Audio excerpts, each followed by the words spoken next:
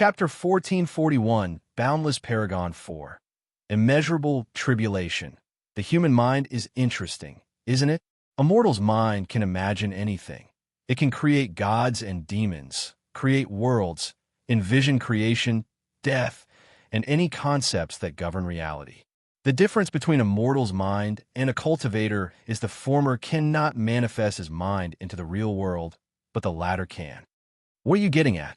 The heart devil asked unwillingly. The key to becoming a paragon is an infinite mind with endless possibilities, but that is not enough, Wang Wei continued. This test is not just to prevent paragons from becoming bored and indifferent due to their infinite lifespan. No, this test is a means to teach them how to regulate their infinite minds by controlling their emotions. A paragon needs a sufficient mind state to control their boundless power, and this test's purpose is to achieve that mindset, Wang Wei said while looking at the heart devil. As for you, your purpose is to distract me under the guise of tempering my Tao heart. But the truth of the matter is the longer I spend talking to you, the less likely I will realize this truth, and the harder it will be for me to escape. The heart devil was quiet for a few seconds before smiling. It was nice seeing you again. His body immediately started to dissipate. You too, Wang Wei nodded. Just so you know, it was not a guise. My existence is to temper you and misdirect your attention. That's good to hear, I guess, Wang Wei said as the last specks of the devil disappeared. An exit instantly manifested not far from within, and he entered it without hesitation. Wang Wei's mind became clearer than he had ever felt. Many of the previous emotions he was struggling with, like his loneliness, were now easier to manage. They were not gone, but more bearable. My Tao heart and mind are not in perfect harmony, Wang Wei thought. Once I pass the tribulation, I can finally experience the transition of my existence to a higher level. Wang Wei raised his head to see a purple cloud flashing with lightning and the booming sound of thunder. Wang Wei squinted as he swallowed a handful of existence-healing pills. Now is the time for the plan. The cloud had its own consciousness, so after realizing Wang Wei was an inextinguishable paragon, the clouds turned a shade darker. Boom! A bolt of lightning descended from the sky, and Wang Wei raised his right palm to block it. His entire right hand disappeared, but he remained calm. As expected, the attack potency has increased while still neglecting my will immortality. In other words, he will die like everyone else in the tribulation, and his willpower cannot provide him with immortality. However, this is far from enough, Wang Wei thought. He inhaled deeply before screaming. Grand Tao, is this the best you can do? How pathetic. The first rule of the immeasurable tribulation is never to antagonize the tribulation. Grand Tao will accept any provocation that the cultivator's state of mind has not met the standards to be a paragon and must be eradicated. Everyone knows that, and this thought has been deeply instilled in all the geniuses from top lineages. Yet, Wang Wei broke this rule. Could he be stupid, or has he gone mad? Come on, haven't you always wanted to kill me? Well, I'm giving you the perfect excuse, Wang Wei continued, and with his words, the clouds swiftly turned dark red. Boom! A second bolt of lightning descended from the second, bringing the wrath of heaven. Divine punishment lightning is something that is common in the lower dimension, but heavenly Tao does not care much to use it in the upper dimension. However, it does not mean it does not exist. Wang Wei's tribulation is more than enough proof. His body and soul could not resist that single bolt as they were instantly annihilated. However, his disappearance did not leave his location devoid of any matter or signs of his existence. On the contrary, a scroll with countless dots, lines, and graffiti floated where Wang Wei previously stood. The first step is completed, Wang Wei thought. Although his body and soul were annihilated, his consciousness remained intact and functioning, an act that could be considered a minor miracle. Boom, boom, boom. The heavens became enraged that the little worm was still alive, and it unleashed devastating blows after another, trying to eradicate him. However, Wang Wei was prepared. When the first bolt hit, he used the technique he had already prepared to direct all its destructive power to the section of his existence that dictated his status as a fate seed. Wang Wei knew his power was not enough to free himself, and the longer he waited, the harder the process would become. So, he took the risk to use Grand Dao's power to remove whatever shackles were placed on him. Lightnings after lightnings descended on Wang Wei, turning this room of the tower into quite a dreary atmosphere. Grand Dao hasn't decreased the strength of the tribulation nor stopped it, meaning my bet is correct. It has to follow the rules. If Grand Dao was not a program with rules it must follow, it would have stopped Wang Wei from using its own power to free himself from restrictions that Grand Dao itself placed on him. However, this tribulation is far from enough, Wang Wei thought. His consciousness used a technique that condensed a projection of Wu Hong. What's more, this projection had her aura, and it was not the Wu Hong in the upper dimension, but the one who already married Wang Wei. As expected, as soon as the clouds sensed the aura, they turned utterly black before blasting hundreds of lightning bolts at Wang Wei at once. Another unbreakable rule of the immeasurable tribulation is no outside help is permitted. Wang Wei broke this rule, and he did it with someone considered an anomaly in the entire chaos universe. Damn it, I should have raised my thunder Dao to a higher level before I did this. Wang Wei cursed as he tried to direct the thunder to a specific area of his existence. Unfortunately, thunder, by nature, is an uncontrollable force. His attempts were mostly futile as a significant portion of the power began ravaging the other parts of his existence. Luckily, the pills kept healing and protecting him. Wang Wei focused his attention on breaking the shackle. He had no hope of completely eradicating it now, but he needed to break a decent chunk of it. But the process was more challenging than he anticipated, and time was running out for him. If he continued like this, it was only a matter of time before his existence was completely shattered and he died, for real. At this rate, he'll die before I make a single dent in this restriction, Wang Wei thought. He needed to do something else as Grand Dao had already reached the limit of how much it could be angered. What else can I do? Yes, the Tribulation Tower. The tower could accelerate the speed of tribulation by slightly increasing the difficulty. Wang Wei immediately ordered the tower for his tribulation to end in 5 years, which was a crazy number considering Tian took over 200 years and Kong took over 100 years. Participant Yin Plum Blossom Daoist, we need to confirm again your desire to push your tribulation to such a limit. Are you another one of this trial spirit? Well, forget about that for now. Yes, I'm sure. Do you understand the cons? Just do it. As you wish. A large chunk of Wang Wei's points disappeared, and the tower released an unknown power. Then, the dark clouds started releasing hundreds of thousands of bolts simultaneously. Wang Wei had to funnel the remaining healing pills, the holy dragon water, and he connected to the life tower. The combination of these three prevented his instant demise, so he took this opportunity to finish his task. Damn it. Why is this thing so hard to remove? Wang Wei cursed. It's been 4 years of constant bombardment, creating deep cracks in this shackle, but he knew he would not succeed in the remaining year. I need something else, but what? What about the special energy of the trial? It seems quite malleable.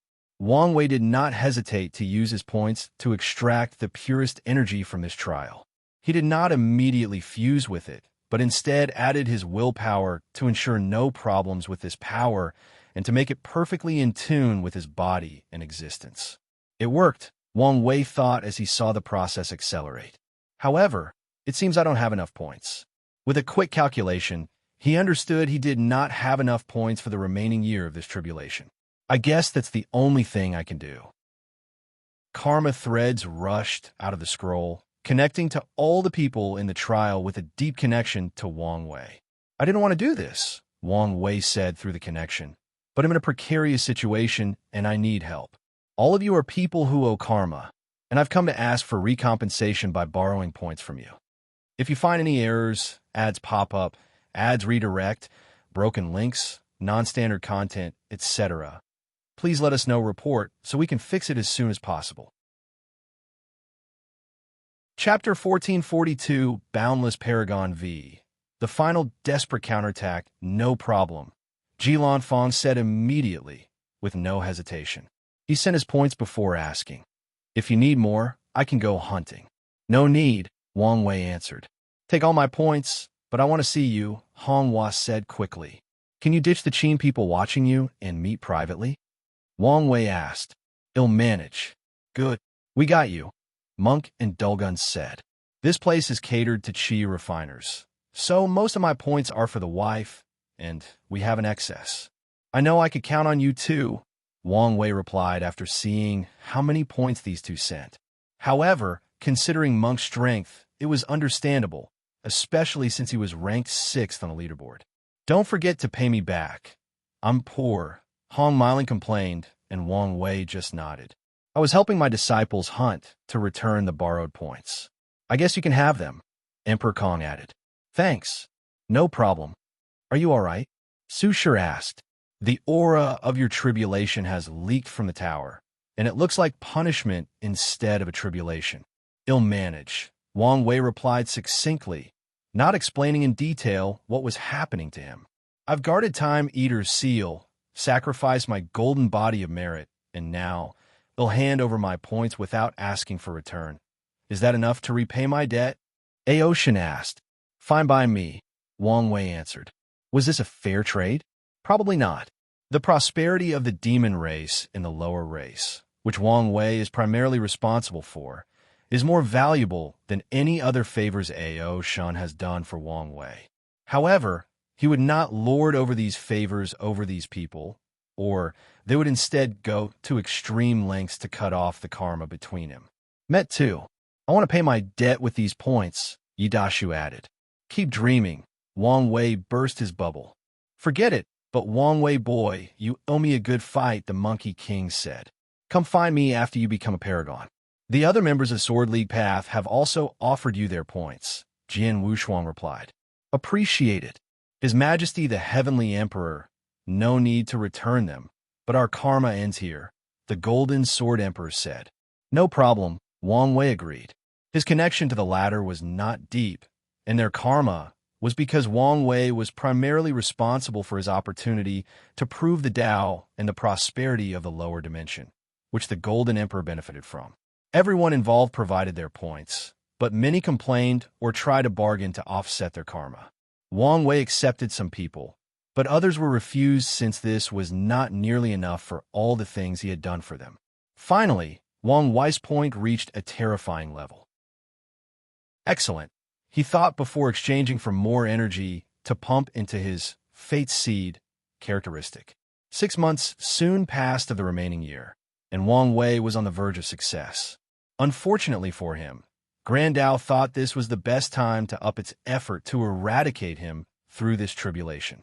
The dark clouds stopped bombarding him with lightning and condensed into a humanoid lightning entity with an aura of pure destruction. The terrifying creature did not hesitate before rushing toward the golden scroll to tear it apart with its hands. Wang Wei reacted swiftly by activating his awakening to summon his 11 fate palaces, placing them in a defensive formation. However, after one attack, he knew that this formation would not survive a second. Things are getting a little out of hand, Wang Wei thought before he summoned Red Mask to control the formation, ensuring he was no longer distracted and that she could bring out all its power. Wang Wei Swift proved to be the correct one as it bought him a few more days, but Grand Tao also displayed its impatience by condensing 2 more humanoid lightning. Damn this bastard, Wang Wei complained. He was so close, but this bastard seemed determined to kill him at all costs. Wang Wei opened his Grand Mist world, summoning all the creation life forms under his control. Red Mask arranged these people at their posts to boost the Fate Palace array. The 3 humanoid lightning bombarded the scroll with all kinds of attacks, but the 11 palaces stood between them and their target. Then, a 4th creature appeared. Wang Wei did not wait for the creature to fully condense before immediately sacrificing his Grand Mist world to boost the formation. His action brought him more time, but Wang Wei was not happy yet as he sensed a 5th creature brewing in the clouds. Something is wrong, Wang Wei analyzed. The time it took to create these creatures is too long, especially the 5th one. I thought this bastard was slowly giving me hope before annihilating me, but it seems something more is at play. He did not know what the bastard Grand Dao was planning, but he was already in the highest alert mode. Wang Wei also took this opportunity to accelerate his progress. His deduction soon proved to be correct. The tower's atmosphere drastically changed as soon as the fifth creature appeared. The others stopped attacking before getting into a formation with one creature in the front and four in the back. The lightning creatures in the back raised their hands to condense four characters: creation, destruction, chaos, and fate. The creature at the forefront of the formation then raised its hand to condense the last character: destruction. The other four characters turned into a bright light that fused with the destruction character, which in turn transformed into this black-red lightning bolt. This motherf asterisk asterisk asterisk asterisk asterisk. Wang Wei cursed while simultaneously taking defensive measures. He summoned his nothingness wheel to form a second layer of protection below the 11 Fate Palace array with the power of nothingness. He created a third layer of protection with 13 Paragon artifacts that he changed into defensive artifacts with his purpose manipulation technique. The fourth layer was from the Origin Seal Continent. Wang Wei summoned the projection of the artificial river of fate, river of time, etc. that his wife created. No, this is not enough. Wang Wei thought as his senses still warned him of imminent death. He looked at his fate palaces, and with a thought, the 12th palace is condensed. Wang Wei was technically a pseudo-paragon, meaning the last one was only waiting for the final transformation. With the subtle manipulation of his existence, he forced his Dao body to evolve in advance by providing it with energy from the tower. The 11 Fate Palaces array turned into the 12 Fate Palaces array, bolstering the first layer defense, but Wang Wei still did not feel safe. In my name as the Wang clan's patriarch, I summon our clan's Qi Luck Dragon to protect me. A projection of a multicolored dragon materialized in this space, forming the fifth layer of protection. 3 crowns appeared underneath the dragon, symbolizing Wang Wei's status as a 3-realm emperor. The crown drew power from the underworld, the laws that govern the Eternal Ascension's world lower dimension, and the prosperity of the people. Under normal circumstances, this 6th layer of protection should have been extremely weak. However, Wang Wei was banking on the fact his grandmother was a Yama king and would provide the power for the Earth Emperor crown, and since he was Heavenly Daos darling, it would provide the power for the other 2 crowns. His bet was correct. However, Wang Wei still did not feel safe, so he added a 7th layer. His future wife had her own energy vault located in the Source Chi space, and she granted him access to it in an emergency. It was hard to access under the lock, but that was no longer an issue. So, an ocean of energy or Qi formed the last protective layer. Boom! The lightning bolt, which was the embodiment of the ultimate form of destruction, descended from the heavens, bringing with it Grand Dao Supreme Wrath. It plowed through these defensive layers like a hot knife cutting through butter. The entire tower trembled. In a secret location, countless spirits, including Sir Lu, worked tirelessly to prevent that attack from destroying it and affecting the rest of the trial. The light and destruction sound of thunder slowly abated, leaving this vast emptiness even more desolate. Everything seemed over. But was it the end? Is Wang Wei dead? Maybe he survived and had a chance at reincarnation? Is this the end of the journey or another start? Swish! A torn scroll releasing glowing golden lights appeared in the depth of this space. It suddenly turned into a figure with black blood flowing from all his orifices. "I'm the victor," Wang Wei announced, "and I've taken one major step to my freedom." He not only survived, but used that powerful lightning bolt to destroy a big chunk from his Fate Seed status. The chunk was larger than predicted, which was great news for him. The bad news is my existence is beyond the simple description of injured. Wang Wei uttered as he wiped the blood from his nose, but that did not stop it. If he had not developed the prototype of an existence defensive armor, while on the verge of death, he would have been nothing but ash for now. If it were any other time, even the Life Tower would not be able to heal me, Wang Wei analyzed. Fortunately, a great opportunity is ahead of me. The final step of his transformation is to absorb power from the Grand Tao source to become a genuine Paragon, and that's the exact opportunity he needed to repair his existence. If you find any errors, ads pop up, ads redirect, broken links, non-standard content, etc., please let us know report so we can fix it as soon as possible. Chapter 1443, Boundless Paragon 6. Final transformation, Wang Wei raised his head to look at the 5 lightning creatures. Although their eyes constantly released small electrical pulses, he could sense a higher being observing him through them. So, the two stared at each other for a while before the creatures slowly disintegrated along with the clouds. Then, a river composed of chains and runes manifested before him. Wang Wei did not hesitate to swallow its power like a whale that was starving. With its power, he started existence reconstruction on himself. The destroyed scroll rapidly repaired itself, along with its content. However, Wang Wei was siphoning an ungodly amount of power from a source. Someone with his deep foundation was already destined to absorb significantly more energy for his transformation. But in his current situation, he was absorbing 10,000 times the normal amount, if not more. And it would have been more if Grand Tao did not warn Wang Wei when he tried to cheat and add more things that were not there to his existence. Another good news is Wang Wei almost completed his existence armor, due to the detailed manipulation of his existence during the reconstruction process. He has classified existence armor as a pseudo-transcendent technique, just like the blueprint. He theorized manipulation and confrontation of existence are the essence of transcendent battles. As soon as the construction ended, Wang Wei removed the knowledge seal from his mind, and his cultivation rose to the second heaven, or 92%.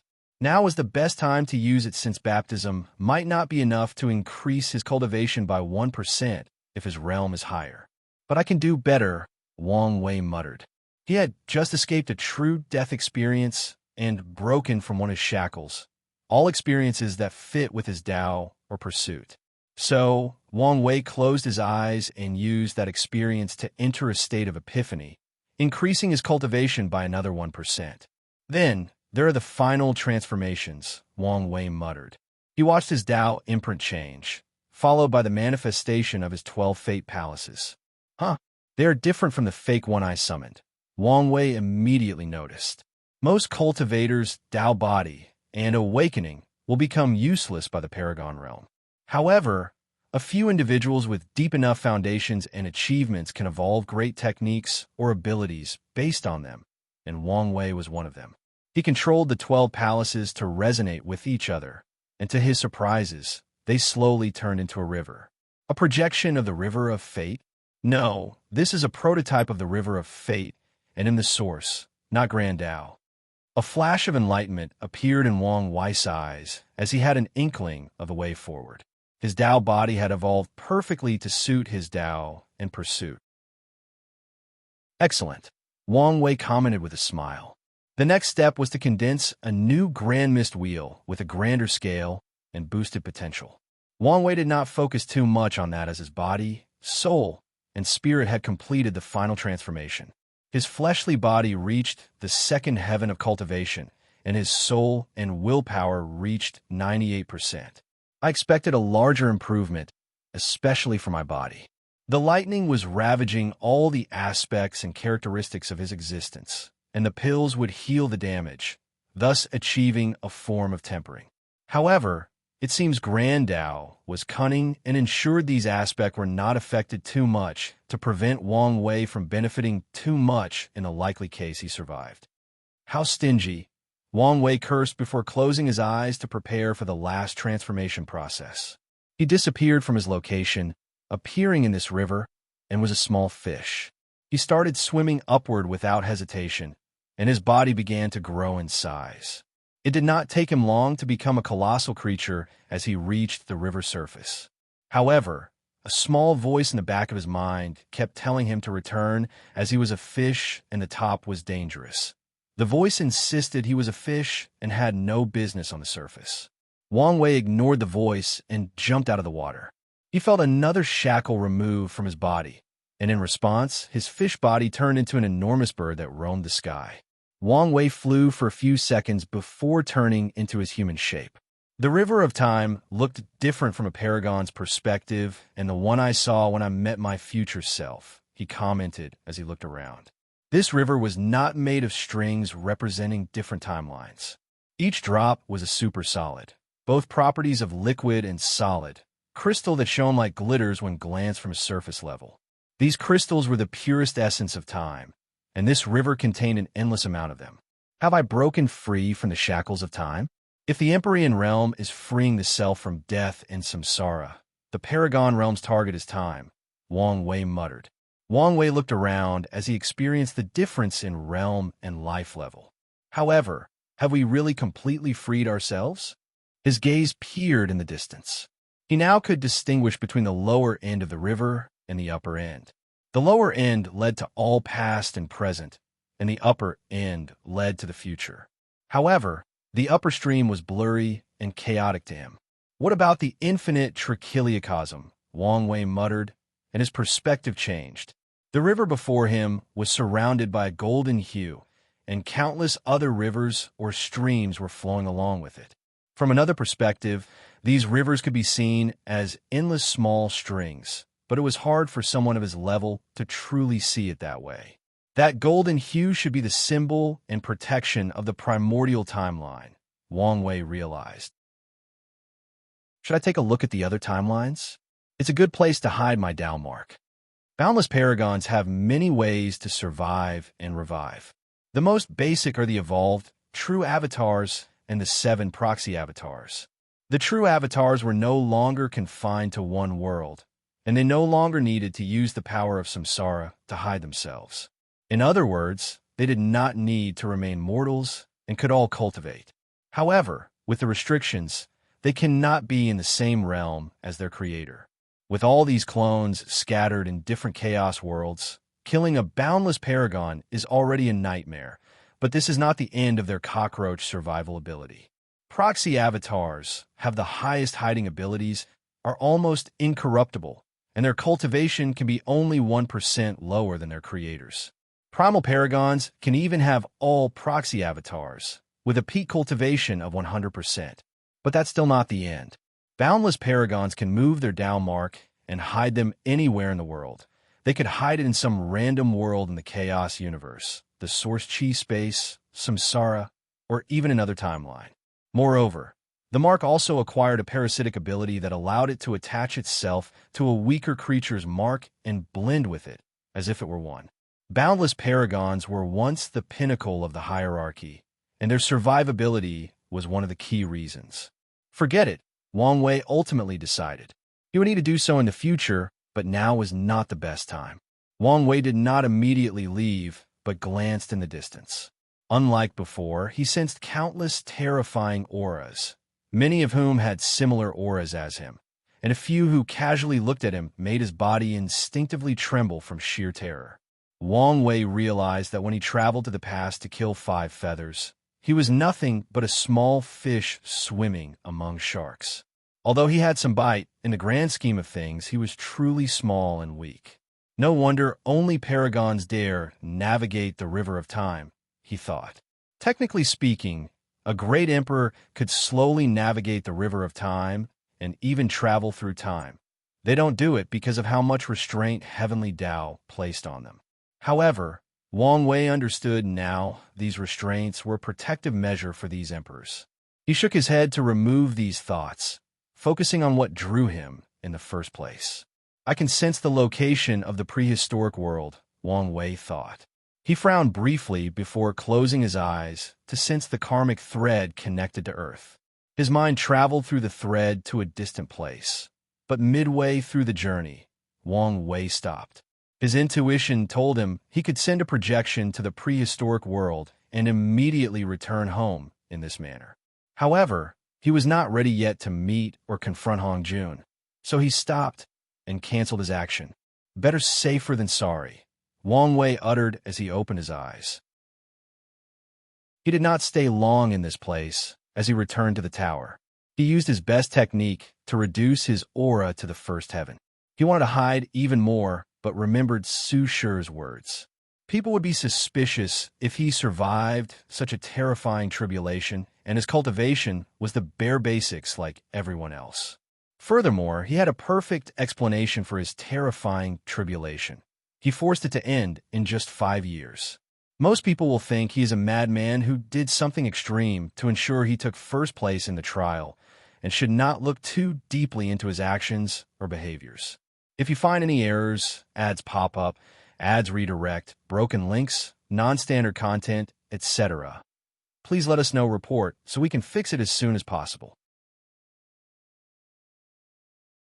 Chapter 1444 Humbling Experience. So soon? As he expected, many people were waiting outside the tower when he left.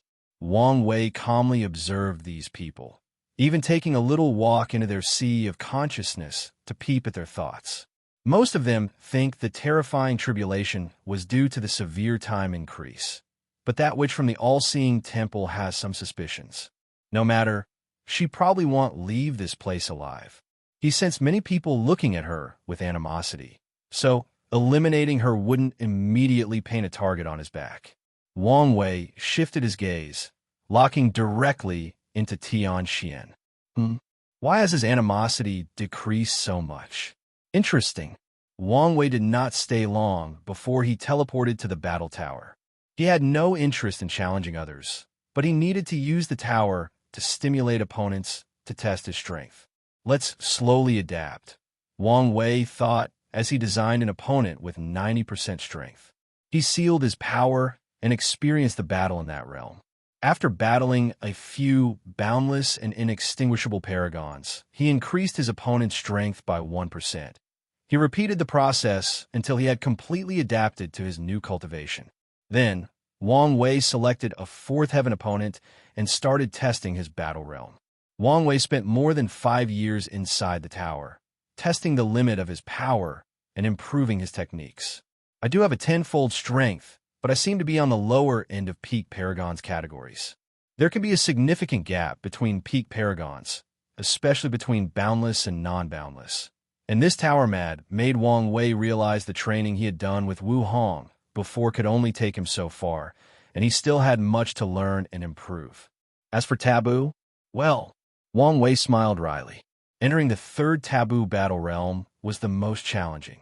First, Wang Wei needed to become a primal. Then, he needs to develop his skill and power to defeat primals while sealing his strength at 90%. This is going to take a while, Wang Wei sighed. After observing his existence, he noticed the taboo battle realms had their own section and should experience a fundamental transformation at the transcendent realm. So no matter how terrible the upcoming world catastrophe is, Wang Wei will not rush to become half-step transcendent and ensure he has the best foundation. What should I train next? Wang Wei contemplated. I still have plenty of room to improve on skills and technique, so my focus should be survivability. Good, it's decided. He asked the tower for an opponent it considered the best regarding chrono-spirit battles and finding a person's time mark. Then, a humanoid creature manifested before Wang Wei. He could not see its face due to the tower's protective measures, but he noticed that his opponent had 2 horns. This should be interesting, Wang Wei commented, and he was more correct than he could ever dream. The battle lasted 30 minutes before his opponent found his time mark and killed him. Wang Wei looked at the result in shock. Impossible. He refused to accept this result and fought a second time. He lasted 27 minutes in this round. Well, this was a humbling experience. He exhaled before starting the third match.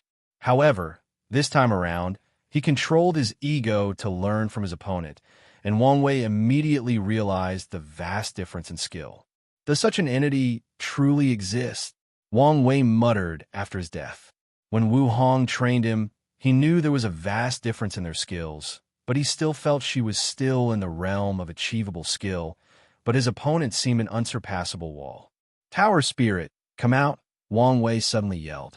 He felt these spirits were messing with him because of the previous tribulation. A small spirit wearing black armor with spikes from head to toe appeared before him. Honorable participant, what can I do for you? What's with him? Wang Wei asked directly. Is there an issue? The battle spirit asked. Why is he so skilled? You asked for the best, didn't you? Yes, and Wang Wei asked. That's what we gave you. You're telling me such a skilled individual exists? Haven't you heard of the absolute killer? That explains your surprise. Wang Wei's lips twitched when the spirit did not explain further. Who is the absolute killer? He's a powerful cultivator that existed during the Soul Age, the battle spirit explained, said to be able to find a person's time mark with a glance. You're pretty capable for lasting 30 minutes despite having just entered this realm. Wang Wei squinted. And he's just a paragon? Of course. Is he alive? Wang Wei asked, slightly intrigued. You really don't know anything, huh? The battle spirit looked at him strangely. Everyone knows the absolute killer created a reign of terror as he cut down countless boundless paragons and primals like they were meat on a cutting board. He almost killed the Ji clan ancestor in one of his most famous battles. Ji clan ancestor? As in, the founder of the Heart Desire Palace?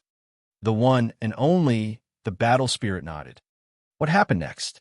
The absolute killer was eventually acknowledged as the strongest paragon in the Chaos universe. The spirit responded before shaking his head. It seems his fate was ultimately quite dire. Hubris is one of the greatest flaws of men. No matter how powerful they are, the battle spirit sighed.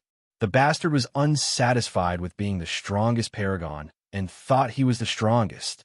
So, he challenged the primeval body mansion. Wang Wei squinted. In the lower dimension, Wu Hong warned him of two factions, the Heart Desire Palace and the most powerful of them all, the primeval body mansion. She did not say much, just warning him to always be careful when dealing with them until he reached the true pinnacle of the Chaos universe. Recently, after he spoke with Xuan, Wang Wei decided the primeval body mansion was probably the lineage left over by the body, refining true transcendent that ended the Essence Age. So he's dead. No one can say for sure since he's still remembered, but that doesn't mean much for beings on that level, the battle spirit shrugged.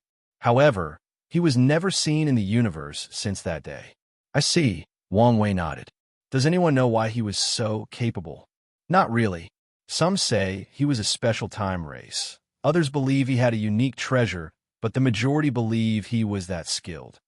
If he is that skilled, he might have acquired or developed a pseudo-transcendent technique like I did, Wang Wei analyzed. Well, thank you for answering my question. Wang Wei saluted politely. Now that he knew this was not a joke, this ultimate killer became someone he must overcome. No problem, but it's time for you to leave. What do you mean? You're running out of points. What?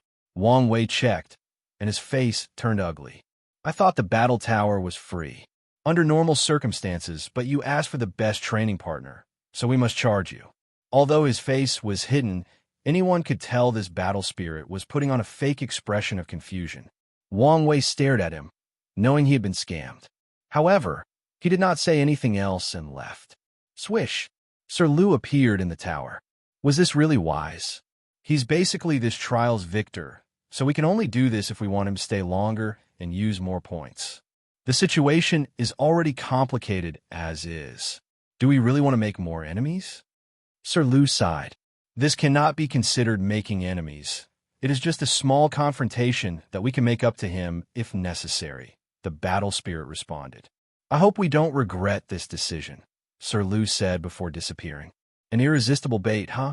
Wang Wei thought. He had to admit he could not stop using the battle tower. His pride, or the idea that someone was skilled enough to kill him in less than an honor will not accept his current skill level. So no matter what, he must use the tower to improve. However, in the one who cons other people, not the other way around. A glint flashed in his eyes as he flew to his mountain. As soon as he arrived, the first thing he did was open a portal to another dimension with a black cocoon at the center. The cocoon was releasing an intense aura, but it kept fluctuating, a sign of someone undergoing transformation. It should take a while before Red Mask is done, he thought. During the tribulation, he sent a small piece of her soul to the tower at the last minute. And now that he had become a paragon, she too would transition into one due to the Lord Shadow technique. However, she was severely injured and needed more time to heal and transform. It's a shame I've lost my hunting companion since I have such a massive debt, but it couldn't be helped, Wang Wei muttered. If you find any errors, ads pop up, ads redirect, broken links, non-standard content, etc. Please let us know report so we can fix it as soon as possible. Chapter 1445, Why is the Past So Important? Wang Wei did not rush to start hunting. Instead, he took the time for a few small tasks that required his attention. First, he had to recreate the lives of his Grand Mist world and set up training for them to ensure they could pass the Tier 12 creation tribulation. Once that was dealt with, he recondensed his nothingness wheel. The thing was technically useless to him since he no longer needed it for the Empyrean Taboo battle realm. However, Wang Wei's body refining also required the power of nothingness, and this wheel would become applicable.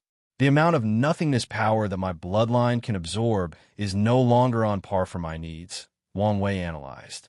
So it's probably best to fuse the wheel into my blood, turning it into an ability. Since he had a plan, Wang Wei did not hesitate and took action. The process was smooth, with no interruption or trouble. Now, that's better, Wang Wei thought as he sensed the optimization of his bloodline.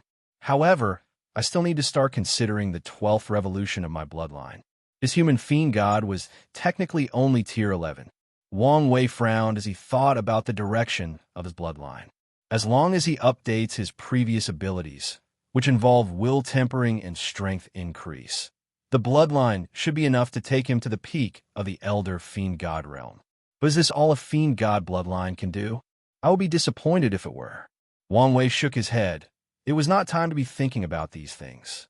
He knew the sect had Fiend God blood in reserve, so he'll know the answer once he's home. Next, let's check my existence. He closed his eyes and reached the fundamental blueprint of his existence. Wang Wei focused on the fate seed aspect. The entire thing was not completely removed. After all, this was something that Grand Tao planted on him probably during his birth/creation on Earth, so he did not expect to remove all of it when he was just a small and weak Paragon. Regardless, this tribulation allowed him to take a major step toward his freedom. The fact that he could break such a good portion while in the Paragon realm meant subsequent removal would become 1,000 times easier, and not just because his cultivation would be higher. The question is, what immediate effect will this thing have on me? Wang Wei thought as he sensed the changes to his existence due to the Fate Seed status. My affinity with Fate Tao has decreased by at least 15%. Wang Wei could say few people were as compatible with their Taos as him. He even created countless physiques and fused them to ensure maximum affinity. But now, this was no longer the case. That's not an issue, Wang Wei thought calmly. A maximum with a Tao has its perks, but also its downfall, primarily that his affinity with other Taos was reduced. The previous maximum affinity meant I had a lower affinity with Taos involving free will, independence, or choice. Now that it's no longer the case, I can make better improvements to my Freedom Tao. Wang Wei hasn't used his Freedom Tao much in combat since he took it from Jin Chao, but this situation could be the start. Let's see, what else? He observed and sensed the changes in his existence.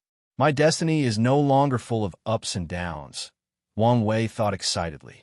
Trouble was drawn to him harder than magnets, and he had deduced two primary reasons that were interconnected. Fate wanted to mold him into the perfect inheritor to take the Fate Cardinal's place, so it threw challenge after challenge at him as a training method. Meanwhile, his future self was doing the same to ensure he grew up to be that version of the future and escape all the shackles on him. It's good that my life will have less trouble following it, Wang Wei mused. But something still bothers me. Why does my future self care so much about the past? Shouldn't someone in his life have already transcended the shackles of time and space? If someone has transcended time, then two things should become true. First, their past is locked and no one can change or affect it. Second, which is the most likely scenario, their past is irrelevant to them. They are beings whose past, present, or future events cannot influence them. So, even if someone traveled to the past and killed young Wang Wei, future Wang Wei would be completely fine and not affected in any manner. Could there be some rules in this chaos universe that limit Transcendent on that level? Or is something like people on the same level can influence each other's past? Wang Wei frowned. These explanations made sense logically, but his intuition told him some unknown shenanigans he was unaware of were happening. I should put this on a list of things to investigate, he concluded before opening his eyes. Now that he knew his life would be more peaceful, he was more confident in his plan to be more low-key and move from the shadows. It's also about time I dealt with that thing, Wang Wei thought as he sensed the countless memories sealed in his mind, along with the horrifying amount of negative karma. Unfortunately, this task required time, so I'd have to wait until the lock was gone and he had more opportunities for leisure activities. All right, hunting time, Wang Wei said as he stood up, ready to repay his debt. However, he suddenly sensed something and waved his hand to manifest 3 crowns. Then, these symbols of powers trembled before condensing the projection of an elegant and dignified figure. Interesting. Using your human and heavenly emperor position to communicate with me secretly. That's quite ingenious. These damn Qin people are stuck to me like leeches, Honghua cursed. She had a simple black robe on, with dragon designs on her cuffs. Her attire was nothing compared to her former majestic emperor robes, but her demeanor still remained majestic. I had to find a way to contact you in secret. Well, adversity and stress is a good way to force creativity, Wang Wei commented. Cultivators are a group of people that are most dangerous when they are desperate. I'm guessing you're here for your rescue. That's right, Honghua nodded. You're the only person who can help me. Wang Wei pondered. When I negotiated with the Qin court, they were very confident you could not escape their grace. These people know my strength and what I'm capable of, but yet they did not seem to fear that I would kill all your guards and take you away. What is the source of their confidence? They probably did something to me. Oh, not long ago, they knocked me out, but when I woke up, I couldn't detect anything wrong with my body or soul, Honghua explained with gritted teeth. I see. In that case, let's check your body. Wang Wei nodded as he pointed his finger to her forehead. He found a karma thread between the projection and the real body and used it to spy on the real Honghua. You're right. They did leave something in you. What did they do? She immediately asked. It's both a tracking mark and a potent void-breaking talisman that could probably ignore 999% of spatial restrictions in the world, Wang Wei said, and the only reason he did not say 100% was because he did not like to deal in absolutes. Can you take it out? Honghua asked, almost pleading. The bad news is probably not, Wang Wei said seriously. What? This mark is placed on your existence, and more importantly, it involves the power of transcendence. Transcendence? Honghua asked in confusion. The 2 suns. Exactly. Her face instantly paled. However, she immediately took a deep breath to calm down. You said bad news, implying there is some good news. Wang Wei secretly praised her for regaining her composure so soon. Yes, there's some good news. The people who put the mark were essentially controlling a power beyond their means or understanding, leaving many flaws that can be exploited. Honghua frowned. I'm confused. Can you or can you not save me? I can't save you. Wang Wei shook his head. He could barely control his existence, let alone others. There was a reason he had to allow the tribulation to completely wipe out his body and soul, so that he could revert to that scroll state and control his existence. And honestly speaking, if not for his experience during the Perfect Foundation establishment, his plan would not have worked. Honghua was about to be disappointed when he heard Wang Wei's following words. I can't help you, but you can help yourself. How? She immediately asked. Here is what you can do, Wang Wei uttered before explaining his plan. Isn't this too dangerous? Honghua hesitated. Your situation requires this level of risk. Fine, I'll do it. I thought you would think about it more, Wang Wei replied, not hiding his surprise. I can't stay in that damn place anymore, Honghua said with gritted teeth.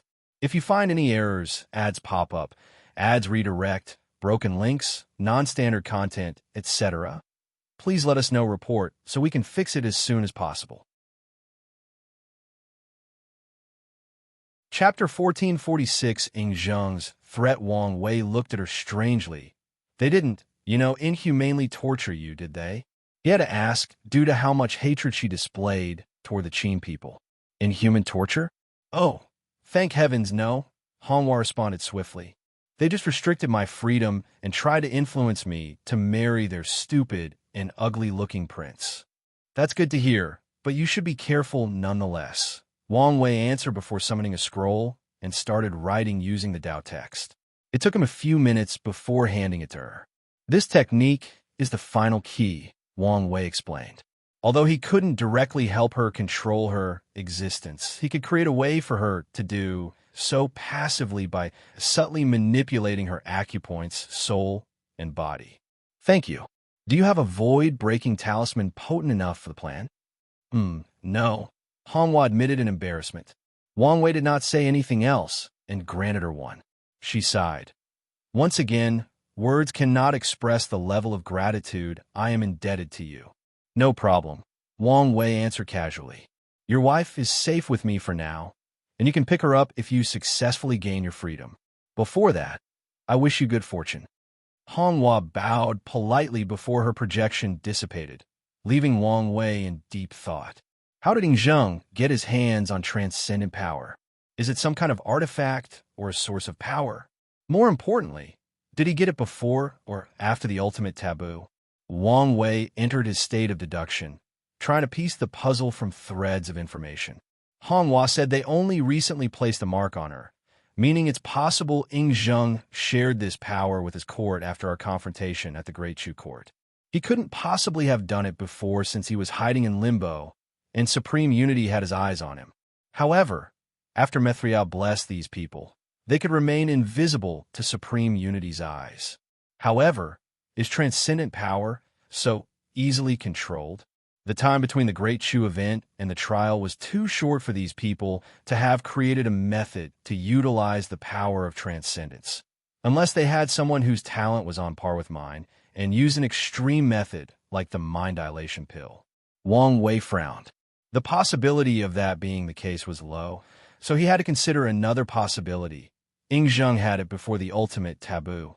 But if that's true, why did no one know about it before? Ying Zheng is capable enough to hide from his peers in the Golden Generation, but Supreme Unity and Mithriel would have sniffed it out.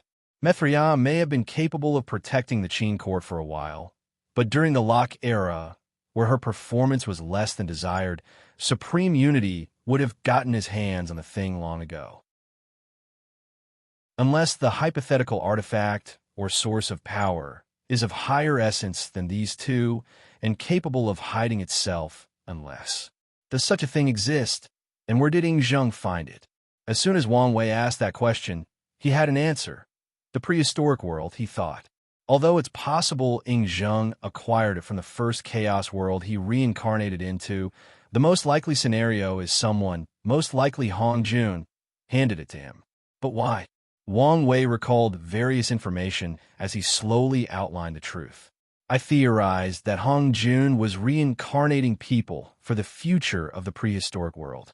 Now that I think about it, it's possible he knew about the all-heaven fate calamity before the all-seeing temple and wanted to prepare in advance. Wang Wei's lips twitched.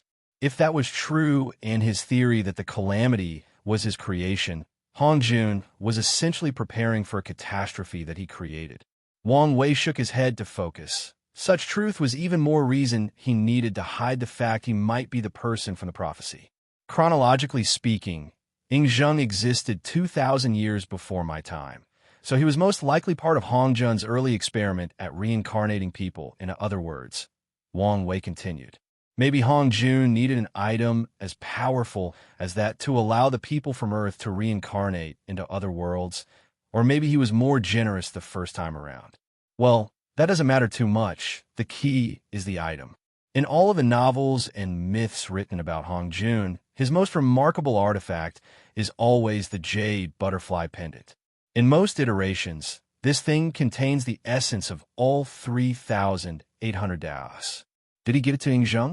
Probably just a piece, but even so, he must have had great hope on him to do so. Wang Wei sneered. If that is true, I feel bad for Hong Jun. Zheng's suspicious nature probably prevented him from using the pendant, especially after knowing its power. Otherwise, with such an item and an overwhelming advantage, he would have long entered the half-step transcendent realm. Well, I guess I can't blame him too much since I probably would have done the same, Wang Wei concluded.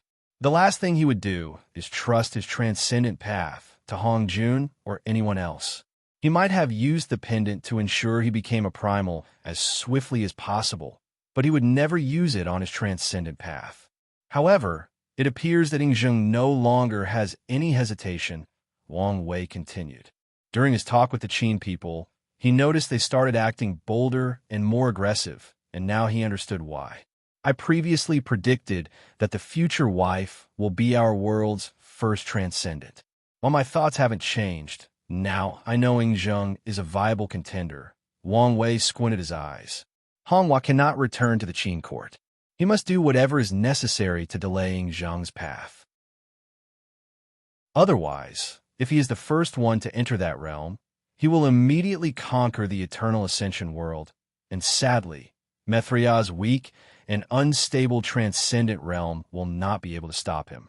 The best move to make right now is not just to free Honghua, but to send her to other chaos worlds and further delay the Qin court, Wang Wei strategized. He looked in the distance before flying toward the hunting area. Who is this woman?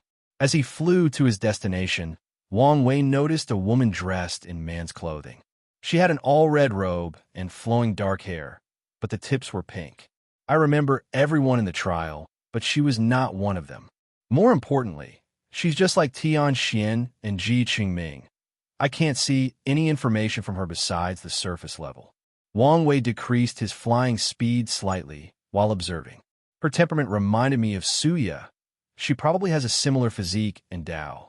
Is she also from the Heart Desire Palace? But why is she here and acting separately from Chengming? Wang Wei continued flying. Wait, she's not the only one. He instantly realized there were numerous people he had never seen before or people he had someone passively ignored. Luckily, his senses had drastically improved after becoming a Boundless Paragon. I see. These foreign transcendent factions have sent their descendants to this trial, Wang Wei realized. But why are they all acting so suspicious? A better question is, do they even need the use of the trial? A bolt of lightning suddenly flashed in his mind. They don't care about using the trial. They want complete control of it, Wang Wei analyzed. He was only thinking about analyzing and copying the trial's power, but these forces were already planning how to take it over. The power of this trial is indeed mystical, probably involving transcendent in one way or another. There are probably other secrets at play, Wang Wei deduced. They almost noticed me, Wang Wei thought.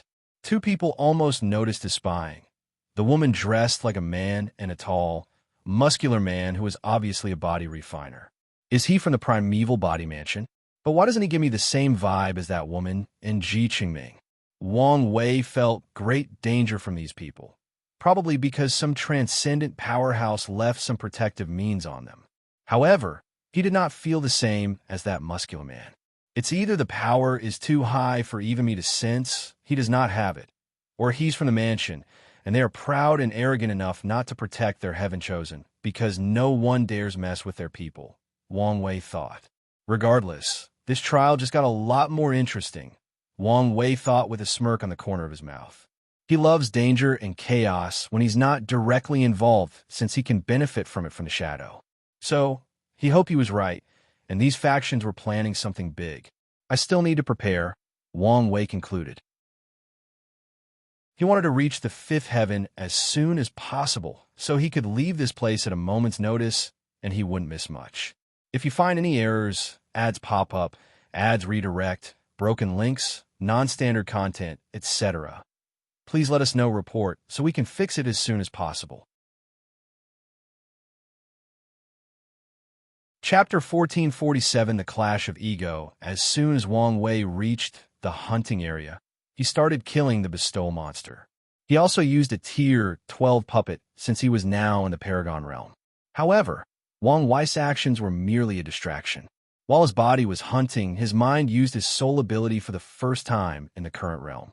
Wang Wei immediately noticed the difference. First, he saw a small cluster on the map, which indicated the souls in this trial. Next to this map was a vast cluster that gave a sense of familiarity. That should be the Eternal Ascension world. He moved to the second large cluster.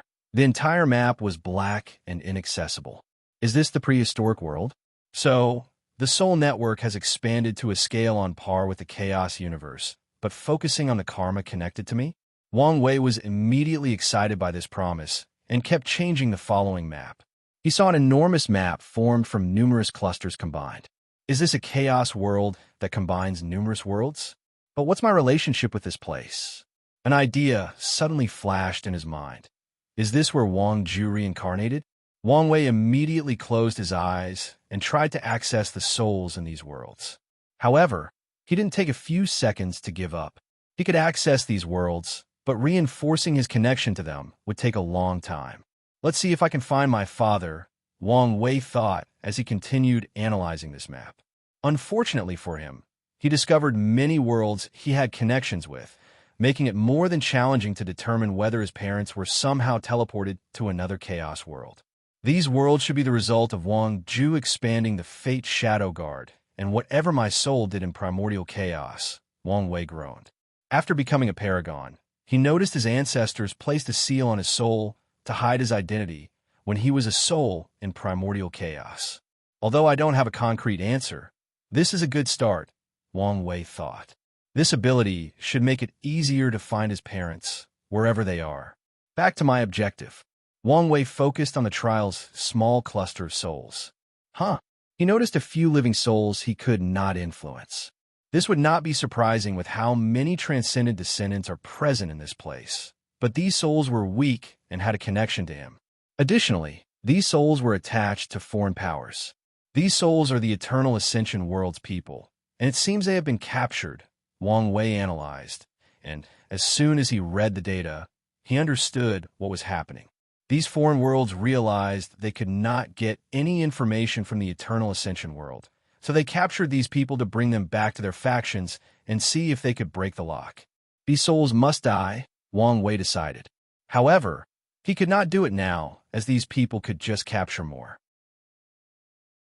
So, he has to wait until the end of the trial when most of the Eternal Ascension world participants leave to kill these captured individuals. Luckily, there's no power of transcendence protecting these souls, Wang Wei sighed in relief. These powerhouses did not care too much about these captured individuals, so the protection on them was not the best they could provide. Such a flaw was something Wang Wei could exploit. He continued his objective by pulling the souls of the Dao opening sect people and the participants he had a good relationship with into a hidden dimension for a minor assembly. What's going on? Someone asked, scared of how sudden everything happened. It's me, Wang Wei said, and everyone felt relieved. At least, it was not an unknown enemy. Did something happen? Emperor Kong asked. Yes, Wang Wei nodded. Some shenanigans are about to happen in this trial, and I decided to give you a warning. The people who came to this place without reaching the peak of the Empyrean realm, I implore you to leave as soon as you become a paragon. For the peak Emperors, take a deep look within and truthfully assess whether you have a chance at those top positions. If not, you better leave after becoming a paragon as well. Regardless, you all should be on the lookout. Everyone listened to him attentively with a frown. These words sounded too alarming, and some instinctively felt someone was fear-mongering out of nothing.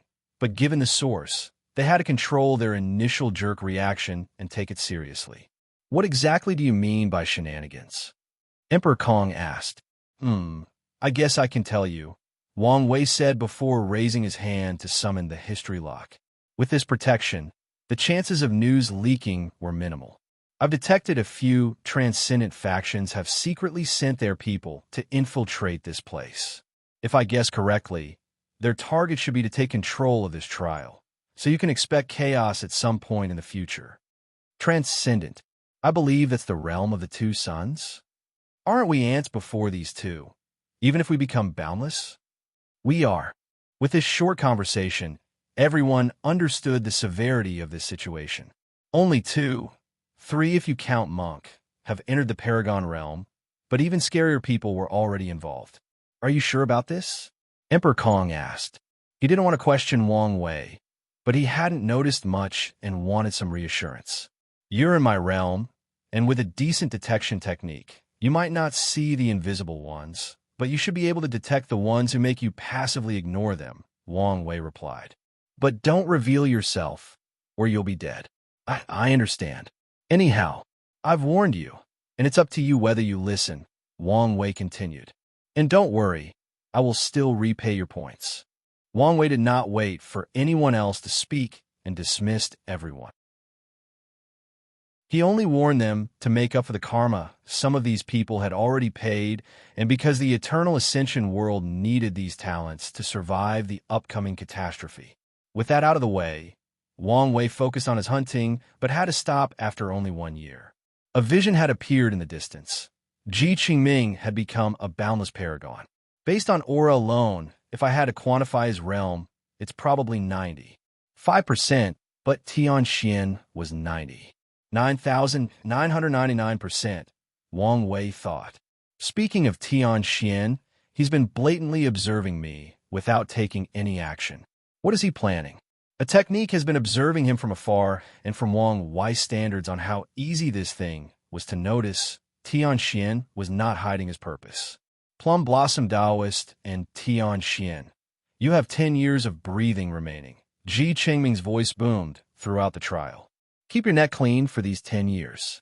This guy has gone beyond the scope of arrogance. Wang Wei's lips twitched. He watched as Chengming entered the battle tower, probably getting acclimated to his new power. Whatever, Wang Wei muttered before continuing hunting. The 10 years passed swiftly, and with his terrifying strength, Wang Wei repaid his debt and had enough points to use again. Were you two cowards? Chengming screamed as soon as he exited the tower. Who dares to challenge me first? Wang Wei calmly looked at him from a distance, and Chengming detected him, and they locked eyes. What? Are you scared? Wang Wei put his finger into his nose, controlled his body to create a booger, and picked it before flinging it into the rock near him. His disregard proved highly effective as veins popped on Chengming's neck, and his eyes changed to red. So, he does cultivate emotion Dao, Wang Wei analyzed. Chengming was about to rush toward Wang Wei's location when Tian's potent aura flew from the Dao Tower. Little ant, you want to challenge me? Tian asked casually, but his arrogance and disdain flew so effortlessly from his body that it felt natural. It was like it was a natural law of heaven and earth for this man to be arrogant, like it was his birthright to look down on all sentient beings. Interesting, Chengming said with a grin. The veins in his neck were gone, but the redness in his eyes intensified. Anyone who knew him understood his rage had reached such a level that it had transformed into this cold wrath. Someone dares to be more arrogant than me, Chengming said. Do you dare fight in a life-and-death battle in the tower? I don't care if you want to experience your funeral so soon, Tian calmly responded. But I won't fight you for a stupid thing like pride, so wager all your points. And please don't tell me you're broke. The void around Chengming twisted briefly before returning to calm. He waved his hand to send a talisman, and a few seconds later, he received a batch of points. I will enjoy destroying that beautiful face of yours. It's okay. You won't be the first ugly man who tried. Amused to your kind's jealousy, Tian countered. Damn, Wang Wei thought. Who knew he had a mouth on him? If you find any errors, ads pop up, ads redirect, broken links, non-standard content, etc. Please let us know report so we can fix it as soon as possible. Chapter 1448 Tian vs. Chengming. As soon as they entered the tower, Sir Lu appeared between them. Do you guys understand the rules? You have chosen a life and death battle, meaning no outside interference until one person dies. We know, Chengming said coldly. No, you don't understand. If someone loses, the tower will be responsible for annihilating the loser, whether they are a boundless paragon or not. That's what you were agreeing to. Tian and Chengming frowned as they understood the implications. Their kind was not easy to kill, so their current animosity might be resolved when they realized the difficulty of killing each other. But under the trial's rules, this was a true life-and-death battle. "That's fine by me," Tian said first. "I am no coward," Chengming replied, still prideful and confident. "Good," Sir Lu nodded with a smile. Since they know the rules and agree, no one can complain to them afterward. According to the trial's rules, your battle will be exhibited to other participants at a price. 80% of the proceeds will go to the victor and the rest to us. Is that understood? Stop wasting time. Don't rush me, Sir Lu complained. One last thing. Do you want to choose an environment for this battle or fight in the void? If this loser needs to choose an environment to give himself an advantage, I don't mind, Tian said casually. The void is fine, Chengming replied.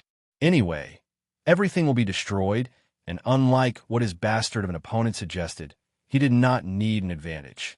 Then, let this fight begin, Sir Lu announced. The people outside had already paid an exorbitant price for this fight, and through their token, they could watch it as if they were next to the fighters. As soon as Sir Lu uttered these words, Tian and Chengming started the fight with an aura clash. Tian's cultivation has reached the first heaven. Wang Wei immediately noticed, but that was the least of his surprise. That aura, he's a Dao overlord. His aura was not of someone who used an outlaw Dao, but was granted an exception by Grand Dao, but that of someone who passed the outlaw trial. Well, it makes sense. If Grand Dao wanted someone to stop me, it has to be someone who can match me physically and intellectually, Wang Wei analyzed calmly as he continued watching this battle. The two participants started stacking their strength, and in a few seconds, they both reached eightfold of the battle realm. As expected, this Chengming is not simple, Wang Wei thought. Tian's cultivation was higher than the latter, but Chengming's battle realm reached the same level. More importantly, Wang Wei discovered one of the techniques the latter used for stacking involved obsession. It was more refined than Su Shi's or his technique. Swish! The two teleported toward each other and punched forward. The energy wave created by their clash would have devastated worlds, if not for their current environment, but no one cared about that. In this clash, Tian remained in place while Chengming flew back a few meters.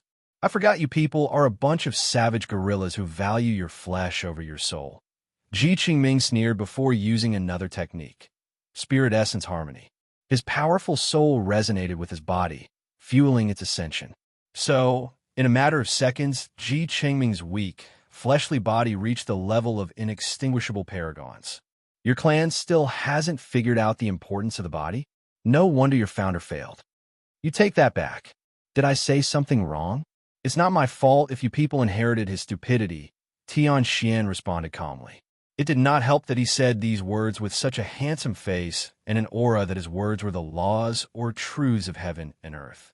This guy is not stupid, so why is he antagonizing the Heart Desire Palace to such an extent?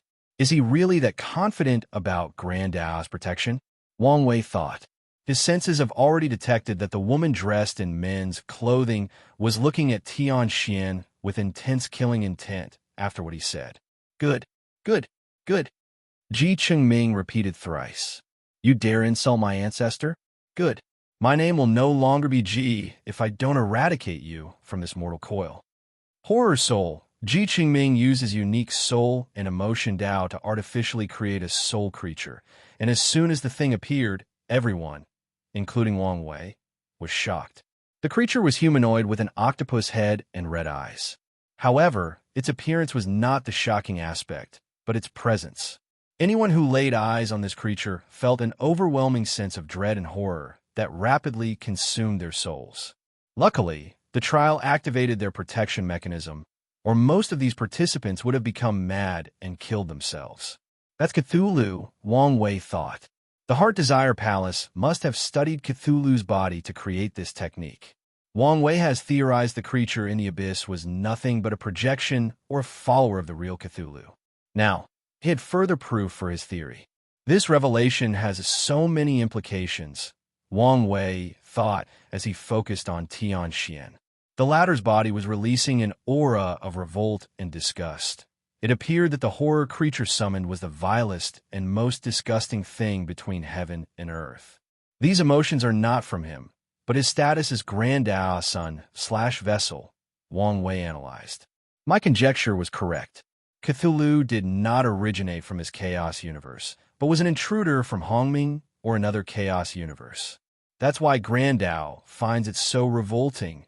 It represents the fact this universe has been invaded and contaminated by foreign entities. Wang Wei squinted his eyes. According to myths, the elder gods can create endless clones, so it's possible the one in this universe was one of Thulin's endless clones. Wang Wei rapidly confirmed and deduced many things from this one technique. I always knew and operated under the premise that the stories and myths from Earth were real or contained some level of truth. Now, I know for a fact that's true. This anomaly explains why Grand Dao is so interested in that world, but what is that so? Grand Dao is obviously not responsible for the uniqueness of Earth.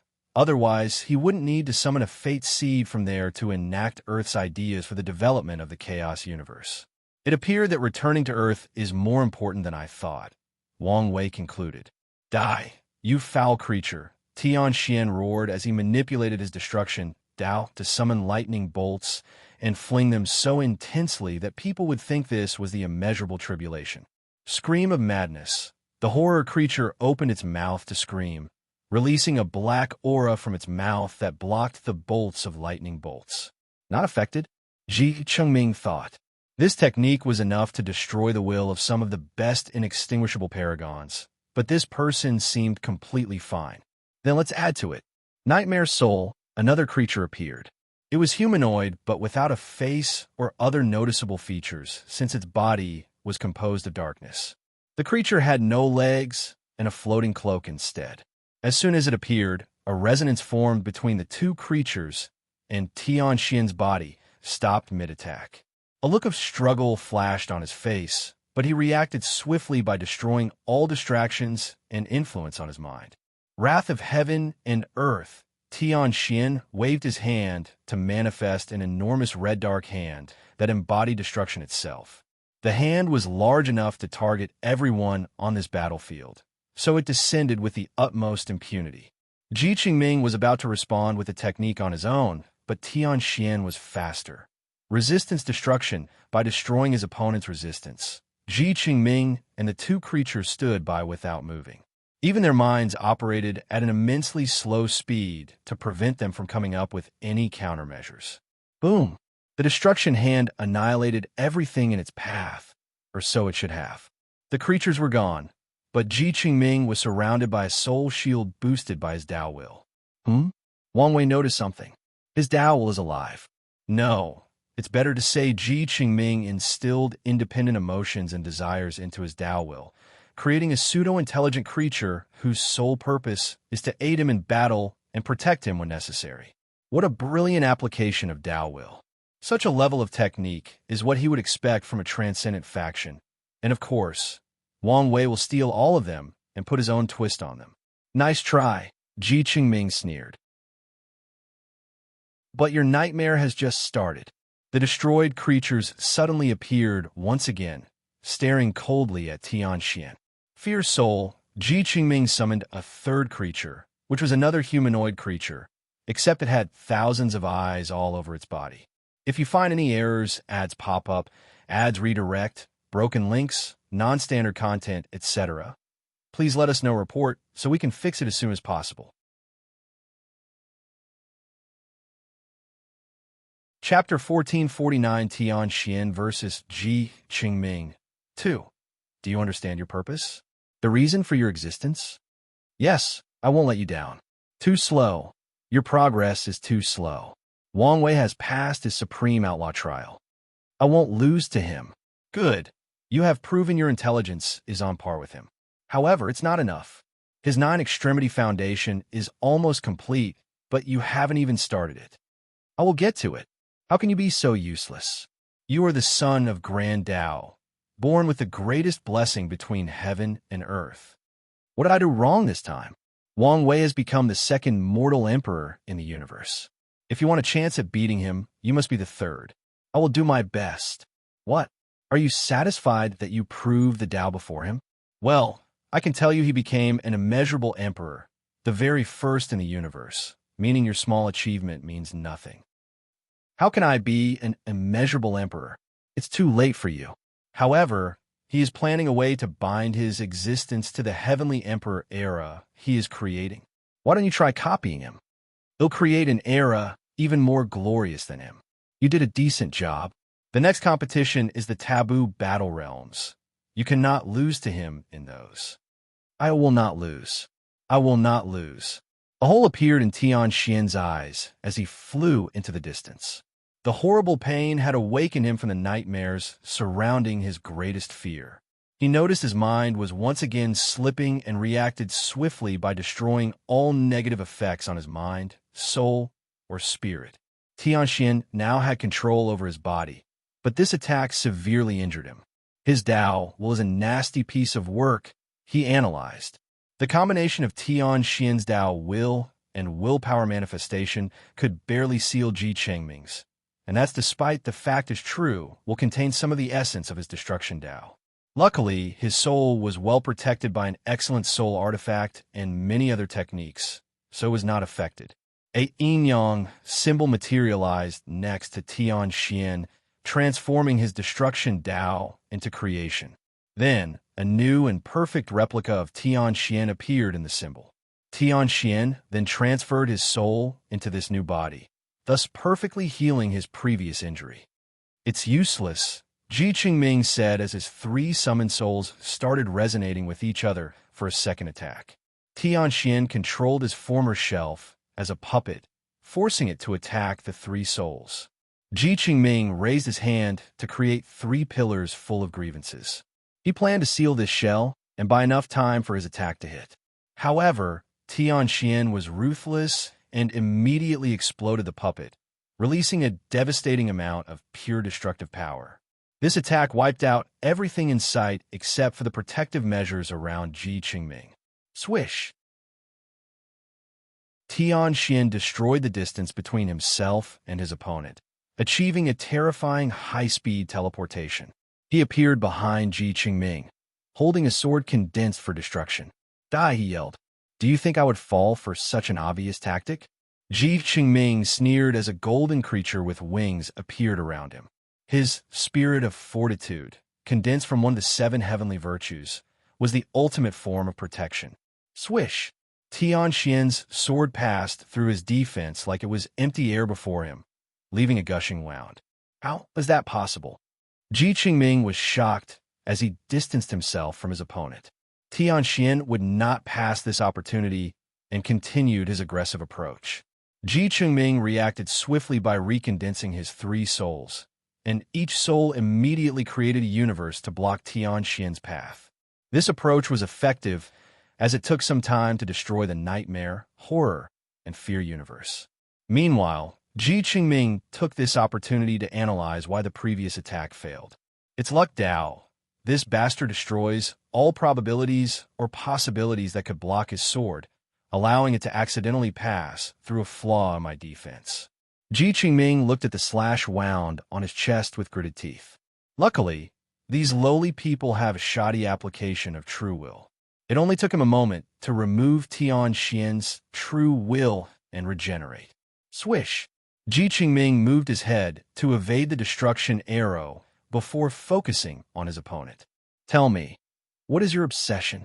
Chengming asked with a smirk. Tian Xian did not answer, but fired another arrow. The spirit of virtue slashed the arrow away with a sword of light. It seems you have 2 obsessions, and they somehow contradict one another, Chengming continued. The first one seems to be to overthrow someone and stop living in their shadows. Interesting, there's actually someone who can make you obsessed with them. Tian Xian released a rain of arrows, but it was useless. The spirit of virtue condensed a shield, and with his sword, no harm came to its master.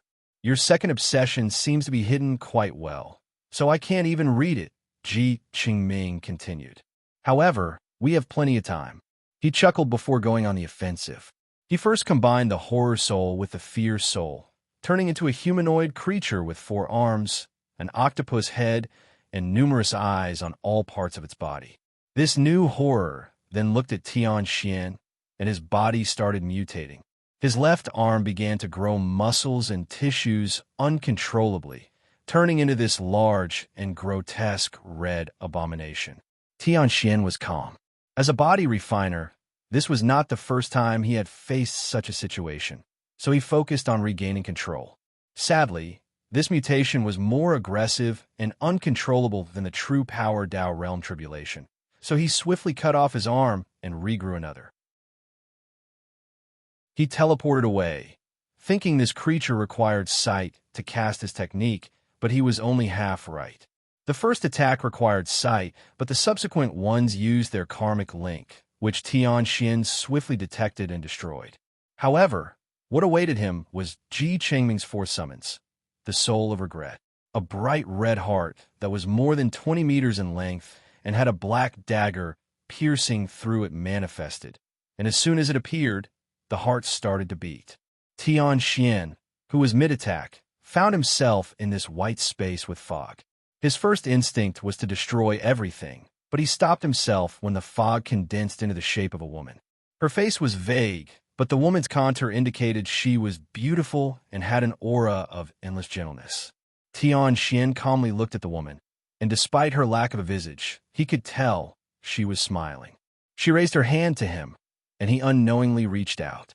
Unfortunately, before he could touch her, she collapsed before turning into another woman dressed in all black clothes with black nails, black and red eyeshadows, and dark lipstick.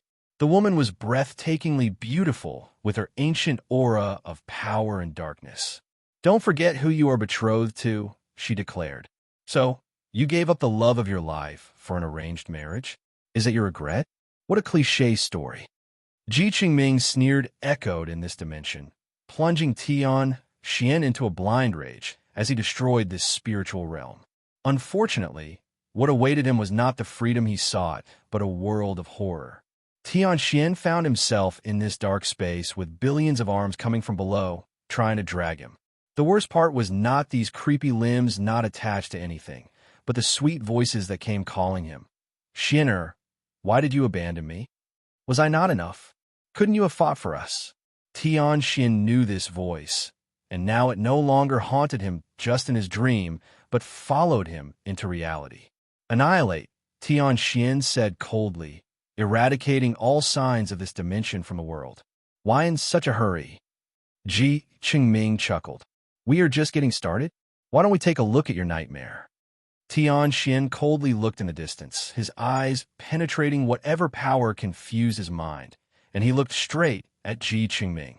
The heavenly Tao Eyes analysis is completed.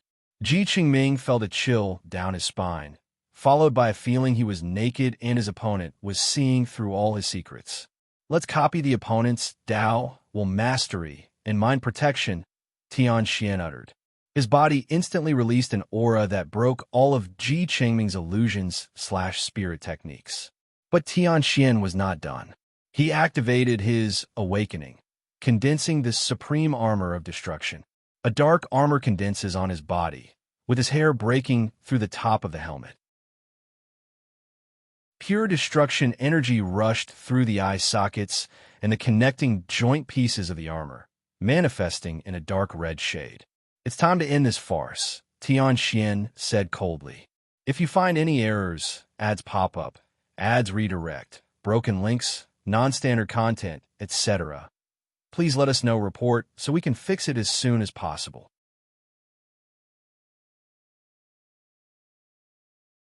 Chapter 1450 Tian versus Chengming 3. I guess even being the son of Grand Tao does not mean a life of leisure and happiness, Wang Wei thought after peeping into Tian's spiritual dimension. That woman in black, did Grand Tao choose her as Tian's wife to counter my relationship with Wu Hong? Wu Hong is, and will always be one of Wang Wei's greatest strengths. So it made sense Grand Tao would pair Tian with someone of similar ability to prevent him from being tag-teamed by the two. If that is true, then she must be extremely talented and powerful for Grand Tao to choose her as someone that counters my Wu Hong, Wang Wei thought, remembering her name, since she would be an enemy. Wang Wei muttered when he saw the horror world Chengming created. "I'm envious of this guy's background." He already realized that all of Chengming's techniques were the cream of the cream, and it was not entirely due to his talent. The primary source of their powers and uniqueness is that he created these techniques after studying other perfect techniques. A transcendent from a G clan must have perfected countless techniques before allowing their descendants or members to use them. Using that solid foundation, the G clan and palace members have superb techniques of their own because they can stand on the shoulders of giants. That power? Heavenly Tao? Is the tide about to change? Wang Wei thought. A sword enveloped by black flame appeared in Tian Xian's hand, and he raised it above his head. The sword suddenly grew in size, reaching a length of more than 20 meters and a girth of 5 meters. The aura of destruction released from Tian Xian's body was too intense and too abnormal, puzzling many participants. Only a few could detect this was not a regular attack using purely his Tao, but one boosted by a special destruction chi from the source chi space. As that terrifying flame sword descended, Chengming's demeanor changed for the first time since the battle started. His spirit of fortitude appeared before him, releasing an intense light from his shield.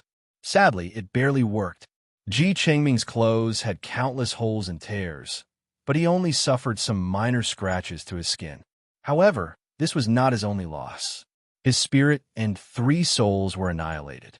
The way his technique worked was these souls and spirits were immortals as long as he was breathing. However, Tian Xian's attack destroyed these techniques. In other words, Chengming would need to relearn or recreate these techniques to use them again. That's how thorough the destruction was. "You bastard," he snarled, but Tian Xian paid him no mind. A dark green silk materialized around his flaming sword as he filtered the purest form of time energy from the river of time and manipulated it to embody all destructive aspects of the concept of time. Tian Xian swung his sword again, and this time around, his attack was even faster. The time Tao he added allowed his attack to manipulate the time at which this attack would hit, arriving at a much earlier time than it would have. Virtue, spirit, charity, a beautiful woman manifested before Chengming as his face contorted. The woman was dressed in all white, with her black calmly lying on her back. Her face was youthful and pure, and her body emanated a faint golden light. Anyone looking at her would instantly think she was a saint walking the mortal world. However, this woman's purpose was far from saintly. Charity means having a generous heart and giving to others, especially the less fortunate. But what this woman was giving to people was all the damage Tian Xian was taking. To cultivate this technique, Chengming has already chosen countless benefactors to share the damage for him. What a bunch of waste, Chengming thought with gritted teeth. All the cannon fodders he selected died with this attack, along with his charity spirit. He glanced at his missing arm, and his anger elevated to a higher level. His arm was destroyed, and it was true destruction, meaning unless he used extreme means, he'd be forever armless. Only peak paragons should be able to tap into such a pure state of destruction. How come this bastard did it, after just entering the realm? He complained. Chengming's complaint was warranted. Under normal circumstances, Tian Xian would not achieve such pure power. However, after copying Chengming's Tao mastery, the boost his true will can achieve has reached another level. Tian Xian attacked for the 3rd time, and Chengming summoned another creature, the Soul of Hatred. A small face appeared above his left palm. It had no eyes and a mouth almost too big for its face, with 1,000 teeth and 100 tongues. Chengming did not hesitate to swallow this ugly creature from a child's nightmare before the sword enveloped him. Chengming was annihilated, with all apparent signs indicating he was defeated. However, Tian Xian did not buy it. His intuition had warned him the enemy was not vanquished, and soon enough, his eye technique detected signs of life. A black fog suddenly left Tian Xian's body, as if someone had stripped something from him. Then, Chengming's body slowly condensed from the cloud. You have a lot of hatred in you, Chengming commented. And this hatred is odd. At first, it looks like it's geared towards someone who appeared to be in this trial, but there seems to be some underlying mystery to it. Chengming looked at him coldly, not affected in the slightest. Instead, he chose to obliterate his opponent. Wait, this bastard was telling the truth when he said he copied my mental protection? Chengming did not believe him and thought he was bluffing. After all, his clan took extreme care to protect his information, so how could any lowly techniques dare claim it could analyze and copy him? Unfortunately for the young Chengming, this arrogance is why Tian successfully analyzed him, and he did it in a very short period. Before being eradicated for the fourth time, Chengming teleported the hatred soul outside of the trial before returning to the tower once the attack abated. He then gathered the hatred of the world to condense another body. A crown appeared floating above Tian's helmet like an angel's halo. He had activated his status as the Earth Emperor. Death and destruction have always gone hand in hand, so Tian used his karma position to siphon the purest of death power from samsara to combine with his destruction, adding a bit of white to the sword. I've grown to despise lowly scum like you who only play with the mind, Tian said coldly. So die. Black chains rushed from his armor to enter the void, blocking all forms of teleportation or spatial navigation. He rushed to his opponent at such immense speed it appeared he had teleported before swinging his sword down. However, a glint flashed in Chengming's eyes before the sword touched him. Soul switch. Chengming made a calculated gamble. He bet that if he switched his body with Tian, his mastery of Soul Dao would mean he would have a higher chance of controlling the latter's body before Tian could control his. Then, he can use the latter's attack and power against him. Chengming's plan worked. In a matter of milliseconds, he forcefully took control of Tian's body and forced it to continue the attack. Meanwhile, his opponent had probably barely reacted to the sudden change. The sword hit its target, releasing a massive dark energy wave that annihilated everything in its path, including this tower's reinforced space-time barriers. For a brief moment, void tears leading outside appeared at the center of that explosion. The spirit had to work overtime to reinforce this arena since they did not expect this level of pure destructive power. Nice try, said a cold voice before Tian's perfectly intact soul appeared without Chengming's body. Unfortunately for you, I am destruction. His soul released a devouring power that attracted the armor, the sword, and all the destruction energy to condense a new body, leaving Chengming's soul alone and open. Tian raised his sword and summoned another power source that materialized as a dark purple orb that fused with his flaming sword. The power of primordial chaos. Chengming looked at the black and white flaming sword with purple and green adornment, and his face turned ugly. The power of that attack had reached the peak of the Paragon realm, meaning the chances of surviving were extremely low. None of my souls or spirits can help in this situation, he analyzed. Despite death approaching, Chengming remains calm. In his life, he has only felt fear once, and that was when he met the clan's supreme elder. This situation did not make him fear. Instead, he felt frustrated. Do I have no choice but to use that method? If you find any errors, ads pop up, ads redirect, broken links, non-standard content, etc., please let us know, report, so we can fix it as soon as possible.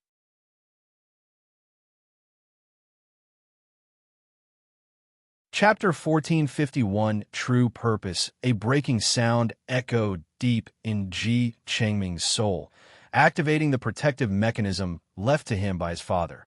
An enormous face that kept morphing into countless facial expressions to express thousands of emotions. The emotions varied, but they also had one thing in common: obsession.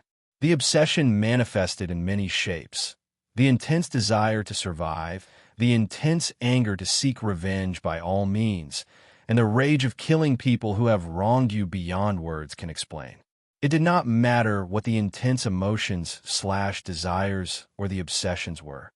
It manifested in this singular face. Boom! Tian Xian's sword finally landed, but the effect could be described as ridiculously useless. Chengming survived, but did not look happy. On the contrary, he seemed furious, probably because Tian Xian pushed him to such a level. "Destroy him," Chengming ordered. As soon as these words left his mouth, the obsession creature released a terrifying tower that shook the entire trial for a few seconds. This aura, Wang Wei thought. This face reminded him when he faced Supreme Unity. He squinted his eyes, waiting for what was to come. Besides, Tian Xian was the only person calm throughout the situation. "Stop," Sir Lu said, and his words contained immense power as the face suddenly became immobilized. "This is the second time you've broken the rules." Chengming was not allowed to teleport outside the tower during his fight, but he still did it. However, Sir Lu had not reprimanded him since he returned immediately. "Get the fuck out of my way," Chengming said coldly. Now that he was forced to activate his protective measures, he would annihilate his opponent for bringing him shame and humiliation. "Your actions have violated the rules, meaning you have officially lost this match," Sir Lu declared calmly. Tian Xian deactivated his awakening, returning to his former handsome face. Interesting, Wang Wei thought. It seems the trial spirits are using this opportunity to establish their prestige. Let's see where their confidence comes from. And Chengming sneered. "What are you going to do about it? The rules are clear. Since you lost, you must die," Sir Lu replied calmly before snapping his finger to manifest a towering clear palm that descended directly toward Chengming. The myriad-faced creature turned into a dark green shield to protect him, but its power was utterly useless before the palm. Then, for the second time in his life, Chengming experienced genuine fear. "You are quite bold," said a gentle voice with a hint of laziness. The clear palm disappeared, replaced by a pair of eyes accompanied by a background of a universe full of vivid and bright colors like a rainbow. "No, you're the bold one, Liu," Sir Lu said calmly.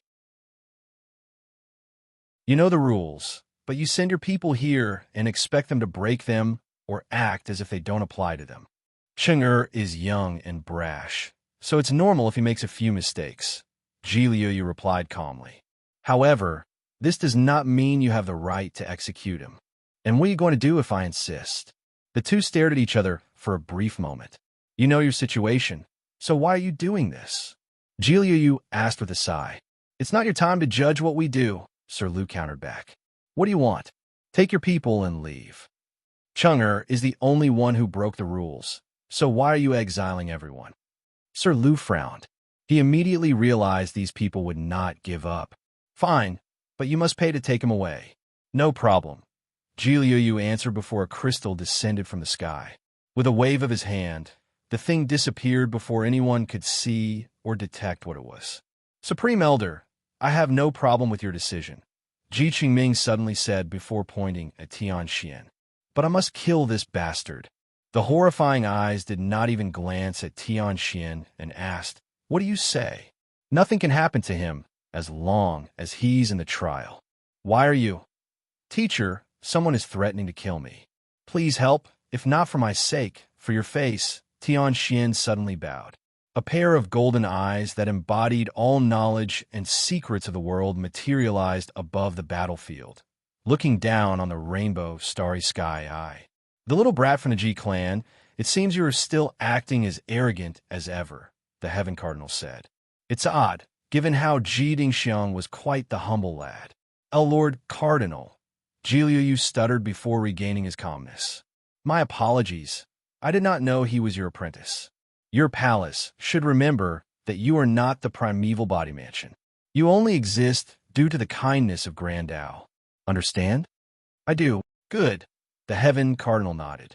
At his peak, Dingxian was more powerful than him, so he had to give his descendants some face, especially since the bastard left some protective measures for them before his passing. He looked at his disciple, but did not say a single word. His eyes had communicated enough. Tian Xian nodded before bowing, and the cardinal left. "You little bastard," Zhiliuyu cursed as he looked at Chengming. He had to control himself. Otherwise, he would have annihilated this bastard for forcing him to experience such humiliation. Zhiliuyu controlled himself because of Chengming's importance and because he understood the latter. Chengming did not act arrogantly because of his deep background. Besides the body primeval mansion, no faction dares walk arrogantly everywhere in the Chaos universe, meaning the G clan knows how to raise their people properly. Although they are arrogant, it's not to the point of being mindlessly prideful to the detriment of themselves or their factions. Chengming's situation is the result of a few things. Firstly, he was born with the highest concentration of their founders, Dingxiang's bloodline, meaning he had a terrifying affinity for Soul Dao. Unfortunately, their clan hasn't given birth to a transcendent in a while, and they are starting to worry. Chengming was their hope. However, the G clan and the palace realized the limits of their bloodline, so they chose another approach. They allowed Chengming to use their study of one of the taboos, the abomination, to add variety to his Dao and break free from the limitations of his bloodline. This approach has shown some success so far, but the backlash was that Chengming's mind had become chaotic. They successfully suppressed most of it, but his pride, arrogance, and brash nature remained and even intensified. They sent him to this trial to use foreign means to become a Paragon as soon as possible. Although their clans have similar methods, albeit not as effective as this trial, their methods also involve Soul Dao, meaning it could aggravate Chengming's situation instead of improving it. "Come with me," Zhiliuyu said before disappearing with Chengming. However, as soon as he left, everyone, except Sir Liu, Tian, the palace people, and the primeval body mansion people, immediately forgot the conversation they had heard or the fact that Zhiliuyu had appeared in the first place. Some paragons, like Emperor Kong, felt something extra had occurred but did not notice anything else. Only Wang Wei knew his memories were erased. "What a pain," Wang Wei complained before teleporting to the first room in the Dao Tower. He borrowed the trial energy to condense a few needles he embedded into his acupoints and soul. Memories were part of his existence. It's the reason eternal emperors and above can revive themselves as long as someone remembers them. Wang Wei activated the part of his existence involved memories, and he remembered most of the conversation with a few blurry parts that he had to fill in the blank. "This is valuable information," he muttered, taking the time to analyze everything. "Something fishy is going on with Tian, he muttered. Before he could even proceed further with his analysis, he detected something.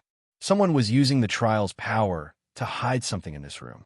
The odd thing is that the object would reveal itself only if another Dao overlord walked into this room. Wang Wei waved his hand, and a piece of paper appeared before him. He carefully opened it to see the content. "I need to see you in secret. Use your Heaven Deception Array and this trial's power to create a secure location. Tian." Wang Wei chuckled. Things are getting interesting. Curiosity immediately got the best of him, and he did as the note said. After being powered/blessed by the power of this trial, this array could probably be hidden from anyone or anything, including Grand Dao.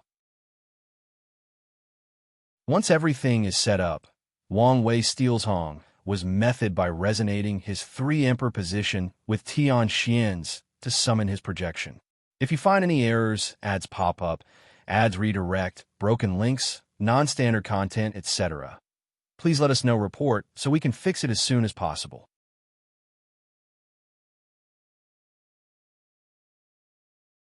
Chapter 1452 alike. Author's note. Today is my birthday, meaning I'm 1 year closer to death. Sorry about the bad joke. Someone close to me used to make this joke, and I thought I would try it once. Anyway, please shower me with birthday wishes and words of prosperity. I live in the U.S., and am a person of color, so the past 3 months have been a nightmare. I've been trying to keep a positive mindset, but it's hard to do so when your country is descending into fascism, and you're a part of the group that will suffer the most. I'm trying to remain positive, and having a great birthday today is the first step. I consider you guys part of my community, so I will include you in the celebration." "That was quick," Tian said.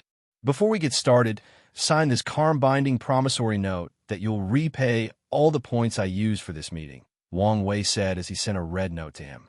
"The information said you were cheap and refused to take a loss. I didn't expect it to be this extreme," Tian mocked. Regardless of his words, he reviewed the note before signing it without any bargaining. "You must be desperate that you didn't even bargain," Wang Wei said. "I'm just showing you my sincerity." Wang Wei put the contract away and summoned a scholarly fan to fan himself, acting all pretentious. "So, what do you want to talk about?" Tian looked at him and shook his head. The information he knew said this man's personality was as weird, pretentious, and ever-changing as a woman's mood or a man's volatile anger. "You did, didn't you? You removed the shackles on you," Tian asked. What are you talking about?" Wang Wei asked in confusion, his facial expression displaying genuine puzzlement and unawareness. "No need to act," Tian continued. "The aura during your immeasurable tribulation was more than enough proof. Unlike the lower cultivation realm, there is no benefit to antagonizing Grand Tao during tribulation, unless you want to borrow its power. But what would you want to borrow its power for? Only one thing would make you risk your life to such an extent: your pursuit of freedom." Once I analyzed things from this perspective, many things started to connect. For example, what would you use your immeasurable emperor achievement for? You don't trust Grand Tao, so you wouldn't ask it to directly remove your shackle or trust any methods that he offered. So the next best thing is to ask for a safe way to detect the shackles, then use the tribulation to eliminate it yourself. Am I wrong? The two stared at each other for a while, before Wang Wei broke the silence by smiling. "Interesting. Now, everything makes sense." Tian frowned. "I was wondering why your hostility toward me suddenly diminished after my tribulation," he continued. "Chengming wasn't an accident, was it? Even if he didn't challenge you, you would have antagonized and fought him.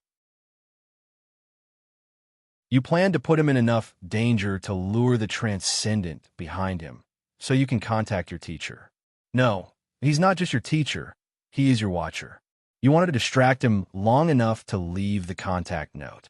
The great part about your plan is that if you're caught, you could use the excuse that the note was an attempt at secretly spying on my secrets, since you knew I would use the first room." Wang Wei smirked. "You want your freedom, don't you? It makes sense, after all.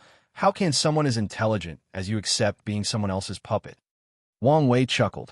"I didn't expect you and I were alike in our pursuit of freedom. I never expected to hide the truth from you," Tian admitted. He knew what to expect when communicating and planning against his kind, so this little demonstration meant nothing to either of them. "I'm intrigued." Wang Wei smiled as he fanned himself. "Your goal should be my observation method, but what do you plan on exchanging with it? How about your life and safety?" This should be interesting to hear. "You give me what I want, and I won't reveal you are the mad fate emperor from the all-seeing temple's prophecy," Tian said calmly. "Stop playing these useless games," Wang Wei countered. "You uttered a word about me, and I will immediately contact Grand Tao and tell it what you're doing." He looked directly into his gaze. "I reckon Grand Tao won't kill you after so many investments, but it shouldn't be an issue to change your personality by giving you a new set of memories and experiences." A glint flashed deep in Tian's eyes. No one would want their personality to be twisted into someone else, not to mention the person deep in his mind he refused to forget. "All right, but you should understand that I had to try," he said, shrugging. "My offer is an alliance between us. That's it. I know many secrets that may be helpful to you." "Like?" Wang Wei asked, and Tian stared at him. He knew this bastard was using this situation to get one free, valuable piece of information from him. He mulled it over briefly. "How about something related to Zheng Xiang? If you're going to mention how he's trying to revive himself, don't bother. You know, is it hard to deduce?" Wang Wei sneered. He probably knew he might not survive and Grand Tao would completely erase him. So he tried the only way that could give him a way of surviving: the power of obsession. The Heart Desire Palace has spent so long studying obsession and desires in the hopes of reviving their ancestors. Tian sighed deeply, not hiding his frustration. Is this the first time you've confronted someone of equal intelligence? No wonder you're inferior to me. Your cultivation experience is too curated, Wang Wei said. A wave of profound anger and hatred flashed deep in Tian Xin's eyes, but his facial expression and aura remained unchanged. Regardless, Wang Wei still detected it. He has great control over his emotions, Wang Wei thought. How about I tell you a secret about this trial? Tian Xin asked calmly. I'm listening, Wang Wei replied. Do you know what this place is? Probably a heaven and earth wonder.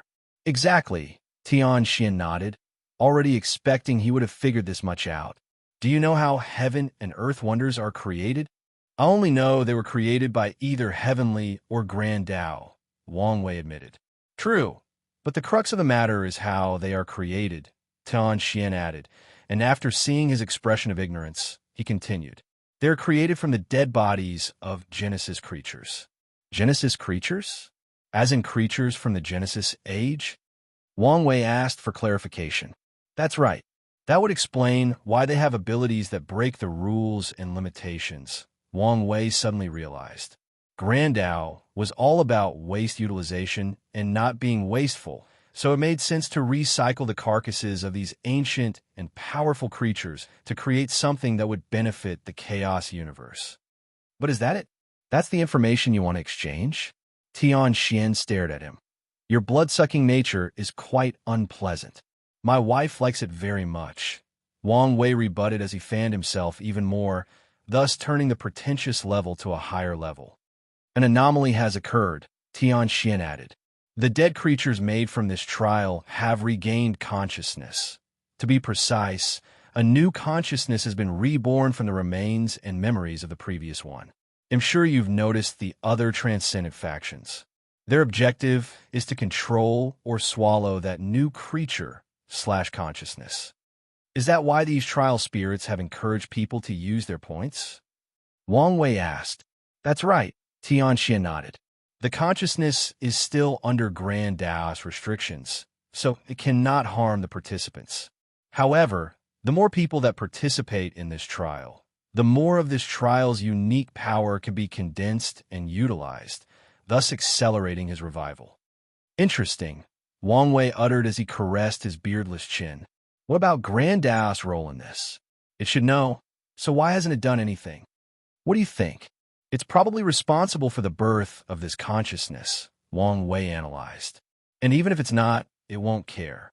The age of transcendence is coming, so it's about time to start manufacturing transcendent-level resources. This creature might be the beginning. Exactly, Tian Xin nodded. Grand Tao has grown immensely since the Genesis Age and is well prepared for the upcoming Transcendent Age. This is terrible news for the cultivators, since that means more rules and less opportunity to exploit the established system. So what do you think? Tian Xin asked. This information is only the tip of what I know. An alliance with me will benefit both of us. Wang Wei muttered, thinking deeply about it. I still expect my birthday wishes. If you find any errors, ads pop up, ads redirect, broken links, non-standard content, etc., please let us know report so we can fix it as soon as possible.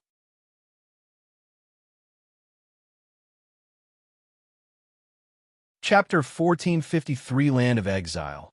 I'm afraid I have to refuse, Wang Wei said. Why? Tian Xin asked while frowning. Is it because of the value of your technique? Who said it was a technique? Or come on, you wouldn't ask for an item since it's a foreign object and can be taken away. You wouldn't accept Grand Tao modifying your eyes, so that only leaves a technique you can use to study or discover any possible problem, Tian Xin said, almost rolling his eyes. Wang Wei chuckled. The point is I understand the thing is valuable, and I don't have anything of similar value to exchange now, unless you dare cultivate my heavenly Tao eyes, Tian Xin said, staring at him. After seeing his calm demeanor, he continued. My point is the information I know is truly the most valuable and unproblematic thing I can exchange. The problem is not the value of the technique. Well, to be specific, it's not the primary issue, Wang Wei stated. Then what is the issue? Well, first, there is the problem of trust, Wang Wei uttered directly. How do I trust you? You were raised, spending all your life being compared to me. Although you have great control over your emotions, you obviously hold a grudge against me for what happened to you. Do you expect me to ally with someone as untrustworthy as you? That's fair, Tian nodded, which is why I'm willing to sign an existence-binding contract. A what? Wang Wei asked despite the name being self-explanatory. People above the Paragon realm do not trust heavenly or grand Dao contracts, and regular soul contracts or Dao odes have little use on them. So, they created existence-binding contracts. The thing is hard to break, and even if someone tries, the other signer will know and can generate a backlash with terrifying repercussions. How do you have such a thing? Wang Wei asked, slightly curious. Tian pondered briefly. I guess there is no point in hiding it now. The teacher, enunciating intensely, sent me to a fortunate encounter to get the book of contract left from an ancient age. This thing is a pseudo-transcendent item with this ability. So, he randomly just gave you such a huge opportunity? I must admit, I'm jealous of you sometimes. Wang Wei sighed as he fanned himself. He didn't do it out of the kindness of his heart, Tian sneered. The book was so I could enslave a sect on par with the Dao opening sect, so they would not intervene when I try to kill you. Your life truly evolved around me in all aspects. How sad, Wang Wei sighed. You said the trust issue was your first concern, Tian asked, ignoring that comment. What are the others? Your plan is a little too flimsy for my taste, Wang Wei said calmly. From my perspective, you plan to fulfill your duty until after my tribulation. Then you saw hope and concocted this plan, but everything seemed to be hasty. I will not be surprised if Grand Dao immediately detects your betrayal after leaving this room and sends divine punishment on you, or your teachers come to fetch you for a new personality tuning. Wang Wei shook his head. Scheming against a higher entity is a complex issue that requires patience and carefulness. However, while brilliant, Tian's plan came into existence and was executed in less than 500 years, leaving too many flaws or possibilities for failure. I've thought of this. Oh, as long as I can come to an agreement with you, I know your future self can hide my betrayal, buying me a few moments of respite. Wang Wei's lips twitched. This bastard was scheming against his future self. However, that one statement revealed how much this bastard knew about him. Aren't you putting your hope in something illusory? I'm fighting against probably the most powerful entity in the chaos universe, and I have so little time to plan my escape, Tian said calmly. I had no choice but to include luck and faith in my plan. Wang Wei sighed. Their kind is meticulous and usually follows logic, fact, knowledge, data, and deduction of all possibilities when scheming. However, on a few rare occasions, they have no choice but to rely on luck, faith, or belief. They usually refer to these moments as calculated risks. Let's say you are right, and my future self does buy you some time. What are you going to do with it? If Tian is as important to Grand Dao as he appeared, there is no way to hide this betrayal for too long. He'll escape to the land of exile. And that is, it's a timeline or a group of them, I'm not really sure, that Grand Dao abandoned for some reason. Abandoned? Wang Wei asked. He knew one of the 13 taboos was the lost timeline, a timeline that Grand Dao had to wipe out from existence for some reason, but he had never heard of a group of abandoned timelines. If something went wrong with these timelines, wouldn't it make better sense to erase them than to abandon them, since that could lead to instability? Wang Wei analyzed. Unless it cannot erase them, Tian finished. Things are getting more interesting. Wang Wei smiled as he fanned himself. What power or horror lay in these timelines for Grand Dao to have no choice but to separate them from the infinite trichiliocosm and grant them their independence? If I agree to this proposition, how will we exchange information? And please don't say nonsense like wait until you've already taken a step into the transcendent path to start our exchange. Tian Xian's lips twitched. We will choose a designated timeline to communicate. However, you must wait until I remove some of the shackles on myself first. That's fair. So you agree? Yes, but I have a condition. By all means, I want to directly give you the technique, Wang Wei uttered before raising his hand to stop Tian Xian from getting excited. It'll refine an artifact with the same effect, and you can have the technique after you've exchanged enough information that equals its overall value. Tian Xian groaned as he remembered this vampire would not suffer a loss under any circumstances. That's fine by me, but we must design a system to determine the technique's value. Of course. Is that it? Tian Xian asked. One more thing, but it's not a condition, but more of a question. Tian Xian motioned for him to continue. Why do I smell desperation in your actions? The way you move is not like I, who truly wants freedom because that is my obsession. No, it's more like you're running from something. No, try to prevent something. Tian Xian remained quiet for a solid 30 seconds before replying. I'm trying to save her. What do you mean? My teacher, and maybe even Grand Dao, has already noticed my hesitation. Tian Xian sighed deeply. According to calculations, their next training plan is to manipulate you into killing her. Once that is done, my hatred will be cemented, and I will accept my fate no matter what, just for the chance to avenge her. Aren't you? Please don't say some stupid and arrogant thing about not being manipulated. Tian Xian cut him off. Grand Dao's intelligence is above you. It has more information and knowledge than you, and you're an ant compared to it regarding power. You can't stop it if it genuinely wants to manipulate you into something. Don't forget you still have 2 fate nexus attached to you, and those are the detectable ones. Fair point, Wang Wei nodded. He might be on par with Grand Dao in the future, but his current self was as insignificant as a bug on the street. His victories over Grand Dao so far have only been because it's a program that primarily acts within the confound of specific rules and limitations. Even his future self playing chess with Grand Dao using the Chaos Universe as a board may not be helpful. After all, chess is a 2-player game, meaning each person will take turns making a move. If Grand Dao is determined to make such a move, future Wang Wei may not be able to stop it. In fact, the latter might not even try, since it appeared he wanted to accelerate his past self's growth through adversity. I can sympathize with doing everything for the love of your life, Wang Wei sighed. Do we have a deal? Yes, but let me see the contract first to check if nothing is wrong. No problem. The two then started their work, beginning with checking and signing the contract, organizing a system for the value of information, and a system for exchanging said information through timeline traveling. Tian Xian had a gentle smile hidden on the corner of his mouth after everything was done. It'll give you 2 pieces of information at no cost, Tian Xian said. You probably know this already, but be careful of the heavenly book Paragon.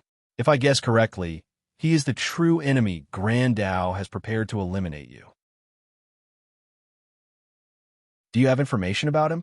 Tian Xian shook his head. I felt danger whenever I asked the teacher too many questions about him. I see. The second information is that there is a recruiting token for the Impermanent Society in the pure Inferno Chaos world. You might want to take it. Impermanence Society? A group of crazy scholars dedicated to studying and uncovering all kinds of secrets and mysteries of the Chaos universe, Tian Xian explained. You met Madman Shu, right? Yeah, he's one of their members. I see. If you find any errors, ads pop up, ads redirect, broken links, non-standard content, etc., please let us know report so we can fix it as soon as possible.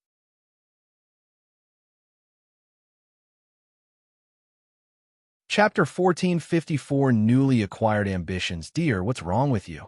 Sun Junyao asked. Ever since they watched that fight, he's been distracted, drastically reducing the efficiency of their hunt. That man called Tian Xian, something about him is odd. Well, that's obvious. No, I mean something about him has attracted me, Xiao Tiandi explained. What do you mean? Sun Junyao still did not understand what he was getting at. His physique, Xiao Tiandi explained. Every time he used any Daos besides destruction, I sensed a familiar aura. Are you saying he also has the innate Grand Dao Source physique? No, that's the issue. His aura was purer. Are you sure? All I sensed was the overwhelming power of destruction. That's also why I'm questioning my senses, Xiao Tiandi admitted, making his master frown. So, why did you bring this up? Do you have something planned? I was thinking if I could get my hand on his blood and strip the other powers, maybe I can push my physique to a higher level. I sensed an urgency in your voice, she stated, and Xiao Tiandi sighed. After watching this battle, I realized it may not be a good thing to rush into the Paragon realm, he commented. His cultivation was already 79% in such a short period, meaning it wouldn't take long for him to become a peak Empyrean. However, after seeing how powerful Tian and Chengming were, Xiao Tiandi realized that rushing might not be the best choice. Sun Junyao uttered. Do you want me to fight him? Honestly, I doubt I would be his match even after becoming a Paragon. Not to mention, he's probably related to a transcendent faction, Xiao Tiandi added. Although he did not instantly realize his memories were missing, he could deduce part of the truth. Maybe we could team up against him. After all, our objective is to get his blood, not kill him, Sun Junyao suggested. However, by the time we both reach his realm, who knows how powerful he'll be by then. In that case, we need to use our head instead of our might. You want to ask Wang Wei, Sun Junyao realized, not hiding the dissatisfaction in her tone. I thought you were a staunch opposer to our constant reliance on him. It's obvious he's trying to break your love-fate line by constantly increasing his karma and karmic debt between you two. We might as well take this opportunity since it probably won't last long, Xiao Tiandi shrugged. You have a point, she nodded. If Wang Wei did not crack the fate line, their relationship would have become much more awkward. Fate would make it so that they constantly met by accident, even locking them up in unique dimensions/fortunate encounters so they could get to know each other. All right, you contact him yourself. Let's hope he's available, Xiao Tiandi uttered as he used his communication talisman. Did something happen? Wang Wei's projection asked. He had just finished analyzing everything that had happened with Tian and was about to cultivate. I wanted to ask you something. Xiao Tiandi started the conversation before explaining observation and objective. Oh, you're talking about his myriad Dao physique. That's what it's called. I don't know, but that's what I call it, Wang Wei admitted. His senses were much higher than those too, so he detected even more information and deduced the rest. According to his analysis, the best Dao for Tian was chaos, since it would allow him to use all Daos and make him a better vessel for Grand Dao. That's probably why he has the same physique as Xiao Tiandi and why he elevated it to a higher level. Tian's first act of rebellion was choosing Destruction Dao and even morphing his myriad Dao physique into something that could be called Absolute Destruction Physique. He probably used some excuse that this Dao had the highest attack potency and was somewhat the antithesis of Fate, which is all about control and versatility. So, can you help us? If you want his blood, just ask him and exchange something of equal value, Wang Wei suggested. Something of equal value? You mean my master's perfection? This, Xiao Tiandi uttered before looking at her. Aren't you putting me in danger? Sun Junyao showed her head and asked. Before coming to this place, she made a great effort to hide her perfection. It also helped that Wang Wei's history lock considered her existence one of the world's great secrets and further aided in the hiding process. Now, he was suggested to reveal such information. He already knows about you, Wang Wei revealed.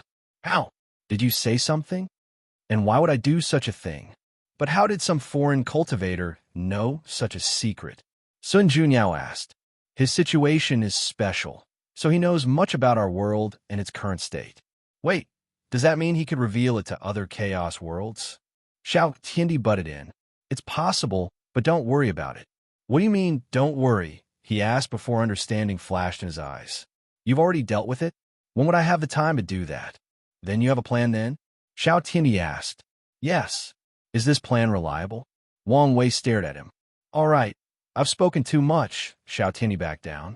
HM? Someone else is contacting me, Wang Wei stated. Anyway, I've already given you a suggestion. It's up to you whether you follow it or not. The chances of this trade proceeding were exceedingly high. Perfection contains some of the secrets or essence of Grand Tao, which is immensely valuable for Tian Xian in escaping his shackles. One more thing, Wang Wei added. No matter what, do not directly absorb his blood to improve your physique, even if you purified it 1 billion times. And no, I'm not exaggerating here. You can study and recreate his blood conditions to improve yourself, but under no circumstances should you directly absorb it. Is it that serious? Xiao Tiandi frowned. Let's say it another way. If you absorb it, you will instantly become my enemy, and I hunt you down at any cost. I won't care about our previous friendship, nor will I give you time to grow. Xiao Tiandi felt a chill down his spine. All right, I get it. Good. The communication ended, and he looked at his master. Isn't it being too much? The good news is we can now deduce what kind of relationship these two have, Sun Junyao added. True. I'm telling you, our priority is to become a paragon, Lin Fan stated. You saw what happened in that fight. Wang Wei was right. Shenanigans have started to appear, so who knows how much time we have. I understand where you're coming from, but what is the point of becoming a paragon if we are the weakest group? Su Shi argued. Under normal circumstances, you would be right, but this trial is a heaven-sent opportunity. As long as we take the 4th or 3rd heaven spots, our high cultivation will compensate for the lack of high battle capabilities. I don't understand why you're so focused on reaching a higher realm when you know the significance of a deep foundation. Lin Fan sighed. Foundation can be made up, but this is a once-in-lifetime opportunity. You don't know if we can make it up or the price to pay to do so. And you don't even know how to enter the taboo battle realm, Lin Fan countered. Speaking of, didn't you see how the teacher did not wait? That's because he's under pressure and probably planning something, Su Shi countered. But with his protection, we could take things slow and prepare for a better future. Lin Fan opened his mouth before closing them. He exhaled to calm down. How about we talk to him and get his opinion? All right. Soon, they immediately contacted Emperor Kong and explained the situation. I understand where both of you are coming from, Kong nodded.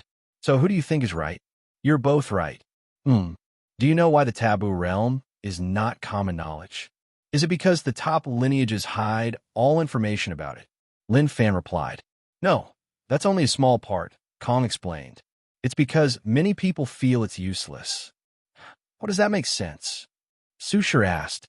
It does, Lin Fan added.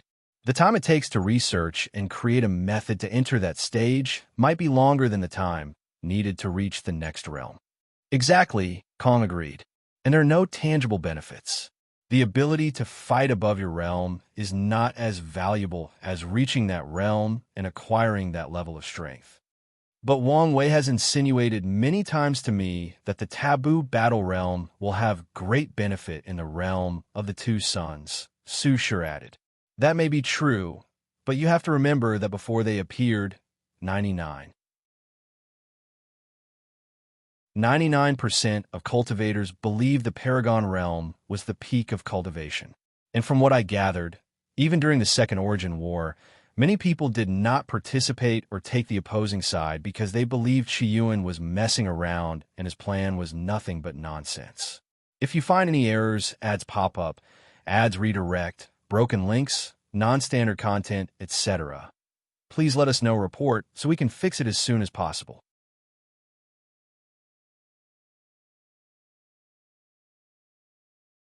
Chapter 1455 Invitation. So it's meaningless? Su Shi asked. Not necessarily, Kong answered. My view is we should at least enter the taboo realm at least once. And after reaching that level, there may be a way to make up for it. I see. So what do you think we should do?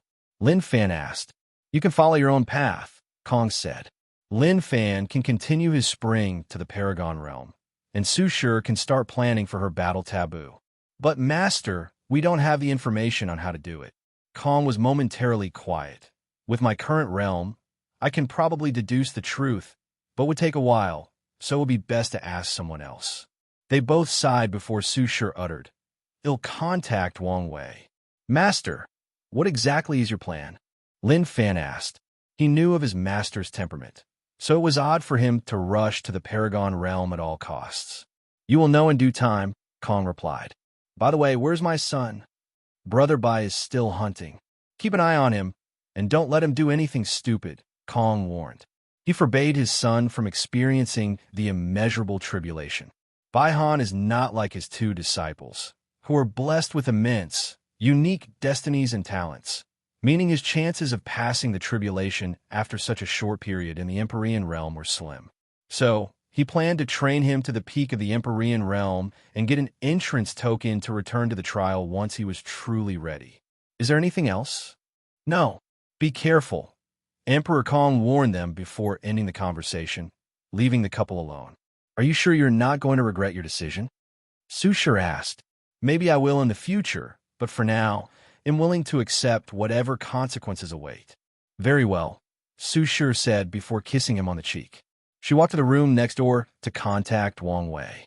She had noticed his decision was not simply due to a desire for power. There was obviously something more at play, but since he hasn't brought it up, she'll wait until he's ready to talk about it. Wang Wei ended his conversation with Su Shi. Another one has awakened, he muttered. First was Xiao Tiandi and Sun Junyao, and now Su Shi came along. He hoped more of his peers would realize the same, but he would not remind them himself. All right, time for a short retreat, Wang Wei thought. He closed his eyes, and 500 years passed. His cultivation reached the fourth heaven, or 94%. This trial's spirits are greater vampires than I could ever dream of, he complained. He acquired many points, but they only allowed him to increase his cultivation by 1%. Tower spirit, are you there? Are you calling me? A small humanoid spirit in scholarly clothes, sitting on a large, open book twice his size, appeared before him. Yes. Normally, we don't respond to participants unless it's really urgent or something special has occurred, but it seems you're one of our high-value targets. So what can I do for you? Wang Wei's lips twitched. He exhaled to control himself. Is there any way you could make a refining tower? I would like to refine an artifact at the fastest speed possible. A tower to refine weapons and other stuff? A glint flashed in the spirit's eyes. What a great idea. Now that many paragons will be competing in the trial, a refining tower is an excellent idea.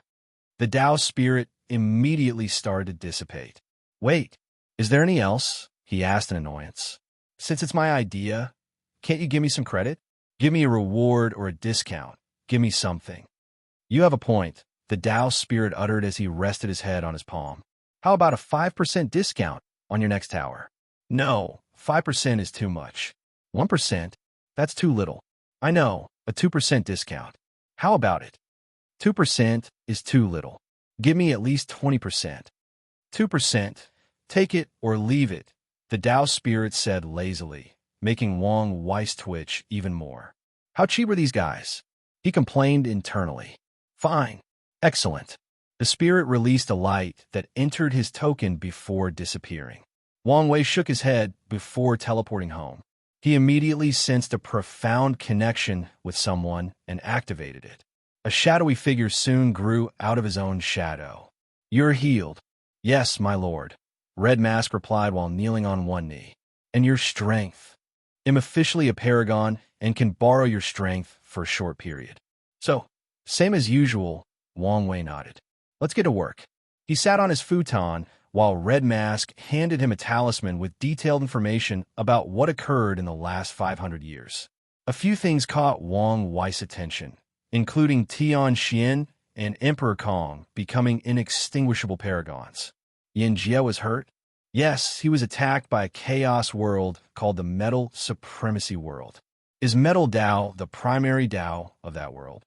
Wang Wei asked. No, it's the second most cultivated Tao. The first is Weapon Tao. Oh, more importantly, they despise sword and saber cultivators, Red Mask continued. Yin Jie was not the only one attacked. Jian Wushuang, Jilan Feng, the Golden Sword Emperor, and everyone from the Sword Path League. A battle of destiny between Weapon Tao? How interesting. Wang Wei commented. He continued reading the information and soon finished everything. Your next task is to prepare for the spread of the Fate Shadow Guards to these participants' world. Here is what you need to do. He handed her a set of instructions before dismissing her.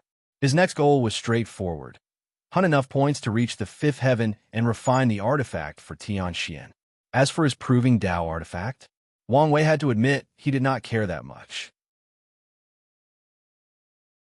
His mindset is similar to that of many cultivators in the Eternal Ascension world who don't like relying on external objects. That's why he rarely, if ever, used his proving Tao artifact, unless for a grand Tao boost. Of course, he won't abandon the thing. If used correctly, it could be a trump card to reverse a dangerous situation. So Wang Wei will wait until he's back home to add the finishing touch. The artifact had already been tempered and nourished during his ascension, so he only needed to fuse some rare materials to raise it to a higher level. Wang Wei left his mountain to hunt. However, less than 5 years into the process, he received an invitation from Mong Qi for a meeting, and the latter heavily implied an important guest wanted to see him. Although slightly confused, Wang Wei headed to Monk's temple in the Safed Zone.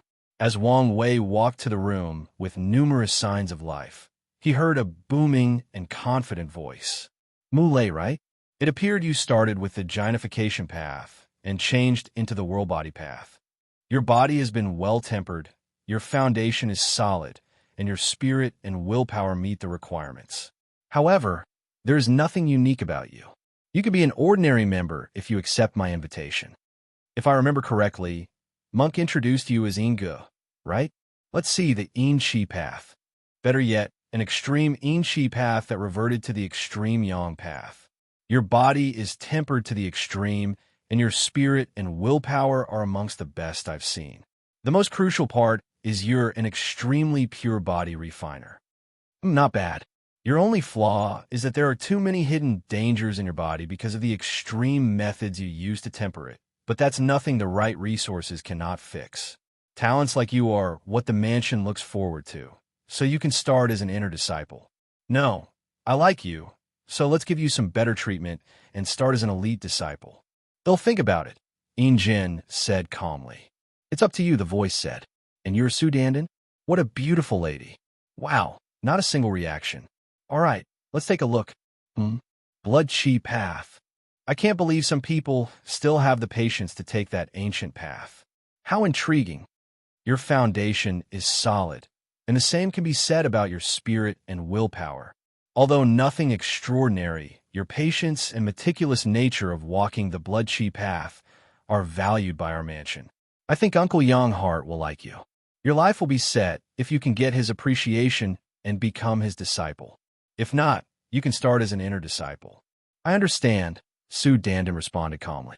By the way, do you want to be my 1,234,876 concubine? No? How about my 12,574th noble concubine? Is that too low? You barely meet the requirement to be my 246th imperial concubine. That doesn't even satisfy you. Unfortunately, I'm only allowed 13 wives, and I've already got 9 of them, and you don't meet the requirements to be my wife. Su Dandan just stared at him. Unfortunately, it seems we are not fated for each other. What a shame, the voice continued. Well, this should be everyone except the peeper. Why don't you show up? Wang Wei walked into the room, looking at this nearly 3 meters man with tight martial clothes with short sleeves that displayed his bulging muscles, short hair, a handsome face with a scar over his left eye, blue hair, a gentle but confident smile, and golden earrings. You are.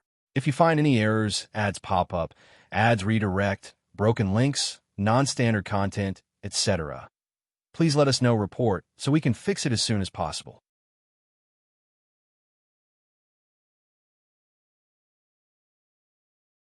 Chapter 1456 First Meeting. I don't sense any direct threat from him, meaning his cultivation or strength is on par or weaker than mine.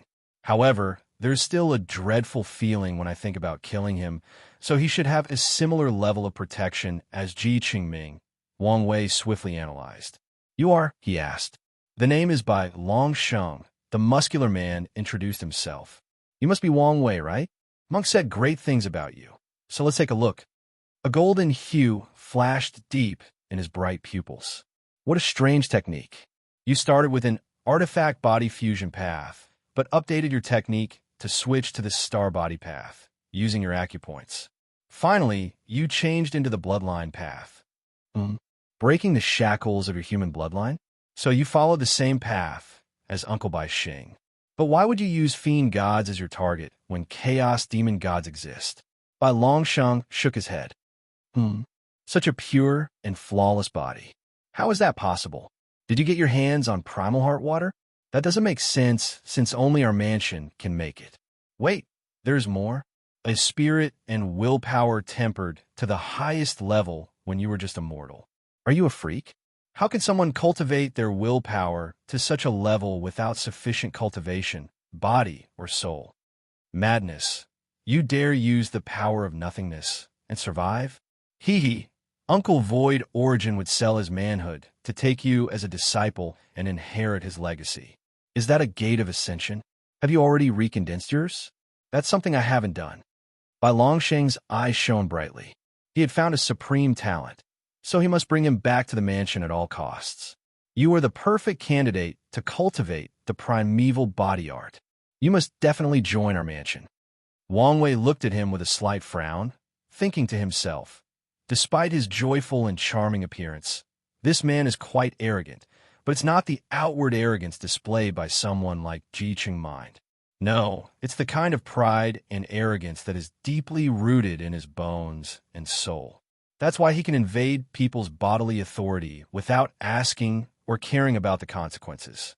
To him, that's just normal or something he has the right to do because of who he is. What's the primeval body art? Wang Wei asked calmly. The best body refining cultivation in the entire chaos universe. Bai Longsheng answered directly, not hiding his confidence behind this statement. Can I assume this was the technique your founder cultivated? You can say that. I see. Wang Wei nodded. Well, thanks for the offer, but I have no plans to join your mansion. Are you sure? With your talent, you'll receive the position of true disciples, meaning you'll be treated the same as direct descendants like myself. I'm sure. Wang Wei nodded without hesitation. Can I ask why? I have my own path to follow. Bai Longsheng looked him up and down. You're quite the arrogant fellow at heart, aren't you? Do you know what kind of opportunity you're giving up? Do you know how many people would die just to glance at this technique, let alone cultivate it? Anyone with a mindset that someone else's technique is the fundamental answer to their transcendent path has no future in the first place. You're an interesting guy, Bai Longsheng chuckled, but his facial expression displayed no humor. On the contrary, the tension in the room drastically intensified. Are you looking down on my mansion's most precious technique? I never said that, but your tone indicates you view our most precious technique as something not worth your consideration. Well, it's really not, Wang Wei replied truthfully. Even if the primeval body mansion handed him the technique, he would not even look at it, at least not in his current weak self. You better watch your next words carefully, Bai Longsheng warned with squinted eyes. Let me ask you something, Wang Wei said, also locking eyes at him head-on. How many true transcendents have your mansion cultivated again? Excuse you. Since you seem to think that technique is the greatest thing this universe has ever seen since the birth of Grand Tao, it must have given birth to countless true transcendents for your mansion. Am I right? Bai Longsheng stared at him. Am I wrong? Wang Wei smiled. Or maybe it's common sense with anyone with decent intelligence that the path of transcendence is a personal thing, and walking in other people's shoes makes it 1,000,000 times harder for success. And even if you succeed, there is a high chance you will become the puppet of the Forerunners. It makes you wonder, doesn't it? What is your mansion's true purpose in finding talents capable of cultivating this primeval body art? You have quite the imagination, Bai Longsheng said calmly. And you also have quite the balls to dare slander our mansion like this. Oh, don't mind me. I'm just a lowly cultivator with a chaotic mind and big tongue, Wang Wei shrugged. Bai Longsheng chuckled at his words before laughing out loud. his booming voice echoing throughout the temple. Wang Wei seamlessly started laughing with him. Their voices entangled, as if they were former friends who have been through numerous trials and tribulations together. "I like people like you," Bai Longsheng said as he summoned a token. "My offer still stands, and am open to considering it." Wang Wei smiled as he put it away. "Monk, don't forget you promised me your clan's best wine." Of course, Monk nodded. Bai Longsheng waved to the others before steadily walking out of the temple. "Let's talk privately." Wang Wei nodded before saluting the others and stating to Su Dandan, "Wait for me in my mountain." She nodded, and he followed Monk to a private room, where the latter handed him a wine gourd after they sat down. "I'm sorry about him. He seemed like a chill guy when I met him." "It's fine," Wang Wei calmly said as he swallowed a mouthful of this fiery wine. The entire situation was under his control. As soon as Bai Longsheng started scanning his body, he could have stopped him by slightly modifying the armor around his existence to hide his information instead of protecting him. The subsequent conversation also proceeded as such on purpose to see what kind of person he was and to see if he could bypass the latter's information protection by riling up his emotions. And Wang Wei's approach was successful. He discovered Bai Longsheng's cultivation was weaker than his, but strength was probably only slightly weaker than his, at least based on aura alone. "How did you meet him?" "I was hunting, and he approached me," Monk explained. "We fought, and he read my talent like he did you and the others before introducing himself and inviting me to his palace. Then we talked about the best body refiners we've ever fought, and I mentioned you and the others from our world, and he asked me to invite them for a meeting. I figured this might be an opportunity for our world, but I didn't expect you would react this way when he met you. 706. People like us have massive egos, so it's impossible to truly get along unless someone is willing to bow down or control themselves," Wang Wei stated calmly. "You've been low-key in the trial, so I thought you would control yourself. The trial is about to descend into chaos, and I plan to take part in the action. Bai Longsheng is one of the greatest variables, so I needed to know what kind of person he is to anticipate how he will act." "I don't want any part of the chaos," Monk shook his head. The trial allowed him to continue tempering his body to the fifth heaven of the Elder Fiend God realm, and the Tao Tower is an excellent place to finish his Great Wisdom Sutra. So, he is not prepared to risk himself, his wife, or possibly the future of the barbarian clan in this upcoming chaos. "That's not a bad approach," Wang Wei nodded. "So, what are you going to do with his invitation?" Monk asked. "I think you know it's unwise to antagonize the primeval body mansion, but you also make a great argument." "I'm greatly interested in their library," Wang Wei admitted. He had a concrete plan to open the fourth gate, but still lacked the necessary knowledge to create a feasible, transcendent technique. The mansion should have the most extensive body refining technique library in the Chaos universe. However, I have no desire to join them, at least not until I've already walked my own fleshly body transcendence path. "That makes sense," Monk nodded. "What about you? What are you going to do?" "I must admit that I'm tempted," Monk said. "A catastrophe is coming in our world, and having the mansion as a protective background might not be the worst thing. However, I'm also worried that their internal political systems will swallow us." "That is a major decision," Wang Wei stated. "Unfortunately, there's nothing much I can say or do to help you decide." "I know, but if you choose to join, don't touch that primeval body art. You don't really think. The creator may not be malicious, but at his level, any connection to him might influence lower cultivators without him even noticing. So, for your safety, you better not even read that technique until you've walked your path and are confident you won't stray." "I understand," Monk nodded. Regardless of his decision, he'll keep these words in mind. If you find any errors, ads pop up, ads redirect, broken links, non-standard content, etc., please let us know report so we can fix it as soon as possible.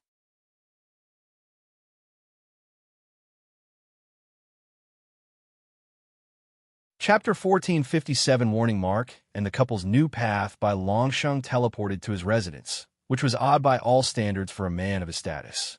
He did not live in some lavish palace composed of the best and rarest material of the chaos universe.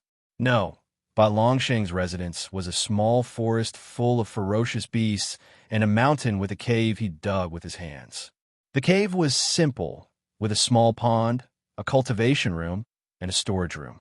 Bai Longsheng built this place because of its meaning. When he was 5, the mansion coldly sent him into this cruel world to fend for himself. For many years, he had to kill and eat these powerful and cruel blood beasts. The flesh and blood of these creatures were the best nutrients to nourish his body, polish his foundation, and awaken his bloodline/physique, but did not change the fact he almost died from a bear when he was only 5 years old.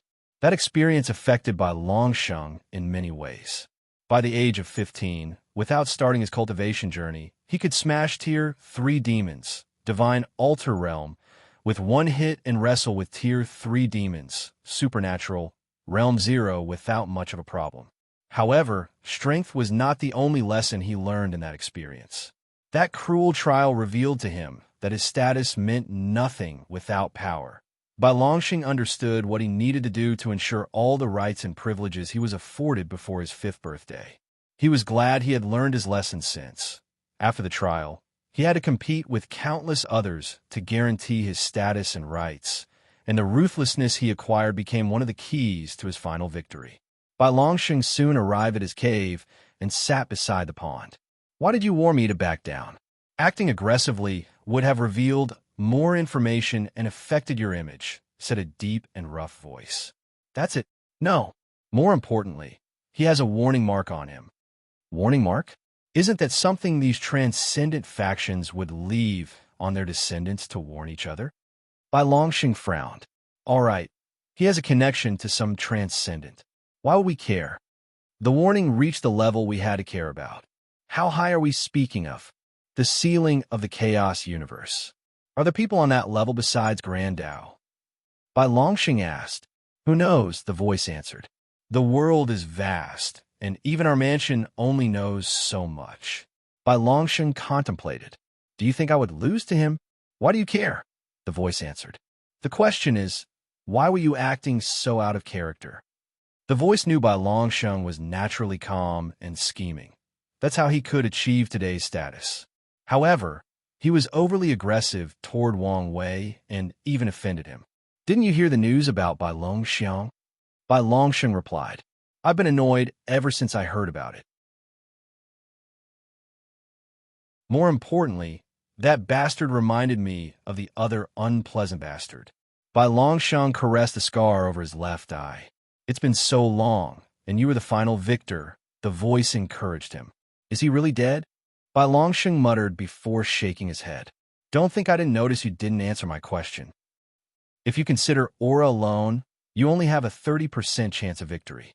However, your technique should be more refined than his by miles, and your actual chances of victory should be close to 80%. "But," Bai Longsheng asked, sensing more, "he's a Dao overlord, and his Fate Dao is known for its versatility, change, and adaptability. If you don't win the fight as soon as possible, he'll steal your technique to improve his, and your chances of winning will decrease to 40% or less. That bastard Chengming should have already laid the foundation for him to know the importance of superior techniques," Bai Longsheng said with squinting eyes. "I should warn you that you currently need more allies, not enemies." "I know." Bai Longsheng nodded before closing his eyes. "What do you think?" Mu Lei said as he sat opposite his wife, their hands clasped together as they gazed intently at each other. "I think you should join," Tong Ruobing replied without hesitation. "You said it as if it were so simple." "But it is." Mu Lei sighed. "I talked to Yin General, he said while he's tempted. That meeting has instead ignited his desire to push our true essence lineage to the level of the mansion. I have to say, I'm inclined to agree with him. Those two are not mutually exclusive. You can use the mansion's resources to reach the level to push the true essence lineage to a higher level." "Oh, honey, don't act so obtuse. Do you think the mansion would just watch a faction under them reach the same level as them?" Do you think we can use their resources without being drawn into their dispute and maybe destroy ourselves in the process? I know this, Tong Ruobing sighed. But things are different now. Everyone already has an inkling that something significant will happen once the lock is broken, and we must prepare. The primeval body mansion can be our backup safety measure. Mu Lei mulled over these words. Tell me honestly, what is this about? What are you really thinking? Honestly, I'm tired of always being one step behind Wang Wei. Everything seemed to be about him in one way or another. This is how things are when someone is the most brilliant star of an entire era or more, Mu Lei replied. The golden era had Wu Hong, and now their era had Wang Wei, meaning it was a common thing for someone to outshine everyone else in the cultivation world. They had it worse since they had to grow with Wang Wei, while most of the powerhouses had reached their full potential during Wu Hong's rise, leaving only a few who were jealous or wanted her for themselves.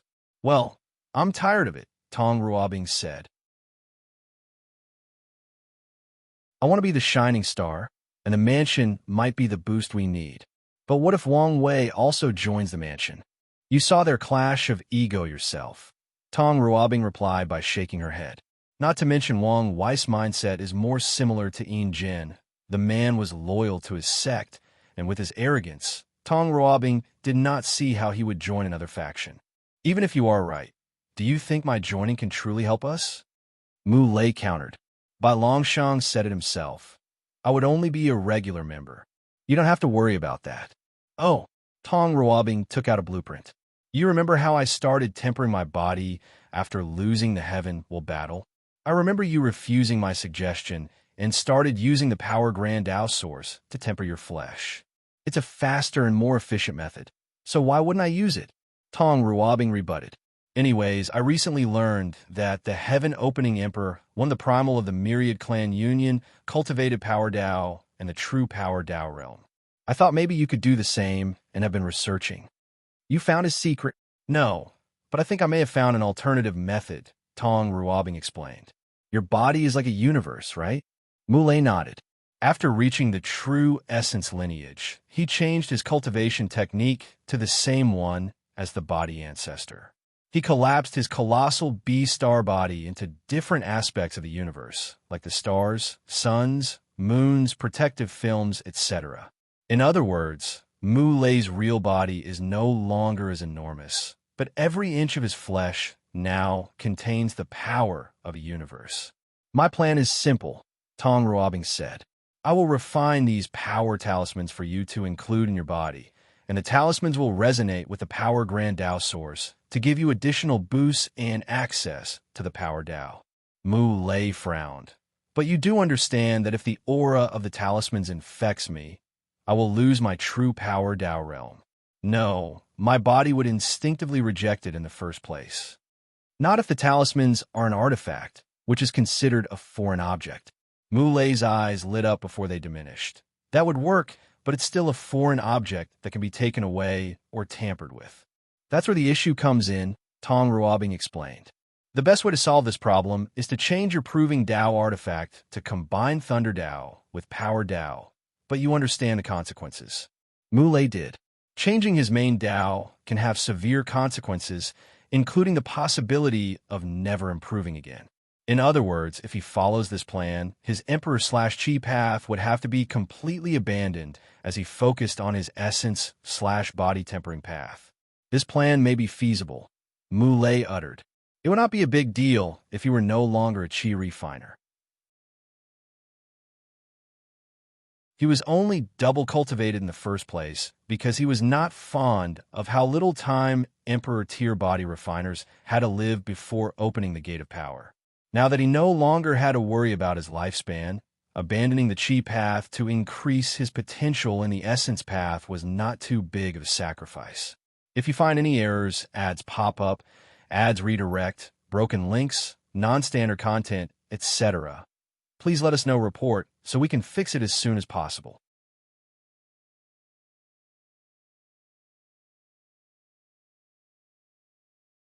Chapter 1458 Death News. How is Dulgun? Wang Wei asked, changing the topic. She's preparing for her battle taboo realm. Monk said with a smile. Oh, what method did she use? The clan prepared a purple Qilin for her, Monk explained. Purple Qilin? If I remember correctly, these creatures like to give all kinds of blessings to different people, including mortals, Wang Wei stated. Purple Qilin were also known as good fortune Qilin due to their ability to bless people with luck and wealth. However, this Qilin breed had many kinds of blessings, including improvement in the cultivation realm or battle strength. That's right, Monk nodded. They matched perfectly with her Tao, so the clan chose them. The plan is to raise the Qilin to the Paragon realm, and then Dulgun will use their soul connection to slowly absorb it into her existence. That's not a bad method, but she should be careful, Wang Wei warned. Even if the creature is bound to her, the instinct to survive will kick in once it's on the verge of death. If she's not careful, she might be swallowed instead. We know, and that's why we're taking our time. That's good to hear, Wang Wei nodded. Well, send her my best regards. The two chatted for a few more hours before Wang Wei left. He had a meeting with Su Dandan at his mountain, and she waited patiently for his return. Do you know why I wanted to talk to you? Wang Wei asked as he invited her to sit opposite him. It should be about the primeval body mansion, Su Dandan replied calmly. Continue. Do you want me to join? That's right, Wang Wei nodded. Our world is about to experience a catastrophe, meaning it's time for our sect to prepare an exit strategy in case we face extinction. Su Dandan frowned after hearing these words. Do you think I'm overreacting? Our sect is one of the most powerful overlords. How can we face extinction? You're now an inextinguishable paragon, so there are certain things you can be privy to, Wang Wei stated before condensing an information talisman to briefly explain the threat the world will soon face. Su Dandan's facial expression became graver with each passing second she read the information. I didn't expect so many secrets and mysteries to be involved, she exclaimed. The chaos and danger is an opportunity for us, but we also need to prepare for the worst, and that's where the mansion will come in. Su Dandan took a deep breath. I have no problem joining the mansion. She was part of the sect and was willing to contribute however she could. But do I have to, Oh no, you don't have to marry by Longsheng. In fact, the last thing we want is for you to be so involved with him, Wang Wei immediately stated. That's a relief, she uttered under her breath. Bai Longsheng might be handsome, charismatic, powerful, and from the best background in the Chaos universe. However, Su Dandan found it a major turnoff that he had over 1 million wives and concubines. Your objective in joining the mansion is for the sect's future, so the last thing we want is for you to get drawn into their internal competition, Wang Wei warned. After you get there, you must put the sect's benefit above anything else. No matter what decision you make, even if it means decreasing your opportunity, you must consider how it will affect the sect. If you can't decide, contact me, and I will help you analyze the pros and cons. I understand. Wang Wei looked her in the eyes. I know this is unfair to you, but what you have to understand is our sect has the potential to reach the level of the mansion. However, we are young and still have many things to overcome before we get there. So, no matter how many opportunities you'll miss, remember that the sect will make it up for you one day. I know in a sacrifice for the greater good, Su Dandan replied. Good, Wang Wei praised. When do I leave? It's best to leave after the lock, Wang Wei stated. Although Su Dandan could leave with Bai Longsheng during the trial, he felt it would be best to wait until she met the ancestors before leaving. The ancestors are a greater voice of authority for someone like Su Dandan, so their brainwashing should be more effective than anything he says to her today. One more thing, Wang Wei added. Once the ancestors return, they should authorize all clans to condense their fiend god bloodline. Bai Longsheng values you because of your pure path, so don't immediately condense your bloodline. Instead, wait until you reach the mansion and have a master to consult whether this path suits you. I will. The conversation ended, and Wang Wei went about his business. 3,000 years passed, and in this duration, his cultivation reached the 5th heaven, his body refining reached the 5th heaven of the Elder Fiend God realm, and he spent thousands of years fighting against the absolute killer. Something is wrong, Wang Wei thought after dying again. In the past 1,000 years, he has improved his skill to survive more than a year against this absolute killer, which was a drastic improvement given that he could only survive half an hour before. However, this man was too powerful for him to overcome after even 1,000 years. There are two possibilities, Wang Wei thought. First, these bastard spirits have raised his ability to ensure I continue using points. Secondly, I'm missing a piece of key information on how to defend against him. The absolute killer existed in the Soul Age, which is an unofficial age as that period is more classified as the early period of the Paragon Age. I don't believe that in all this time, talents like my wife or my ancestors have not created a method to counter the absolute killer's ability. Heck, I wouldn't be surprised if the Heart Desire Palace created a method to avenge the humiliation their ancestors faced at this man's hands. Wang Wei squinted his eyes. The answer to this question was probably a combination of both. These spirits definitely increased the difficulty, but Wang Wei was also missing something. After the lock, the wife should continue training me. Better yet, I should probably learn from all the ancestors. Wang Wei looked in the distance as it was time for him to leave. The competition had ended, and the spirits had already contacted him that there would be a ceremony before the end of the trial.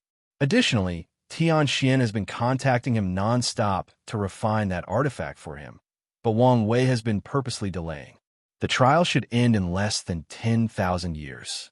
It's time to prepare, he muttered before leaving the battle tower. As soon as he returned to his residence, Red Mask materialized to give him a summary of everything he missed. So much bad news, Wang Wei exclaimed slightly. The first thing on the list was that Tian failed her immeasurable tribulation and died. The poor girl, Wang Wei sighed, but he was not too surprised. Tian lost her resolve after reuniting her family, so it was understandable she would die in the tribulation. However, the following news of death surprised him. I didn't think Hong Miling wouldn't make it, Wang Wei uttered. I wonder how the future wife will take it. Although Wu Hong never showed it, he did appreciate her somewhat. She just wanted her to meet a certain standard before pouring all her intentions into Hong Miling.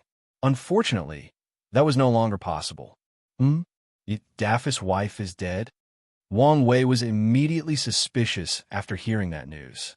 Daph's wife, the noble serpent empress, had one of the most unique bloodlines among demons, the Nine-Serpent Monarch bloodline. With the right resources and training, she should be one of the most powerful demons in existence. So, how could she die under the immeasurable tribulation? She was young and had a rush to the peak of Empyrean, but Yi Dafu and the demon race should have warned her. Plus, it's hard for someone with her destiny to die during a tribulation unless something goes wrong, Wang Wei muttered. He was now more convinced that Yi Dafu had somehow inherited Sun Wukong's spirit, and fate was guiding him to wreak havoc in the underworld. Wang Wei shook his head and continued reading as more people died. He stopped since the following list involved his people. The first person he had lost was the Flesh Demon. The latter failed his true power Dao Tribulation and turned into dust. It's a shame, Wang Wei sighed. He had successfully molded the Flesh Demon into an ambitious body refiner. Now, everything was gone. The greater shame is Yang Wei's death, he sighed. The latter had just entered his servitude, and he even granted him a Paragon pill to heal his mother. Yet, his investment failed before getting any benefit/reward. And I still have to bring the news to his mother, Wang Wei grunted. If you find any errors, ads pop up, ads redirect, broken links, non-standard content, etc., please let us know report so we can fix it as soon as possible.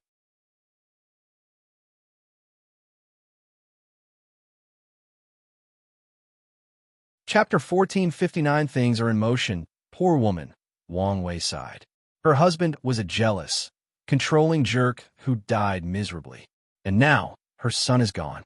I hope she takes the news well. Wang Wei continued overviewing the information. The people from the Divine Faith Haven were gone. Most of them were assassinated before even having the opportunity to enter the Tribulation Tower.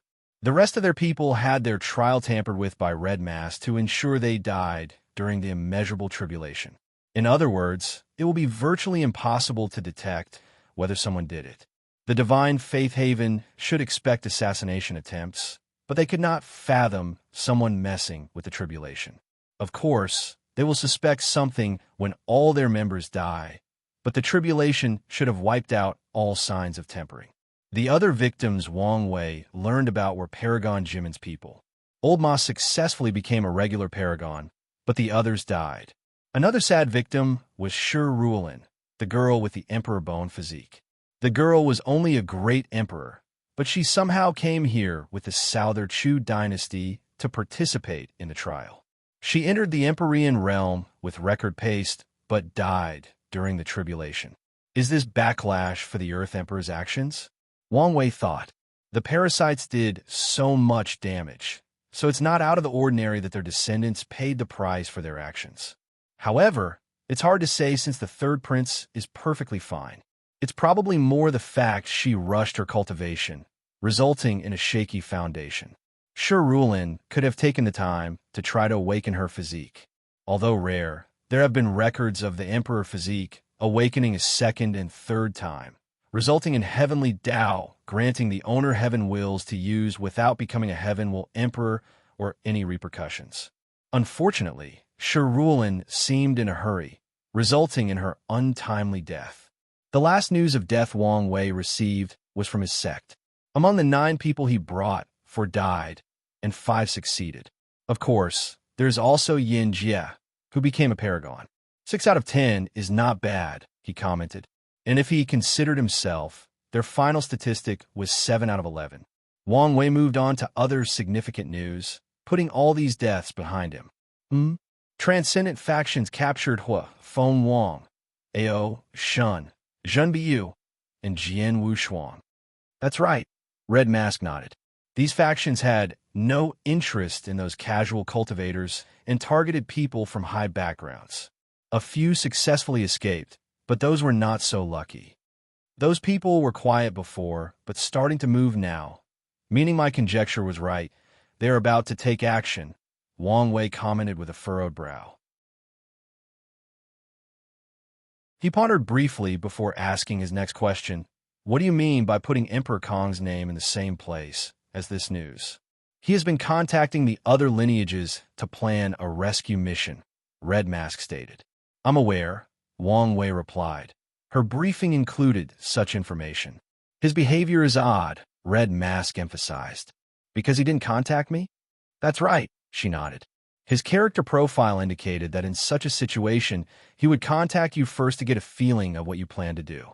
However, this time, he moved on and was very active. Now he's a Paragon.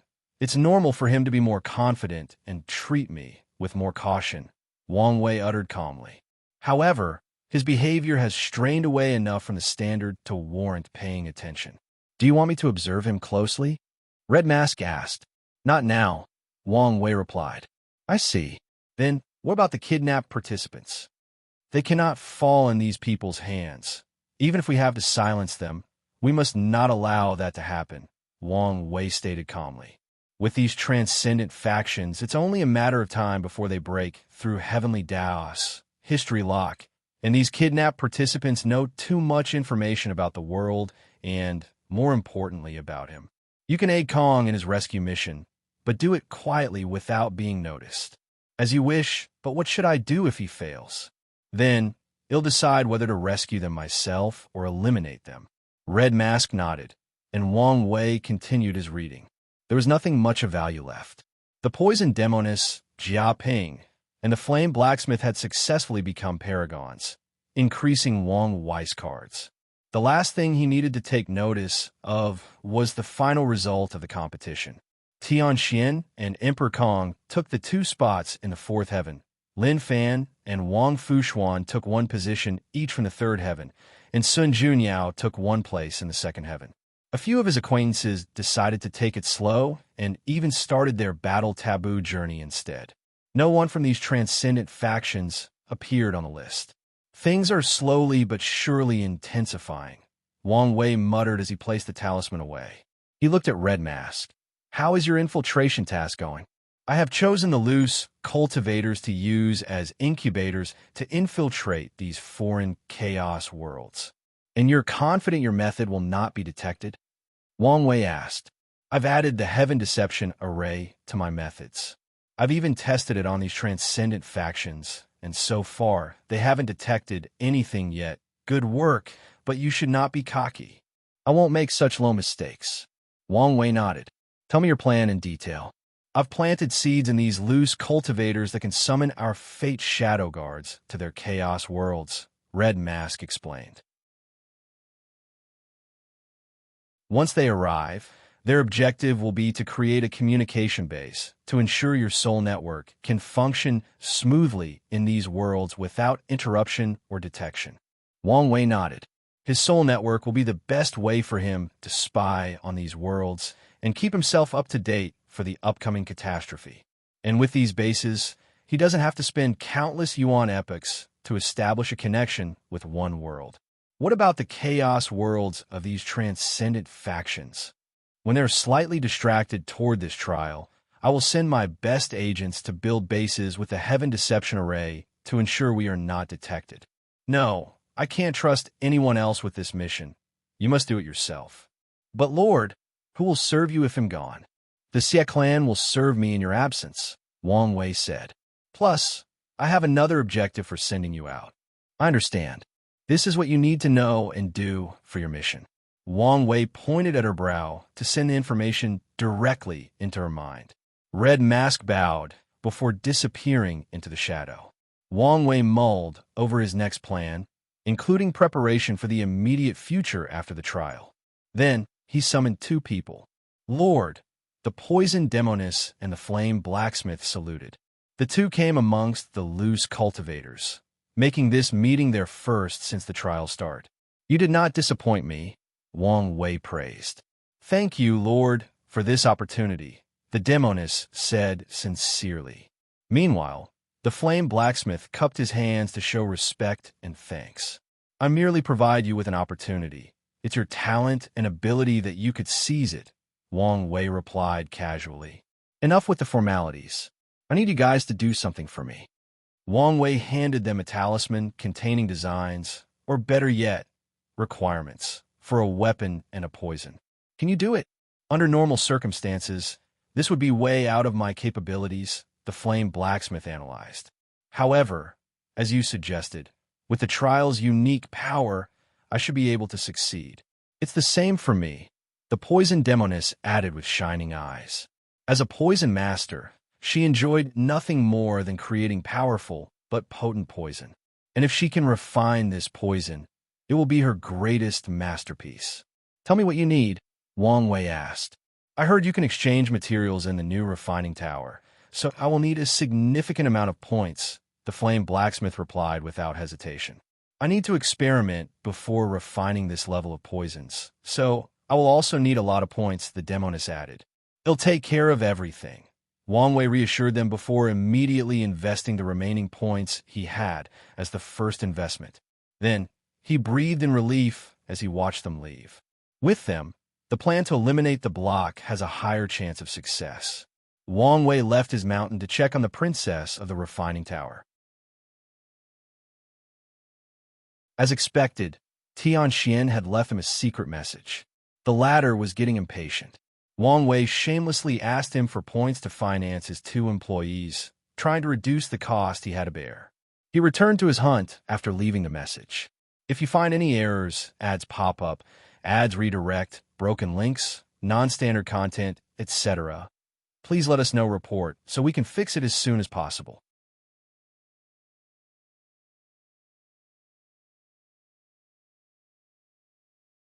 Chapter 1460, The Tipping Point, is approaching. Unedited chapter. Tian begrudgingly paid the money, allowing Wang Wei to reduce his hunting time by a decent margin. Then, he headed directly to the refining tower, paying for the best room.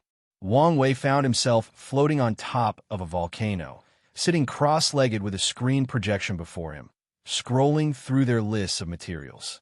It's pretty extensive, Wang Wei commented. Wuhong's library contained knowledge from the entire chaos universe. allowing Wang Wei to recognize most of the things on the list. Unfortunately, he never finished reading everything in the library, and there were also new discoveries and creations since Wu Hong last updated her library. Luckily, there were descriptions of the materials sold. The list of spiritual herbs seemed limited, Wang Wei noticed before sneering. He instantly deduced why. These spirits wanted people to use their trials to increase their strength, not rare herbs or pills. So, they added herbs that could be used to create poisons or destructive-type pills instead of the ones that can nourish the body and soul. Wang Wei shook his head before choosing the materials he needed. However, he did not only buy the materials for Tian Xian's artifacts. He purchased materials for 3 artifacts, including a few rare ones for his Proving Tao artifact. He did not waste time and activated the Heaven Deception Array he placed in this room. He did not trust these spirits, so he hid the information on whatever he refined in the tower. Wang Wei changed the environment into a world of white flame. He then snapped his finger to manifest a projection of a library representing all the knowledge he had acquired. Books or scrolls rushed from the library into the flame, slowly turning it into the color green. After the flame transformation ended, Wang Wei placed an ore at the center of the flame that resembled a black ostrich egg. The skill, or also called the Knowledge Absorber Steel, was the core of Tian Xian's artifact since Wang Wei wanted the artifact to have the same ability as his technique. He could have used regular flames to meld it, but Wang Wei's refining Grand Tao source was only in the Emperor realm, meaning he needed innovative ways to bring out the full effect of the materials. While the skill, or melted, Wang Wei focused on the other primary materials. The first was the magnifying wood, which will work with the skill, or to ensure the artifact accomplishes the task of observing the existence. The second was the silent crystal, which would reduce the chances of others noticing the spying. Under normal circumstances, Wang Wei would have not put this material in, but since he chose an alliance with Tian Xian, he decided to be generous. The third primary material is the Order Disorder Sand, allowing him to place certain conditions on the artifact. Wang Wei added this thing to prevent Tian Xian from breaking down the artifact to learn his technique. Although their contracts stated this was not allowed, Wang Wei also wanted to put in a backup measure in case he was betrayed. Wang Wei had to create separate environments to melt these primary materials while he dealt with the secondary materials the old-fashioned way. Then, he proceeded to the second stage of the refining by condensing a cauldron with his Proving Tao artifact. He fused these ores together before molding them into the shape of an eye. This process should have taken Yuan epochs, but as is the theme of this trial, the tower made everybody's life easier by accelerating everything. Wang Wei then moved to the third step, rune engraving. He chose a simple path for this process since his refining level would limit his achievements by engraving the observation rune and the heaven rune. He did not even use the method most non-refiners used when making an artifact called stacking. Stacking is based on using numbers to make up for the quality. In other words, Wang Wei should have engraved billions, if not more, of these 2 runes to make up for his Grand Tao source. However, he did this because he had another approach. What Wang Wei lacked in ability or technique, he made up for his affinity for the power of the Grand Tao source. The next step of the refining process was the nourishment of the Grand Tao source, and that's Wang Wei's expertise.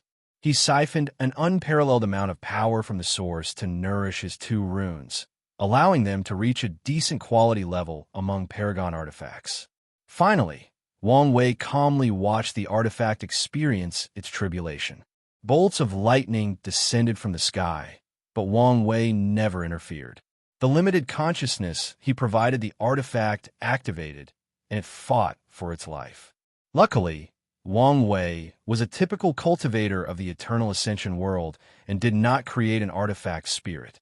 Otherwise, the artifact would have an additional tribulation called the Spirit Nurturing Tribulation. Maybe Tian Xian will build an artifact soul and deal with that tribulation, but by then, this will no longer be Wang Wei's problem. The clouds in the sky disappeared, and the black eye with silver designs slowly floated to his palm. A level of 95%, and in excellent quality, it's not too bad. Paragon artifacts are rated based on which cultivation realm can utilize their full potential and standard quality of inferior, mediocre, normal, good, excellent, perfection, and ultimate. Wang Wei waved his hand and teleported the artifact away to the Dao Tower. As the first on the list, he had the power to use 2 towers at once. Wang Wei would not pass this chance by, so he left a clone in the Dao Tower to use its power to analyze Chengming's techniques and update his own. Once he's done, Tian can enter the first room and take his artifact. However, Wang Wei was not finished. No, he immediately started refining a second artifact. He even activated all his Grand Dao boosts to ensure he was at his best to refine this artifact. For the first step of this artifact, he summoned the River of Time's projection, using countless destiny and fate-related materials, along with materials that complemented the Heaven Deception array. However, it was apparent he was not using them to improve his Proving Dao artifact. Additionally, Wang Wei created an artifact spirit, and he modeled it after some aspects of his existence, including the parts about his fate seed status. Wang Wei held the artifact that resembled a seed in his palm, and his eyes shone with brilliant light. 100% and excellent. It seems I can't achieve perfection without the right Dao. He shook his head before putting it away. He left the tower, immediately calculating how long had passed. More than 7,000 years, Wang Wei thought as he looked at the sky. They are about to move. Everything looked ordinary on the surface, but he detected turbulence in the River of Fate, which signaled the upcoming turmoil. Wang Wei knew time was of the essence, so he teleported home. As usual, Red Mask showed up to report to him. There is nothing much to report except for a few people's success. I see, Wang Wei nodded. How is Kong doing? He's waiting for the chaos to erupt to enact his plan. That's a smart move, Wang Wei nodded. How are your preparations? Everything is ready. With one word, I can depart. Good. You only need to do one more thing for me. Once you're done, leave immediately, Wang Wei said as he transferred the knowledge into her mind with his divine sense. Red Mask bowed before disappearing. Wang Wei contacted the surviving members of his sect. He uttered as he looked at one of the survivors. Her name was Tang Lihua. The Tang clan had a fascinating history. Their ancestors were once the leaders of the Eternal Dream Sect, one of the Dao opening sect's most loyal allies in the lower dimension. Their clan was on the verge of extinction, and the sect intervened to save them. The rulers of the Eternal Dream Sect then decided to merge into the Dao opening sect, becoming one of the main clans. Wang Wei noticed Tang Lihua because he realized she attempted Battle Taboo Realm and failed, just like Wang Tashuan. However, despite her failure, she also came close, and her foundation was more solid than ever. She did not have that level of prospect. Wang Wei contemplated and immediately read her fate line to learn the truth. Tang Lihua killed a loose cultivator and discovered a dream technique that was very suitable for her.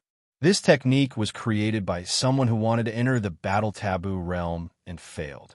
Tang Lihua thought she could succeed and tried. Is she lucky, or is this a trap? Wang Wei observed her existence, and as expected, it was a trap. He waved his hand, and she flew to him. He pressed numerous acupoints around her body, and Tang Lihua fell on the floor, crying in agony. If you find any errors, ads pop up, ads redirect, broken links, non-standard content, etc., please let us know report so we can fix it as soon as possible.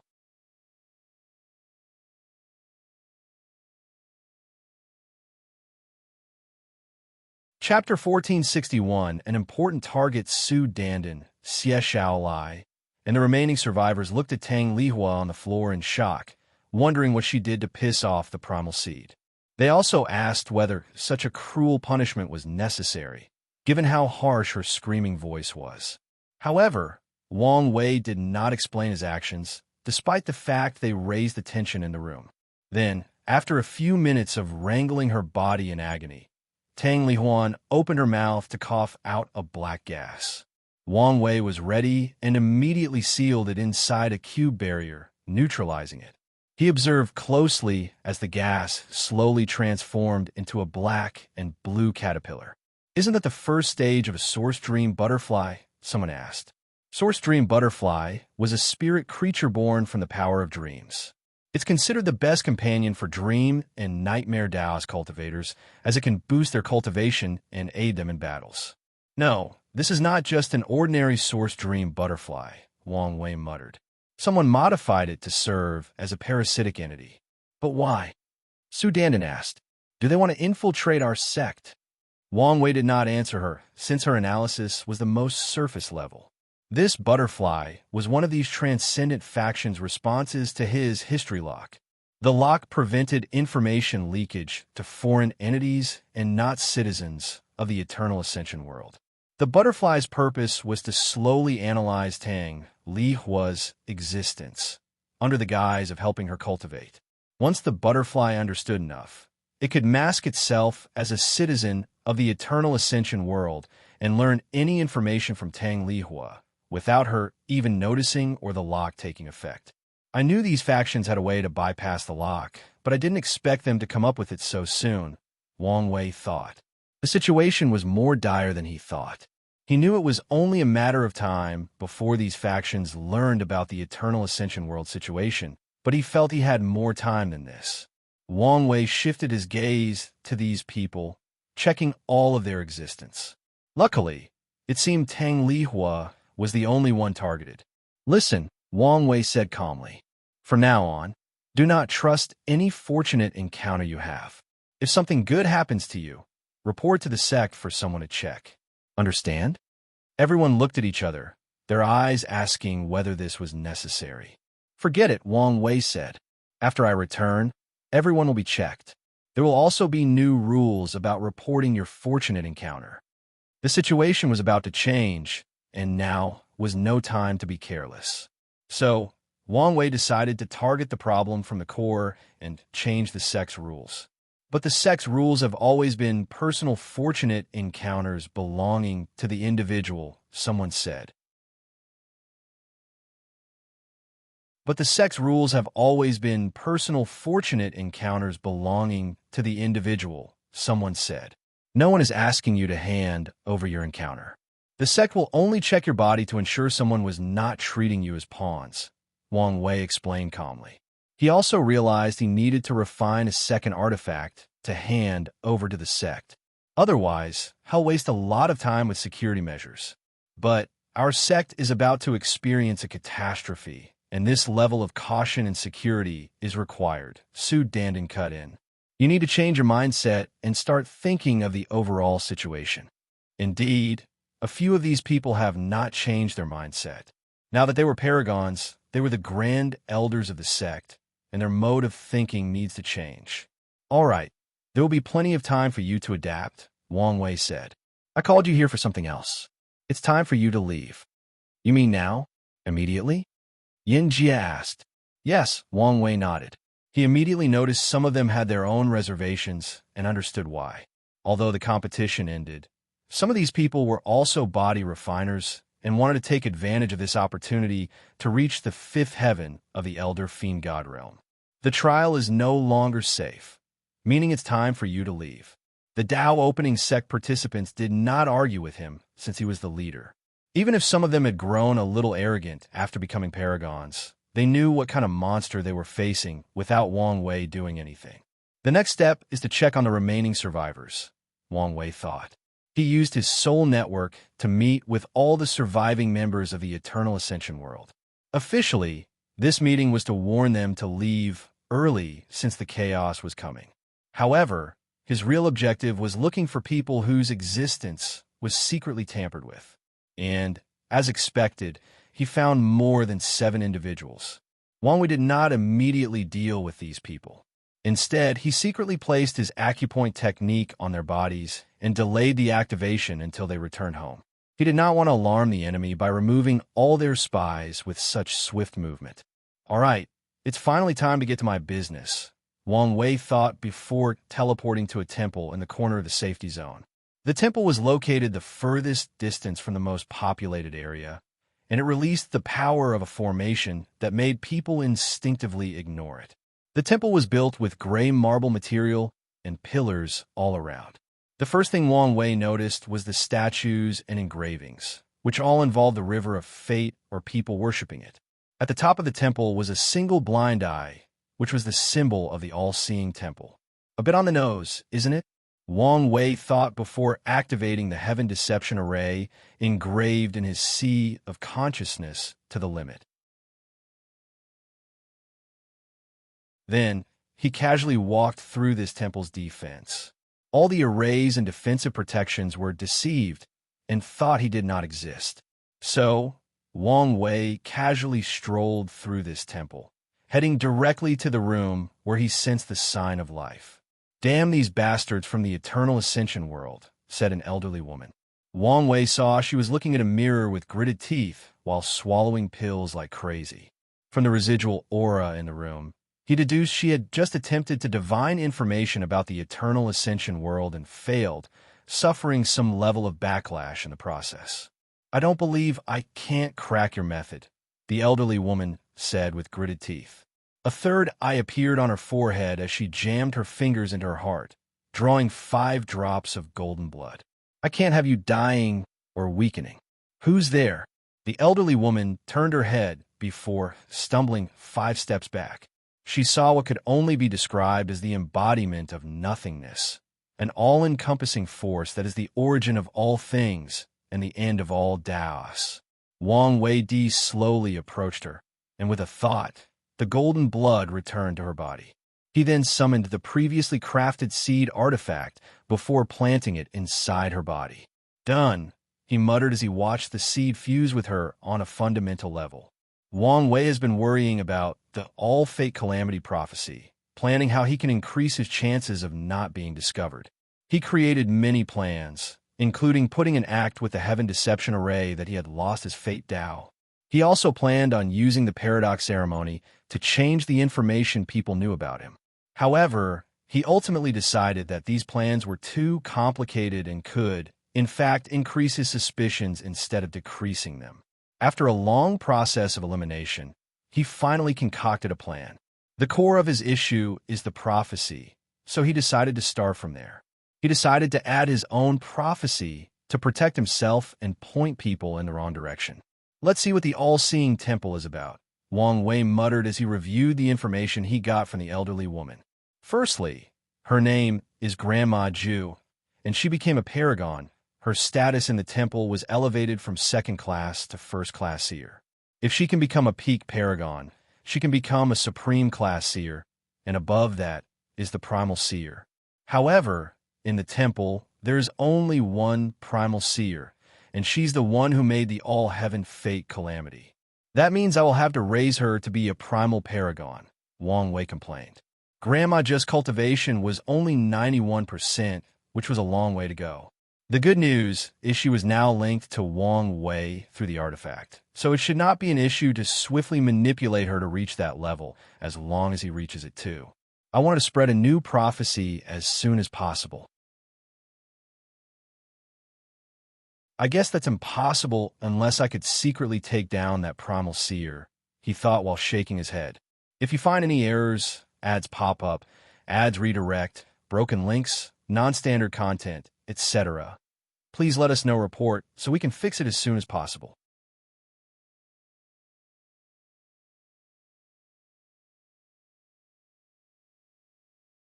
Chapter 1462. Someone made the first move. Wang Wei continued reviewing the knowledge or information he received from Grandma Just Soul. Many had restrictions, and although he could remove them, it was best to do it slowly to prevent accidents. The all-seeing temple has existed for a long time, and its influence is known throughout most of the Chaos universe. The amount of information they've had access to is unimaginable. They will be another source of information, Wang Wei contemplated before continuing. These guys are filthy rich. The temple is known for asking exorbitant prices, allowing them to amass a fortune during their long existence. Why hasn't anyone slaughtered these guys? Their temple only had one primal paragon, So why hasn't anyone been interested in their wealth or information? If it was before the ultimate taboo, reputation could protect them, but now, the temple has helped many people, so when in danger, they could have asked for help, and numerous factions would gladly help to repay their karma. However, after the ultimate taboo, the game has changed, and there are beings who could ignore both the physical and societal rules. Wang Wei searched the memories and found something. It's not even a secret, as the all-seeing temple released the news as a deterrent to the world. Their temple has something called the Fate Ring of Punishment. In their early days, their founder knew they wanted to build a faction for diviners or seers from across the Chaos universe. The founder also knew that even Paragon realm diviners had to pay a price for certain divination, so they created this Fate Ring to bear the brunt of most backlash. Over the years, the Fate Ring has absorbed backlash from countless seers, turning into a potent fate weapon that even transcendents must be weary of. Punishment from fate, Wang Wei muttered. He reckoned these half-step transcendents were not so much afraid of the power of this fate ring, but the implication. If they get hit by it, they might survive, but the thing would leave a mark on them, a mark that the river of fate would use to control or mess with them. This fate ring operated similar to how karmic sins used to during the mortal stage of cultivation, except at an even higher level. These half-step transcendents have broken off from the rules and restrictions of the Chaos universe. So the last thing they would want was to garner the ire of the River of Fate. And it's not just the River of Fate, Wang Wei pondered. There's also the Fate Cardinal. He would not be surprised if, in the history of the all-seeing temple, a transcendent has tried something, and the Fate Cardinal used that as an excuse to turn them into a pawn. However, this ring is good news for me, Wang Wei thought with shining eyes. While the backlash was a punishment to most others, it was the best nourishment for someone like him, especially if he was prepared. However, I'm not the only one. Wang Wei could think of a few others who could ignore this fate backlash, including other fate seeds. However, his greatest worry is the person with the fate Grand Dao position. The question is, why haven't those guys taken action yet? He did not believe he was the only one thirsting for the temple's information network or their wealth. I should be on the lookout, Wang Wei decided. He finished her memories before coming up with a preliminary plan on how to convincingly map out Grandma Just Rise in the temple without suspicion. She had a master who was a supreme seer, hence why she was the one granted the opportunity to attend the trial. However, the temple is like any other faction with people, meaning competition and strife are abundant. Grandma Ju might be punished once her mission fails, making it harder for Wang Wei's plan to come to fruition. Something should happen in this trial that is valuable enough to use as information. Let's use that to offset the mission's failure, he thought. Wang Wei took one last glance at Grandma Ju, checking for any problems with the artifact and the fusion. He checked his connection to the artifact spirit, since it would be the medium through which they could communicate. Everything looks set, he muttered before disappearing from the temple. Grandma Ju continued his actions of weakening herself for divination before rushing to the life tower to save herself. Meanwhile, Wang Wei returned to the refining tower to make the second existence-observing artifact. 1,500 years passed, and the artifact had long been refined. Wang Wei was using the Dao Tower and the Battle Tower to improve his skill. He suddenly stopped as he sensed something. He did not hesitate to absorb his clone before leaving the tower. There were plenty of participants, and there remained another 1,500 years before the trial officially ended. Most of the Eternal Ascension World's participants left after Wang Wei's warnings, but a few stayed for different reasons. Wang Wei looked in Emperor Kong's home, which was a scroll library. He seems ready, Wang Wei thought before focusing his attention. He had to wait another month before something occurred. Someone appeared in the sky to manifest a black pagoda shining brightly with stars and the power of mystery. The pagoda released an intense aura that sent chills down Wang Wei's spine. Numerous participants were forced onto the ground, embarrassing themselves before their peers. That aura, Wang Wei thought, trying to remember where he had sensed it before. Given his memory and potent soul, This should have been an easy task, but took him a few seconds to remember. The stargazing pavilion. Old Man Tianji was the first to make the move. Wang Wei slowly teleported away from the central area where the pagoda was located.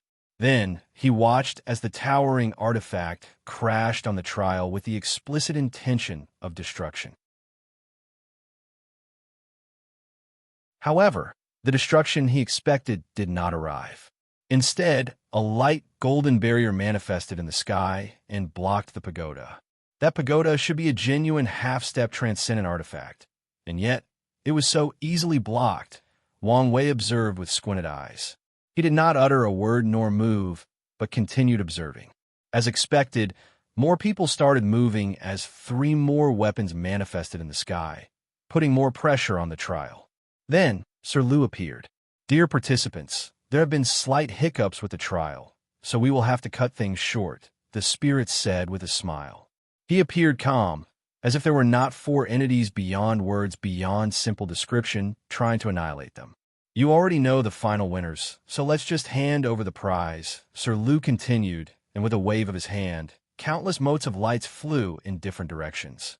Wang Wei looked at the 5 tokens in his hand, shaking his head. If the trial is destroyed, these things will be useless. Now, if you would please head to the nearest portals near you, Sir Lu continued as portals appeared in different trial areas. Countless people flew to these portals, running as if their lives depended on it. The aura of one of those artifacts was too much for most of them, so they did not want to wait around to see the outcome. Of course, Wang Wei did not leave, and he was not the only one. Many people were brave or stupid enough to wait for the outcome, thinking they could use this opportunity for themselves. As soon as most participants left, cracks started manifesting everywhere in the trial. So, they can't hold on already? Wang Wei thought with a frown. He thought the trial would last longer than this. It's still too soon to tell. He turned his head in the east direction. Tian left.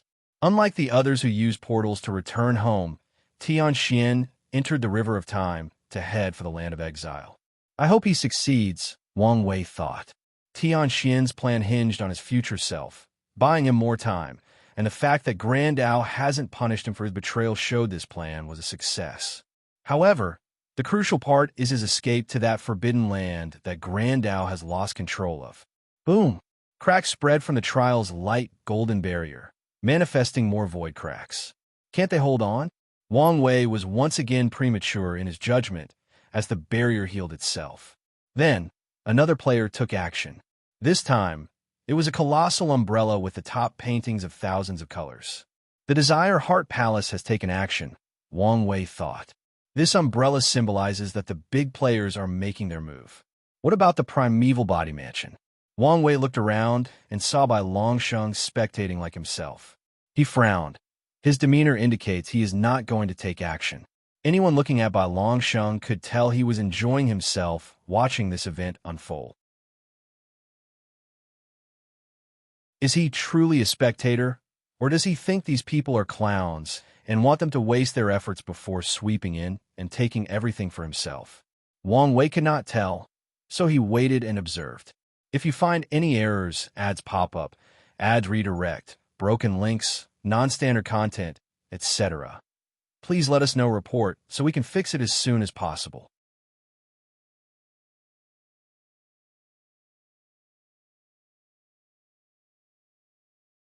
Chapter 1463, An Act of Kindness. The umbrella released a rainbow that pierced through the light golden barrier, heading directly to the trial. The remaining people's hearts shook as this attack was enough to annihilate everybody present, Wang Wei included.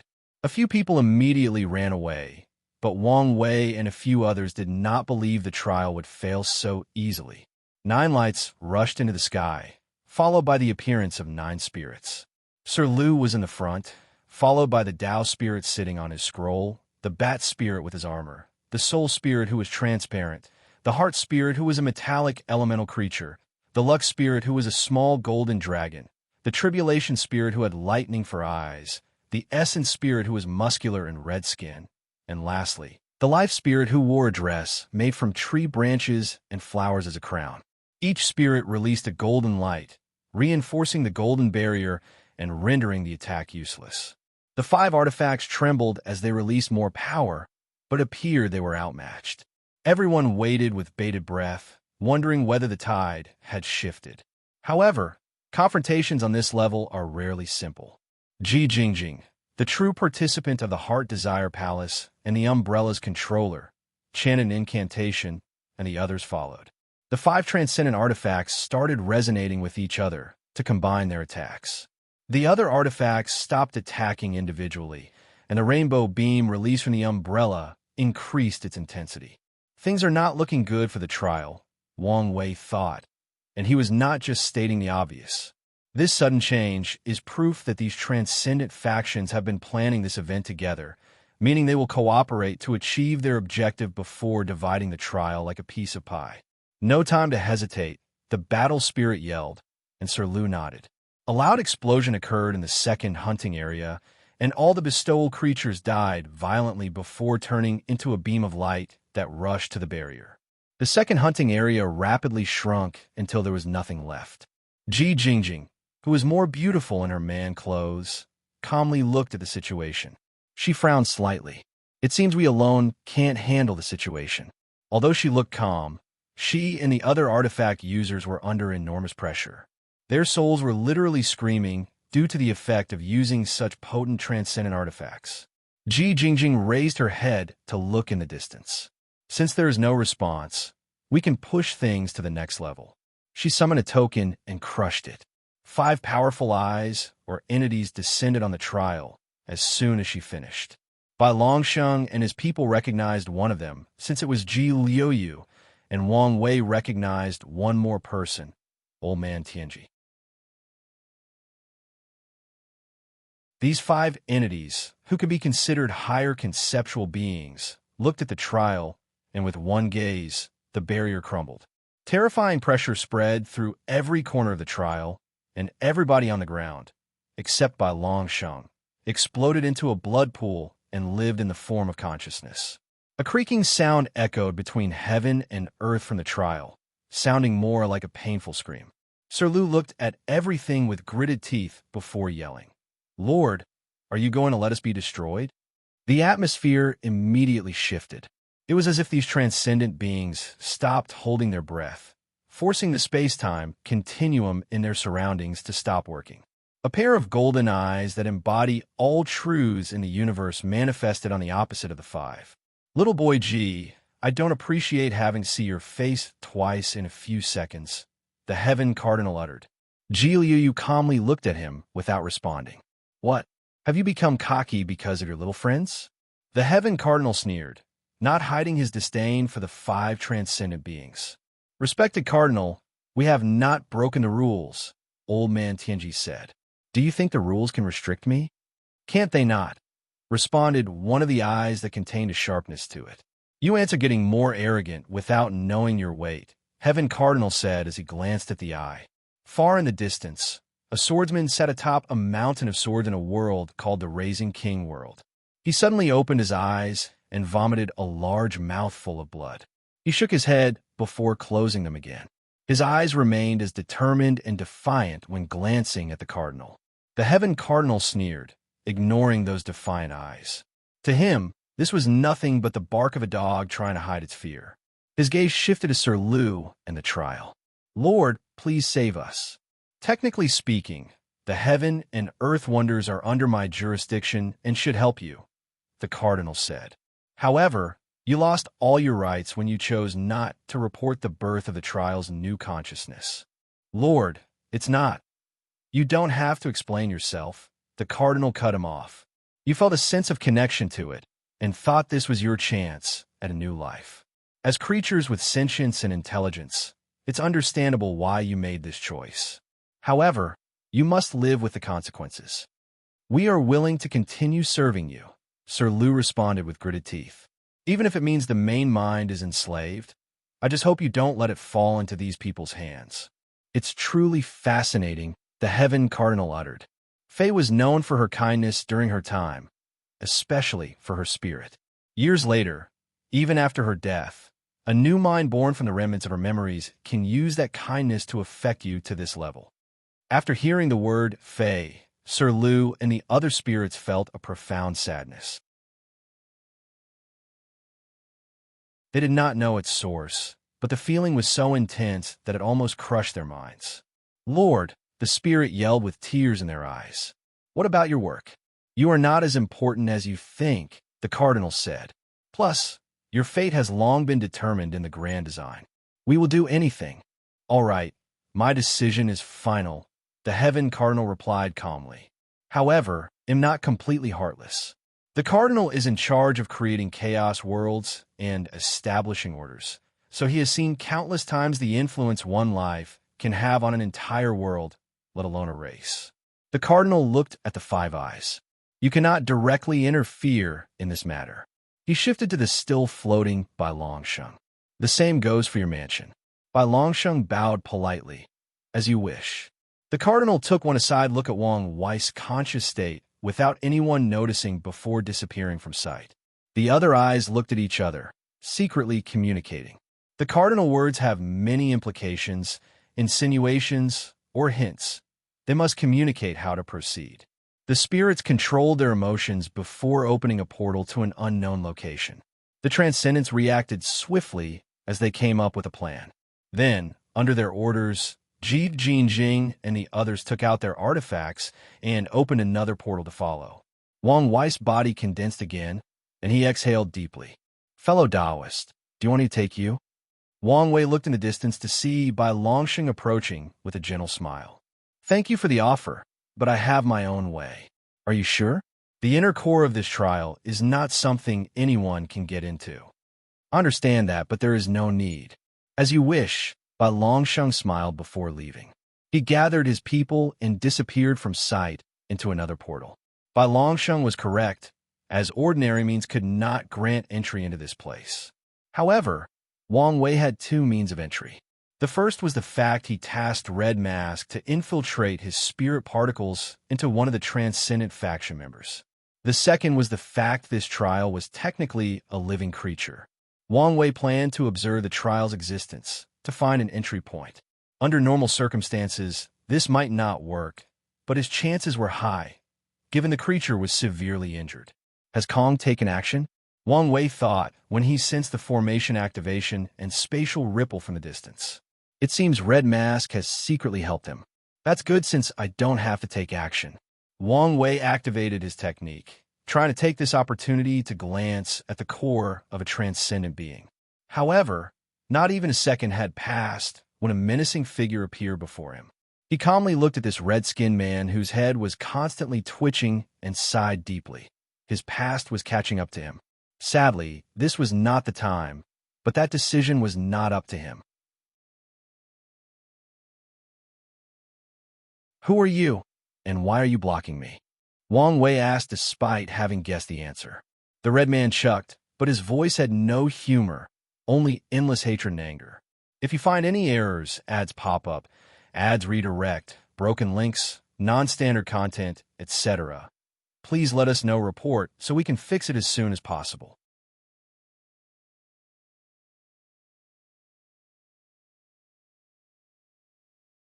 Chapter 1464, A Blast from the Past. "You don't recognize me?" "Well, of course, you don't," the red-skinned man uttered. "You killed everybody I love and care for, but then you get to reincarnate like nothing happened, living a life of happiness and great success." "I have killed many and ruined many people's lives, so you have to be more specific," Wang Wei replied. The red-skinned man, chuckled a second time. "My name is was Dong and is written with the character for being peaceful. My father named me as such because that is all he wanted for my life, and he ensured that."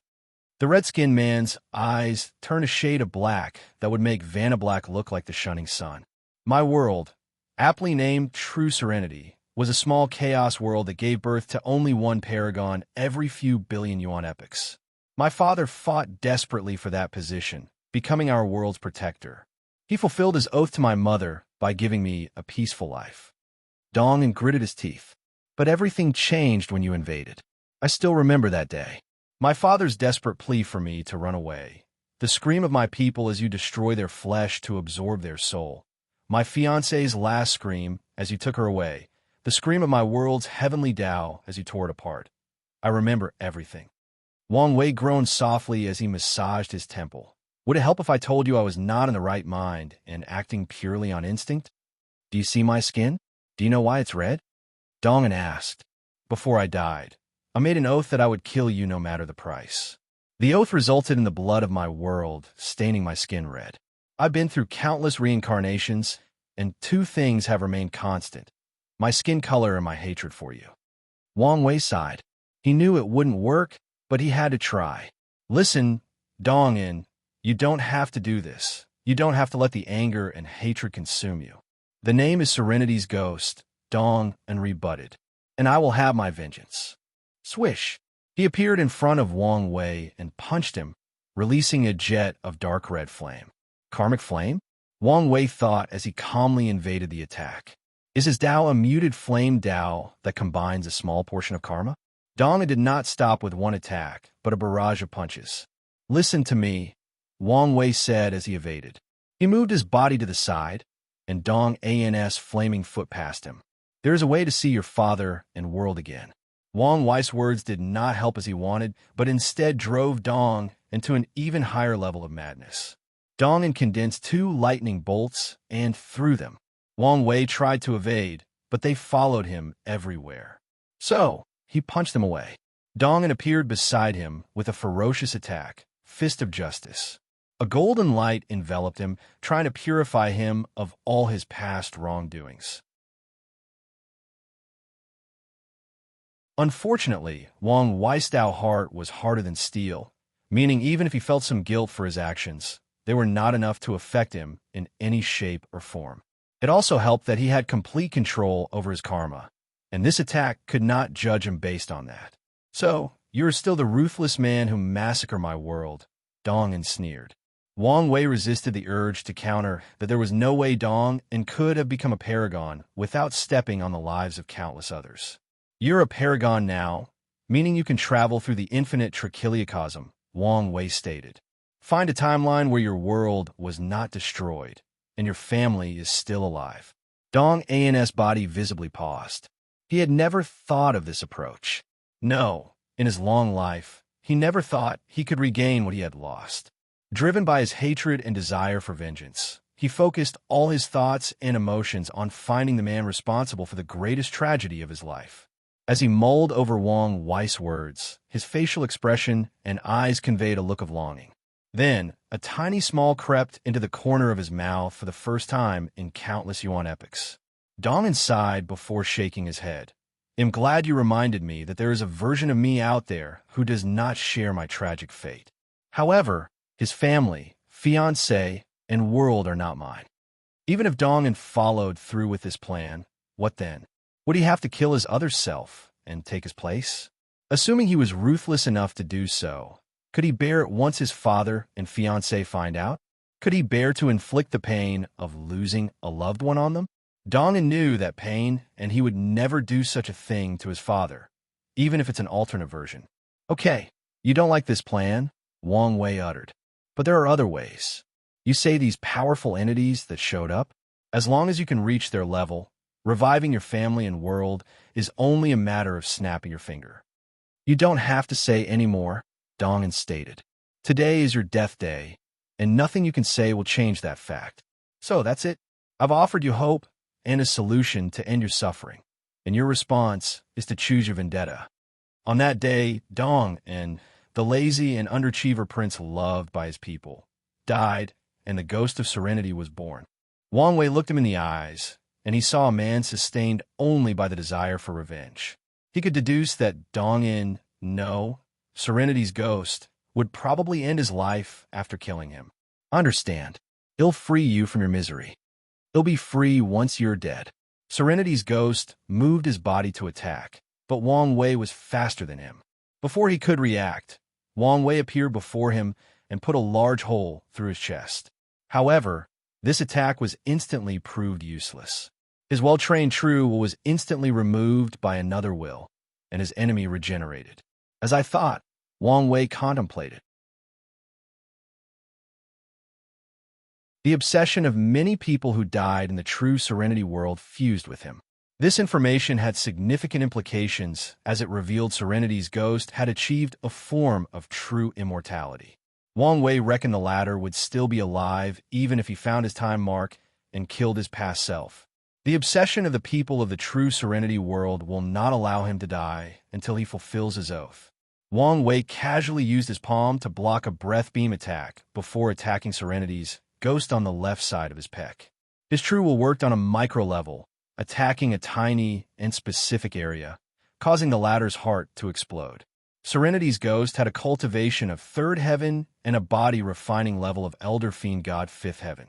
However, for some reasons, maybe because he was in a rush to cultivate a mutation of his body due to all the obsession, or because he did not care, the latter did not cultivate limit indestructibility, meaning after becoming an inextinguishable paragon, he had at least 12 flaws. Wang Wei only discovered 9 flaws, which could be because Serenity's ghost had already fixed 3 or his senses were not enough to find the others in this short period. But regardless, his attack on the flaw was to test something. Under normal circumstances, once a body refiner's flaw is attacked, that part becomes permanently injured, a weakness that must be healed with high-level resources. More importantly, their willpower will be reduced, making breaking their immortality and killing them easier. The obsession will not only keep him alive, but also keep him in top fighting shape. Wang Wei analyzed as the flawed wound that should not be regenerated returned to normal as if nothing had happened. This is annoying, Wang Wei thought. Although he was vastly stronger than his opponent, this meant nothing if he could not kill him. Which of the future wife seals is best for obsessions? Wang Wei planned as he evaded the upcoming attack. He has been researching obsession by studying the Grand Miss Gang Lord, but his results so far were nothing compared to his wife's library. Wang Wei stopped evading the attack, preparing to go on the offense to secretly implant the sealing runes. However, as soon as his kick hit, it bounced and returned on him with even more power, forcing him to use his force control skill to unload most of the attack's force. What goes around comes around, Wang Wei thought. So, his Tao is retribution. Quite fitting for an Avenger. If you find any errors, ads pop up, ads redirect, broken links, non-standard content, etc., please let us know, report, so we can fix it as soon as possible.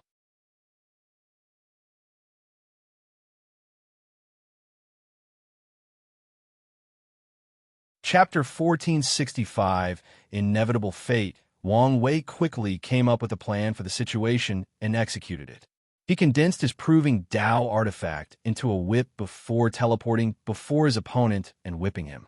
The Serenity's ghost's face contorted in pain as this whip affected him in a way he had never experienced before. What have you done?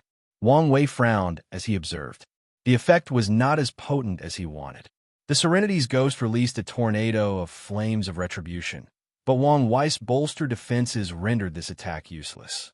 Instead, he continued whipping the enemy with his Whip of Freedom. His purpose was to free Dong and from his obsession, thus separating all these souls/spirits from his body.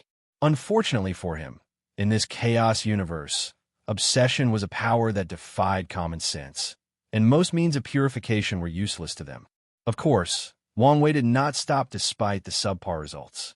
This was a good opportunity to understand this power and gather more data. The Serenity's ghost roared in agony and anger before going on the offensive.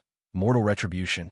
His eyes suddenly turned golden and illusory, and before Wang Wei could react, he received a spiritual attack. Wang Wei found himself before a towering and intimidating figure dressed in all black. The figure looked at him. "What do you plead?" "Plead for what?" "For all the atrocities you've committed," the figure reported before showing him a display of all the crimes he had committed in his life. "Is this a joke?" Wang Wei asked. "You think I would joke about something so serious?" "I thought we had already established I had no remorse for my actions," Wang Wei asked. "So, you admit you're someone without any morals?" "I thought that was very clear," Wang Wei rebutted. His desire for freedom was absolute, meaning he wanted to transcend morality. In other words, this was a fancy way of saying that the difference between him and the worst of society was his whim. He believed in no gods for his morality, cared for no societal rules, and had absolute control of his empathy, meaning his mortality was more logical than emotional. "You scum of the world," the judge-like figure roared before a blinding light descended on Wang Wei. However, the thing was worthless, and his spirit returned to his body. He opened his eyes to Serenity's ghost regenerating his fist and understood what happened. The latter had attacked him while the other technique worked. Unfortunately, he could not bypass Wang Wei's first layer of defense that he created based on his skin-flesh ability. An innate magnetic shield once protected his skin, and now, Wang Wei recreated it with an innate emptiness shield. Anyone who attacks him will not only have to destroy the protective layer, but also have to fight against the erasure of the power of nothingness. When Serenity's ghost punched him, he lost his fist without even putting a dent in his protection. Liberation of idea. Wang Wei waved his hand to summon a pillar of light that bombarded Serenity's ghost. The latter screamed as a force was constantly trying to force him to abandon his grudge and vendetta, but the obsession in his body would never accept this outcome. Serenity's ghost fought back with his own technique, society retribution. Cultivators had rules and laws they had to follow, and their primary difference from mortals was that they did not hold each other accountable. It was Heavenly Dao's job to keep them in check. So, with this technique, Serenity's ghost essentially summoned the power of the law to punish Wang Wei. Divine punishment, Wang Wei thought as he looked at the dark clouds above. Should I use this opportunity to remove more of my fate seed status? However, he immediately abandoned this idea, since that thunder was not enough. Additionally, it was not the time to be doing something like that. Numerous thoughts flashed in his mind. He had plenty of ways to deal with this attack, with the easiest being using his freedom Dao to escape all punishments or laws placed on him. However, he had a better idea. Boom! The lightning bolt descended from the sky, and Wang Wei fought it. He screamed in agony as the thunder scorched his body, burned his soul, and sundered his mind. A massive yin-yang symbol materialized above his head to protect himself, but it was useless. Wang Wei's screams echoed between heaven and earth. "Yes, yes, yes," Serenity's ghost said. "This beautiful sound of pure agony. I have been waiting so long to hear it." He waved his hand to cast another spell. Pain penalty. Wang Wei's lips secretly twitched. For all his life, he has been the one who increased people's pain, not the other way around. Regardless, since he was performing, he had to make it believable. So his voice increased by a few octaves, and his body started twitching uncontrollably in certain places. Serenity's ghost was not finished, as he added a few more penalties to Wang Wei, ensuring he suffered to the fullest extent. By the time he stopped, Wang Wei wasn't wholly acting as the pain had reached the threshold of his willpower. "You might be an immoral piece of shit who thought no laws could judge you, but you were wrong," Serenity's ghost said as he approached. "There is justice in the world, and retribution always comes for people like yourself." Wang Wei knelt on the ground with his black and white robe tattered and his hair disheveled. He glanced at his enemy with hatred, anger, and regret. "Is that regret I sensed?" "What? Regret what you've done?" I regret I didn't kill all of you," Wang Wei answered with gritted teeth. Good, good, Serenity's ghost uttered. "My greatest fear is you would be a coward that asked for mercy, that begged for his life. It would be too disappointing if you were this weak-willed."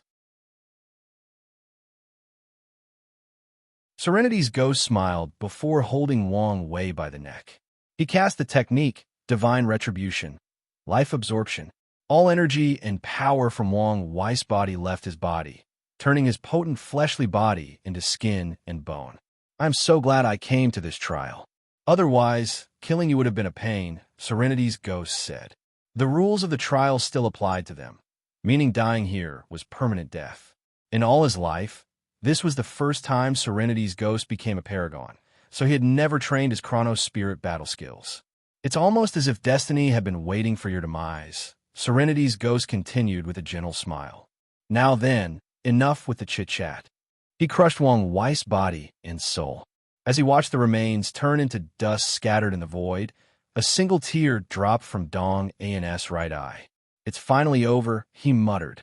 Father, Fenger, everyone, I can finally join you. An intense aura emanated from Dong An's body to release myriad black floating faces. So, it's over? It appears so. Meaning we are free? Yes. Does anyone feel something is wrong? What do you mean? It felt too easy. Or maybe we missed something. You think he is faking his death? I just checked. His Tao imprint is gone. All his karma is gone. I can't sense his name in the book of life and death. His fate has been severed. You're worrying too much. It's obvious that he's gone. You guys are right. It seems like I worry too much. You've always been like this. Boy Dongin, are you sure you want to do this? There's no point in convincing me, Dongin answered. This has always been the plan. But that bastard had a point. Maybe you can see everybody again. Yes, we might be done, but it doesn't have to be the same for you. Dong and shook his head. He had died that day, and his current self was only the shelf, the embodiment of his desire for revenge. So he took one last look at these obsessions. Thank you for accompanying me all this time. You made the journey less lonely. 904 Dong and truly smile for the first time in probably hundreds of millions of yuan epochs before destroying his vitality and soul. Unlike his first death, or the countless others, this one was peaceful, and Dongin died with a smile on his face. Do you think we did something wrong? Someone asked. No, we did not. We were born for only one reason. Our objective must be accomplished no matter the price paid. You're right. All right, it's time to end this wretched existence. As the obsession disappeared, a gravitational force pulled them into one place, which soon revealed to be an orb in Wang Wei's palm. PHH, that was exhausting. He went above and beyond to fake his death. First, he found the flaw in Dong An's soul to weave the illusion before hiding himself with the Heaven Deception Array. Then, he had to remove his Tao imprint and hide it with the same array. He used his fate Tao to change his fate to being dead, hid all his karmic lines, and even used his death Tao to make it even more believable. The sect must be freaking out, Wang Wei thought. During this deception, his soul flame should have been extinguished. Even worse, people with deep karma with him should have felt he was dead, including his future wife locked in the dark truth. Let's hope she won't blame me after finding the truth. Wang Wei smiled. Although he went to extreme lengths, it was worth it because of the gain.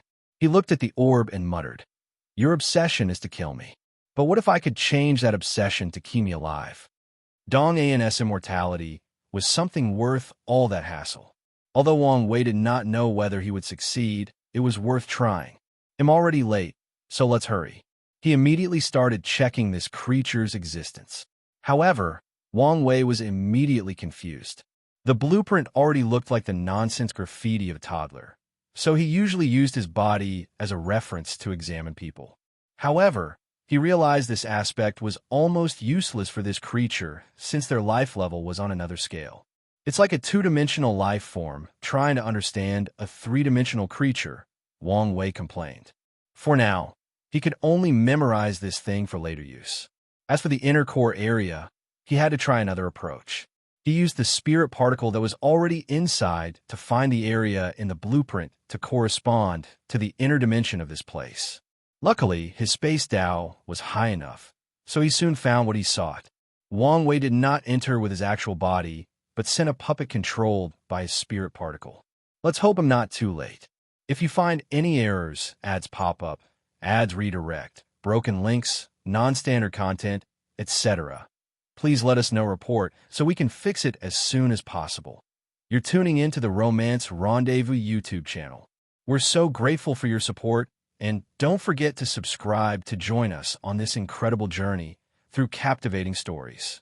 Your generosity through donations truly makes a world of difference, as it's the primary source of revenue that allows me to expand and enhance this channel for you. Thank you from the bottom of my heart for being a part of this adventure.